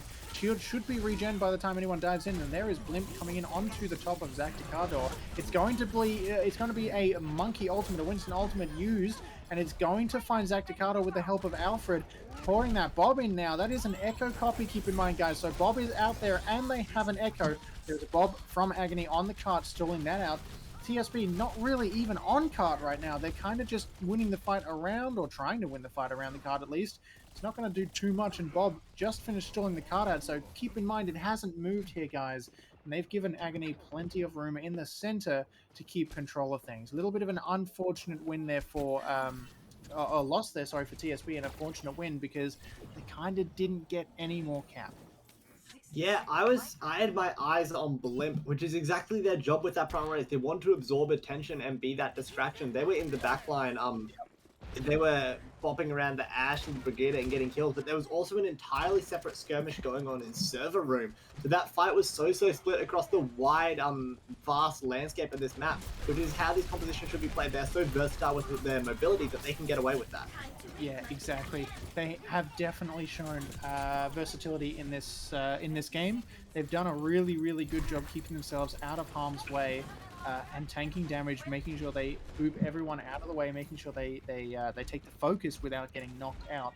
Unfortunately, all the focus in the world isn't going to push that cart, and it is sliding further and further back down the hill as TSP fight up the top here. They do not drop down onto cart. There is less than 10 seconds on the clock.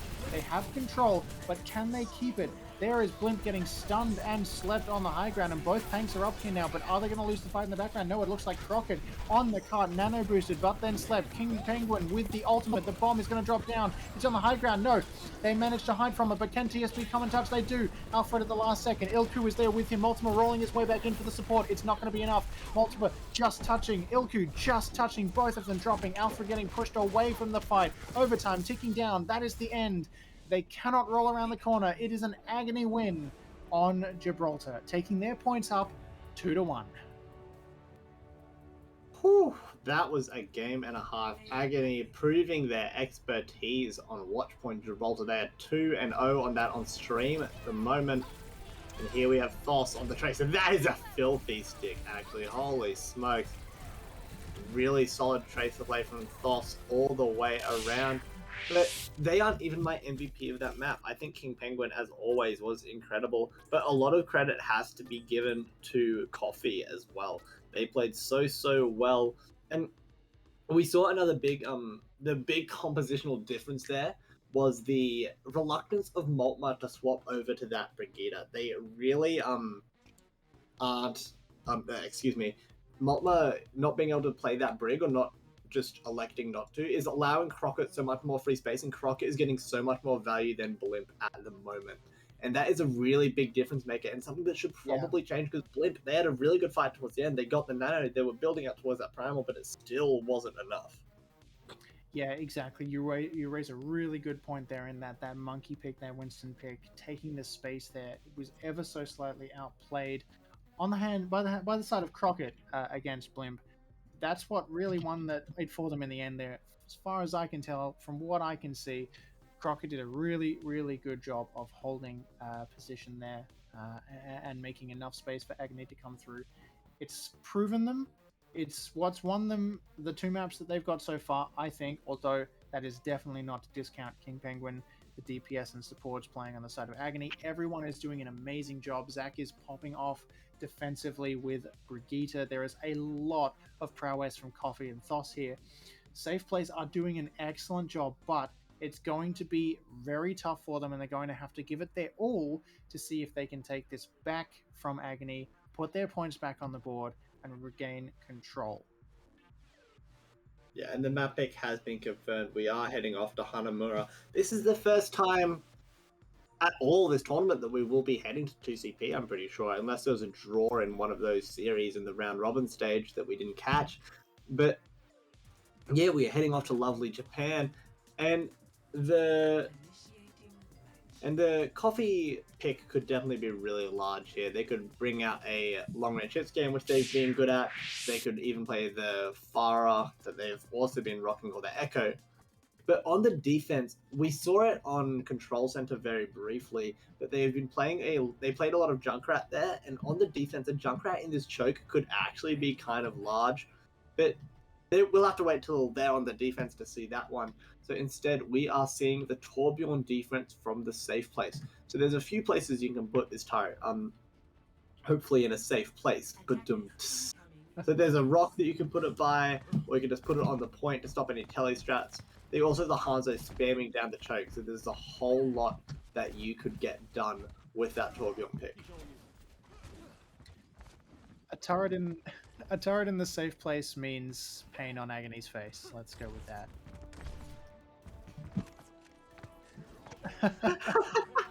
The shenanigans are There's unreal. the turret position right there on the high ground, so it looks like it is going to be trying to defend the backline, and that's not a bad idea when you can see Thos rolling out here on that Tracer.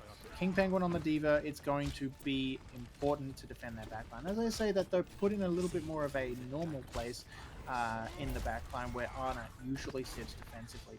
Thos is out there almost where that turret was a second ago, and oh, Multimer with the initial pick onto Coffee, denying that Widowmaker there. That's really, really huge for TSP, Nikki. Yeah, it's kind of large. Luckily, they are on the offense, so they can come back pretty speedily either way, opting out of the Widow after that complete and utter shutdown instead for the Hanzo. That makes a lot of sense. It's just a bit more spam damage in general. The shield of Blimp is going to take much more of a beating than it would have on that Widowmaker pick. It also might have a better chance of taking down that Torbjorn turret long range and just arcing those projectiles a little bit. So the pathing of the offense here is really neat. They're going all the way around the left side, except for that Hanzo, who actually has been caught on their own. The Hanzo will die there. That is the one flaw in that composition, trying to set up a crossfire, but is getting caught out a little bit too early. Yeah, that's exactly right. They've done a good job to keep everyone alive, getting all the way around to the back of point here, Agony, and this is good for them in that they can now position themselves in a way that gets them to point nice and quick and gets them a one fight. Unfortunately, TSP are not exactly just going to lie down and let them take it, and here they go, rolling over. Agony, as a matter of fact, they realized that they had to reset this, and as Blimp came in, they had to reset. Blimp kind of looked like you just knocked 4 people off the map, my dude. Bit of a menace, we take that Blimp, we take that. So yeah, very rightly so, Crockett has swapped over to the Reinhardt, and this is so unfortunate for Agony. They can't even get a foothold in the choke. They just keep on getting picked. Coffee, that's like the 3rd time they've died. And Mega Smilesy's as well. This is so unfortunate. The pick composition of this defense is being played to absolute perfection, and is Alfred up on that Hanzo, who is being completely uncontested. They need to be challenged. It will probably have to be King Penguin who gets up there and gets the defense metrics in their face, maybe even boot them off. they'll have to do something different because what they're doing right now isn't working. Yeah, that's exactly right. They're gonna have to change it up a little bit, see what they can do. They are rolling straight through choke. They do have that Reinhardt defense. Looks like it might work. They did leave their backside a little revealed, but that's okay. They get in. They completely dodge that dragons from Alfred, and now they're rolling across the top. So they've pushed both sides of the point here. They've gone on the hard left and the hard right if you're looking at point from attackers spawn. Just trying to get grouped up, keep their health up, and then roll in at the same time. And here they go. Agony onto point. All 5 of them. Thos in the back. There's a grab used, keeping everyone together. Shatter used as well, but it gets stunned. It's not going to find anyone, and it's going to be a TSP win here by the looks of it, because Agony are getting torn to shreds, rolling directly into that Graviton and having their Shatter negated. Unfortunately, that's just a hard L if you're Agony. Yeah, there was a really nice immortality field, from Mega Smileys in there, but they just couldn't actually get any value out of it. It wasn't enough to save the rest of their team, even though it lasted so long.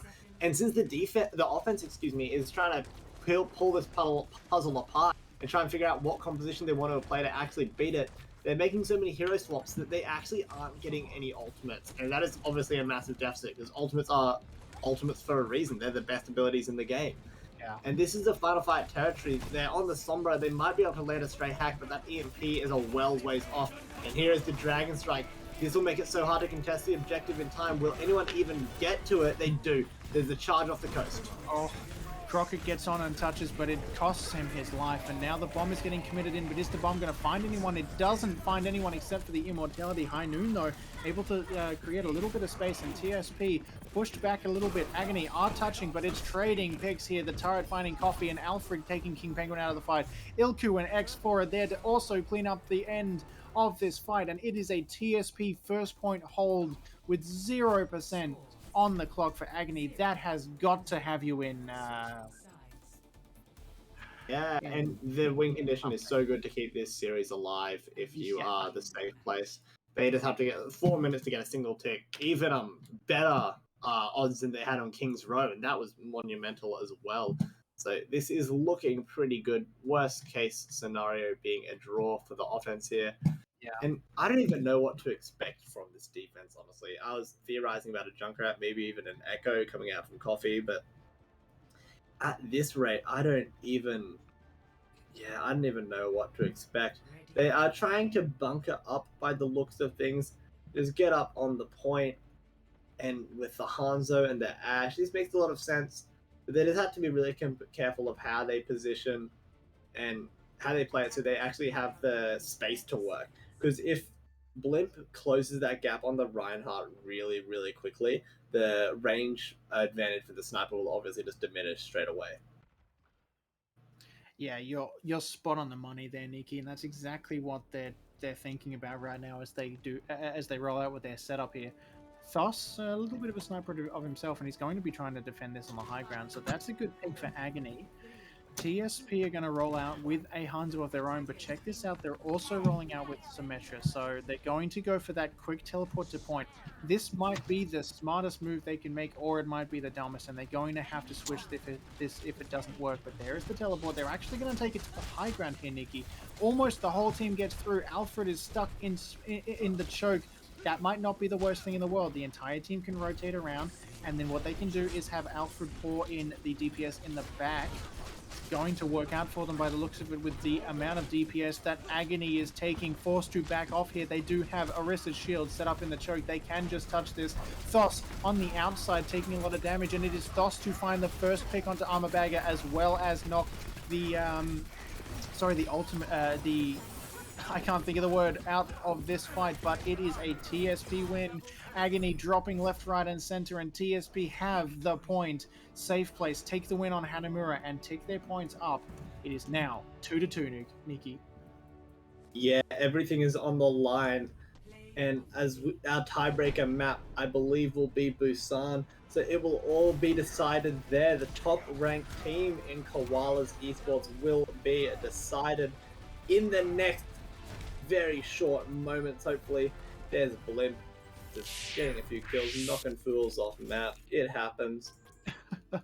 Yeah, we are going to Busan for our final stage, but before we do that, we are just going to build the suspense, take a small break. We'll be right back very, very quickly. Don't get your butt out of your seat.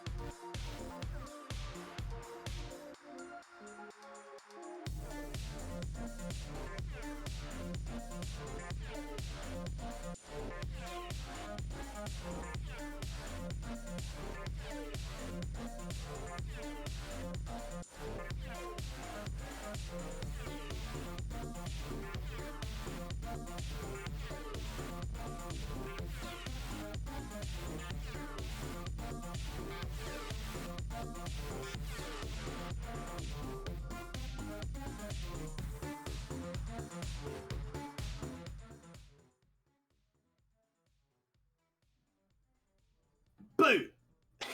Better scared you, didn't ya? We have returned. We were building to the suspense. I hope you are on the edge of your gamer chairs because we have a riveting grand final going on at the moment. It is Safe Place versus Agony. It is 2 maps apiece after Safe Place had a very convincing Hanamura performance. This is the first series in the tournament that the Safe Place have dropped a map at all. Yeah. So they are definitely getting a run for their money at the moment. Agony is playing really, really well, and it will all be decided right here on Busan. And look at those points right there, Nikki, on the screen. Red, blue, red, blue. They have traded blow for blow. This is like a fight that goes down to who gets knocked out and taken away in a stretcher first. hopefully no stretches, because just like a minor wrist injury, maybe.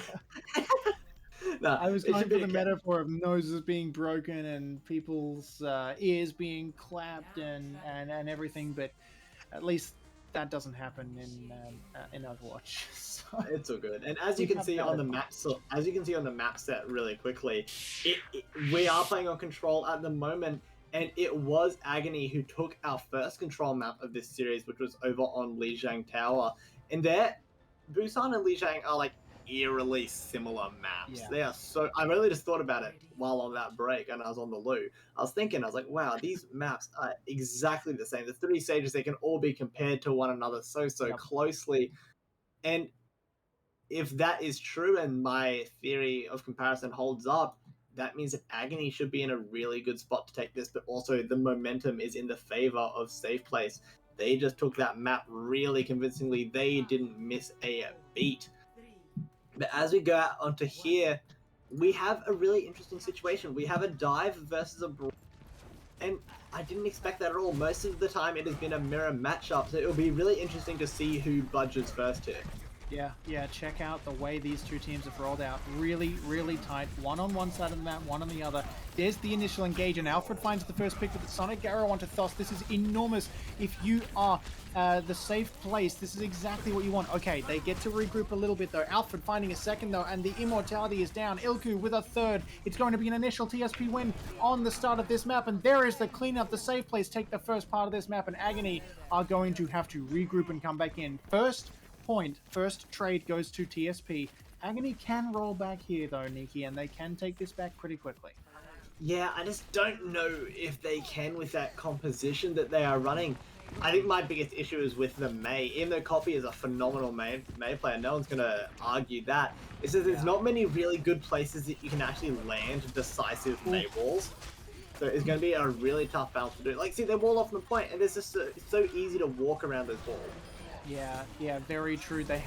We have just watched Ilku walk past that wall and find those picks, and it's been so tough to combat Ilku's just raw DPS being poured out. He's already got ultimate online. High Noon is ready to go, but look at this. Agony are back in. It's only Thos who is not in this fight right now, and there's the initial damage boosting window being put up. It does help to find Crockett and Coffee finding that DPS. Alfred and Ilku, sorry, point a DPS through, and Alfred finding two with a Coalescence win from I'm a Bagger.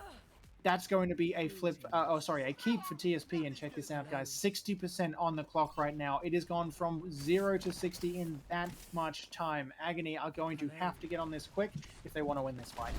Yeah, their momentum from Hanamura hasn't stopped at all, apparently. Alfred playing out of their mind, clicking heads all over the shop. I'm a Bagger getting the duty of cleaning up shop as well. Blimp has been diving so aggressively though, and I'm surprised they haven't been capitalized on. It's something that they really have to work on. As Zach gets caught, that was a solo bomb and a half.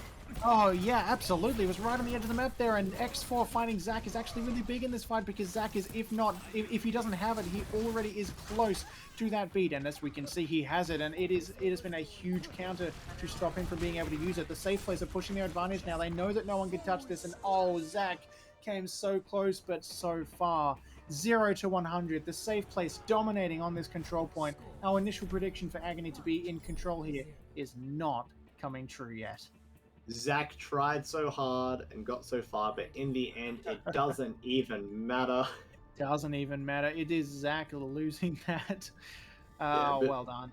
I have to make the Linkin Park reference in there somewhere. You had to. But as we get indoors here, this is where the turns might tabled. So we have it looks like Blimp favoring the Winston again. They're going for the double bubble composition, which they actually ran in their first series of this tournament on Li Zhang, but no, they changed their mind. They are going for the Reinhardt. Makes a lot of sense. Very similar compositions, the big difference being King Penguin's preference of the D.Va. They've been pretty stubborn about this series, so it just might mean that Crockett will take a little bit more damage because that Zyro bubble won't stop the melee swings of the Reinhardt like X4's bubble will for Blink. Yeah, here is that first meeting, and you can already see Alfred's domination with the Hanzo. There is 2 picks. It is on to Zach, Coffee, and Ilku is there to clean up, as we know. Ilku and X4 are just the wingmen on the left and right of Alfred every single fight, helping clean things up. TSP is back in control in a big way right now. Agony dropped the first part of this map, and it's going to, if they're not careful, if they can't get back in control, it's going to be a TSP win right here, right now. Yeah, but the rotation is really good. Coffee has got the high gas, so they might be able to land their shots, and finally Blimp has fallen. I'm a Bagger closely follows as well. Coffee and Thos, they have this high gas, and they'll just be able to rain the damage in. There are a few people on point, but it doesn't look like they'll be able to survive for too long as Maltmutters gets ran into by a South Korean girl in a mech. It's a little bit unfortunate if you're Brazilian there. But the fight goes the way of Agony, and they get their first fight win on Busan, which is so crucial. But was that a misclick? Oh no, Thought might have been. That is definitely a fat finger. That's so unfortunate. That is a tool that you'd really like to have as you go across from where they're standing at the moment to the catwalk on the side of the point. But the Hanzo Dragon is still there. Oh, there is that immortality being used by Ilko, so keeping the team up, but there was a lot of DPS from that Dragons. It was well placed, but Agony unable to find anyone, and Ilku doing what Ilku does best, finding those picks, and the DPS Blimp is charging in there and gets that kill. Ilku with the flashbang now, and Thos finding the pick back on Alfred, but Ilku is just carrying this one through. It is 23% for Agony, but TSP is back in control, and now double that score. It is a TSP control to win at this point. Agony have to do something to get back in control, and I have no doubt that they can. But look at Alfred right now. Look at how much of a target Alfred has made himself. He is staying way back with his team, making sure that he can find the picks he needs. 65% Nikki. Agony rolling through. What can they do? They get the grab off. King Penguin doesn't quite manage to eat it, but the Immortality Field is so good to stop all the damage from that dragon. The sustain to that Graviton Surge was awesome, but it is just not enough. There's too many ultimates from this safe place. The Slam follows it up once the sound barrier has expired. Final fight, territory for Agony. They need to do something, and the stagger is brutal as well. The bright side is they do have a few ultimates. They do have the Earth Shatter. They do have the bomb. King Penguin has landed a few fat bombs in this series. They'll have to land another one right now. But the first question is, will they even be able to get a touch? Is Crockett making a beeline towards the point, but they're taking damage from so many angles. Oh yeah, absolutely. Right at the last second, the bomb is getting thrown in here, and it just gets stuck on the high ground. They do find two, Coffee and Alfred finding the key targets of Baptiste and Alfred on Hanzo. This is ideal for the already staggered Agony, but it's going to be super tough because they've only evened the fight. It's TSP dropping right now. Agony using everything they can, but they are back in control, and Blimp is now just rolling around trying to buy as much time as he can. It's going to work out.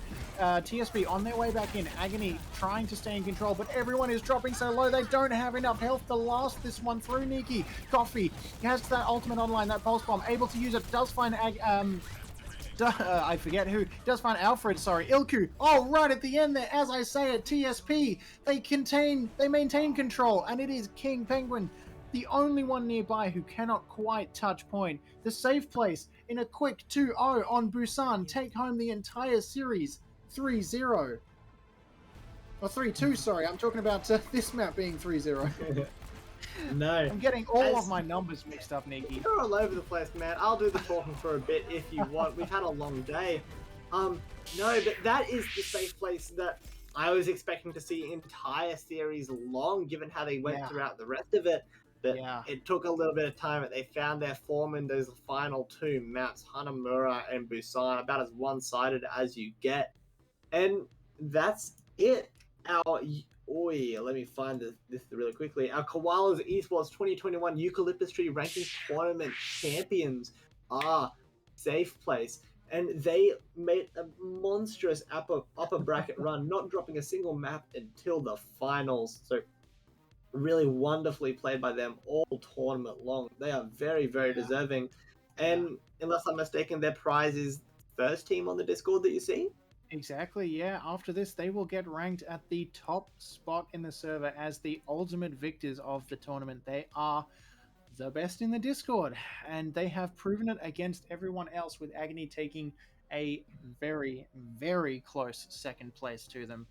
What an amazing game. Even though I called it a 2-0, a 3-0, a 3-2, and every other thing under the sun, that was so tight. Seeing the safe place take it 3-2 against Agony was really, really amazing. And like we said just before this game, they traded back and forth, left and right. It really was down to the wire, Nikki. Yeah, it was. Agony played so well. And before we close up tonight, I'm just going to chuck out my MVP candidate. Even though they weren't on the winning side, I was harping on about them all night. King Penguin on the off tank for Agony was so good. It's very rare that you actually notice the impact of the off tank, but you could definitely see it in Penguin's case. An absolute menace, particularly on the Diva. A few standout plays on the Sigma as well. So hats off to them as well. Sdogga, do you have a MVP candidate? I have a couple, as a matter of fact, Nikki. I don't know who to pick. I'll run them by you, see what you think of these. I have definitely got to give one of my recommendations to Crockett on the way they played all the way through this. I feel like they MTD'd ever just a tiny little bit over Blimp. Also, Ghostly in the game before this one, Ghostly just looked dominant for Agony. That said, I also have been a really really big fan of how well Alfred have done. They have done an amazing job. Alfred really showing their all again in the end there. So I don't know who else to pick. I kind of want to lean my favorite to just about everyone in the lobby tonight, but out of those, what do you reckon? No, I'm sharing your feelings. I think that given that they won, it's really tough to go past Alfred as well, particularly on Busan, an absolute freak on the Hanzo. A few standout plays throughout the series as well that definitely puts them on the map. So congrats to Alfred. You'll get like a scratch and sniff sticker or something. I don't know, dude. But we'll track I down will something mail for you. you. Yeah, I'll we'll mail buy you a scratchy and a scratch and sniff. Sounds good. That is the way to go. But I think my real MVP has got to be everyone who was involved in making this tournament possible. Gives us an opportunity to cast, to do our fun things, and it gives us a chance to talk about our video games, which is very epic. Our producers, event organizers, Zach, who is playing tonight, is the mastermind behind this whole thing. So big props out to them.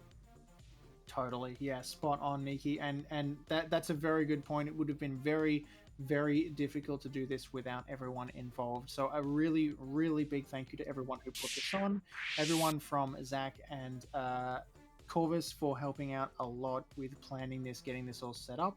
We had a lot of help from Acno and Tempo in the back, getting things going, getting our spreadsheets, our data sets, everything like that lined up and ready to go. We had a bunch of coordinators helping out on this event. Corvus, myself, Tempo, Zach, Bees. They did an amazing job helping us keep this going. They have been in Discord all night long, keeping an eye on the stream, keeping an eye in chat, helping out the teams when need be, going through every question that might come up. Big thank you as well to the guy in our stream right here next to us, listening to us all night long. Tempo has done a brilliant job with the visuals. Everything you see and hear has come to you from his PC and through his hot little hands. Big thank you as well to Harry, Slayer, Nikki, and you heard Papa earlier today as well. Huge casting, guys. You did amazing. Thanks as well to everyone who helped out, the technical assistants, Tempo and Shadow. I chucked in a few little wise words here and there, and to BGG for their graphics, which you have seen all night long. Everyone, you guys made this happen. It has been a lot of fun. Nikki, thank you so much for casting with me, my man. Oh, it has been a privilege and an honor, good sir. Absolute blast. I got to hop on the mic with Harry and yourself. Yeah. I'm like a kid in a candy store, dude. It is awesome. Well, I deeply appreciate that, and it has been an honor of my own to cast alongside you two, man. Thank you very much. Other than that, I think we have covered all of our thank yous that we have to do. I don't think we have to plug the Koalas Esports OnlyFans, do we? Not yet. Not until we have some content on that. It's a work in progress. It's a work in progress, yeah. Hi. So, on that note, I have been Nikki. With me tonight has been Sdogga Man and various other lovely voices. This has been the Koalas Esports Eucalyptus Tree Ranking Tournament. We'll see you at our next event. Thanks so much, guys. Catch you next time.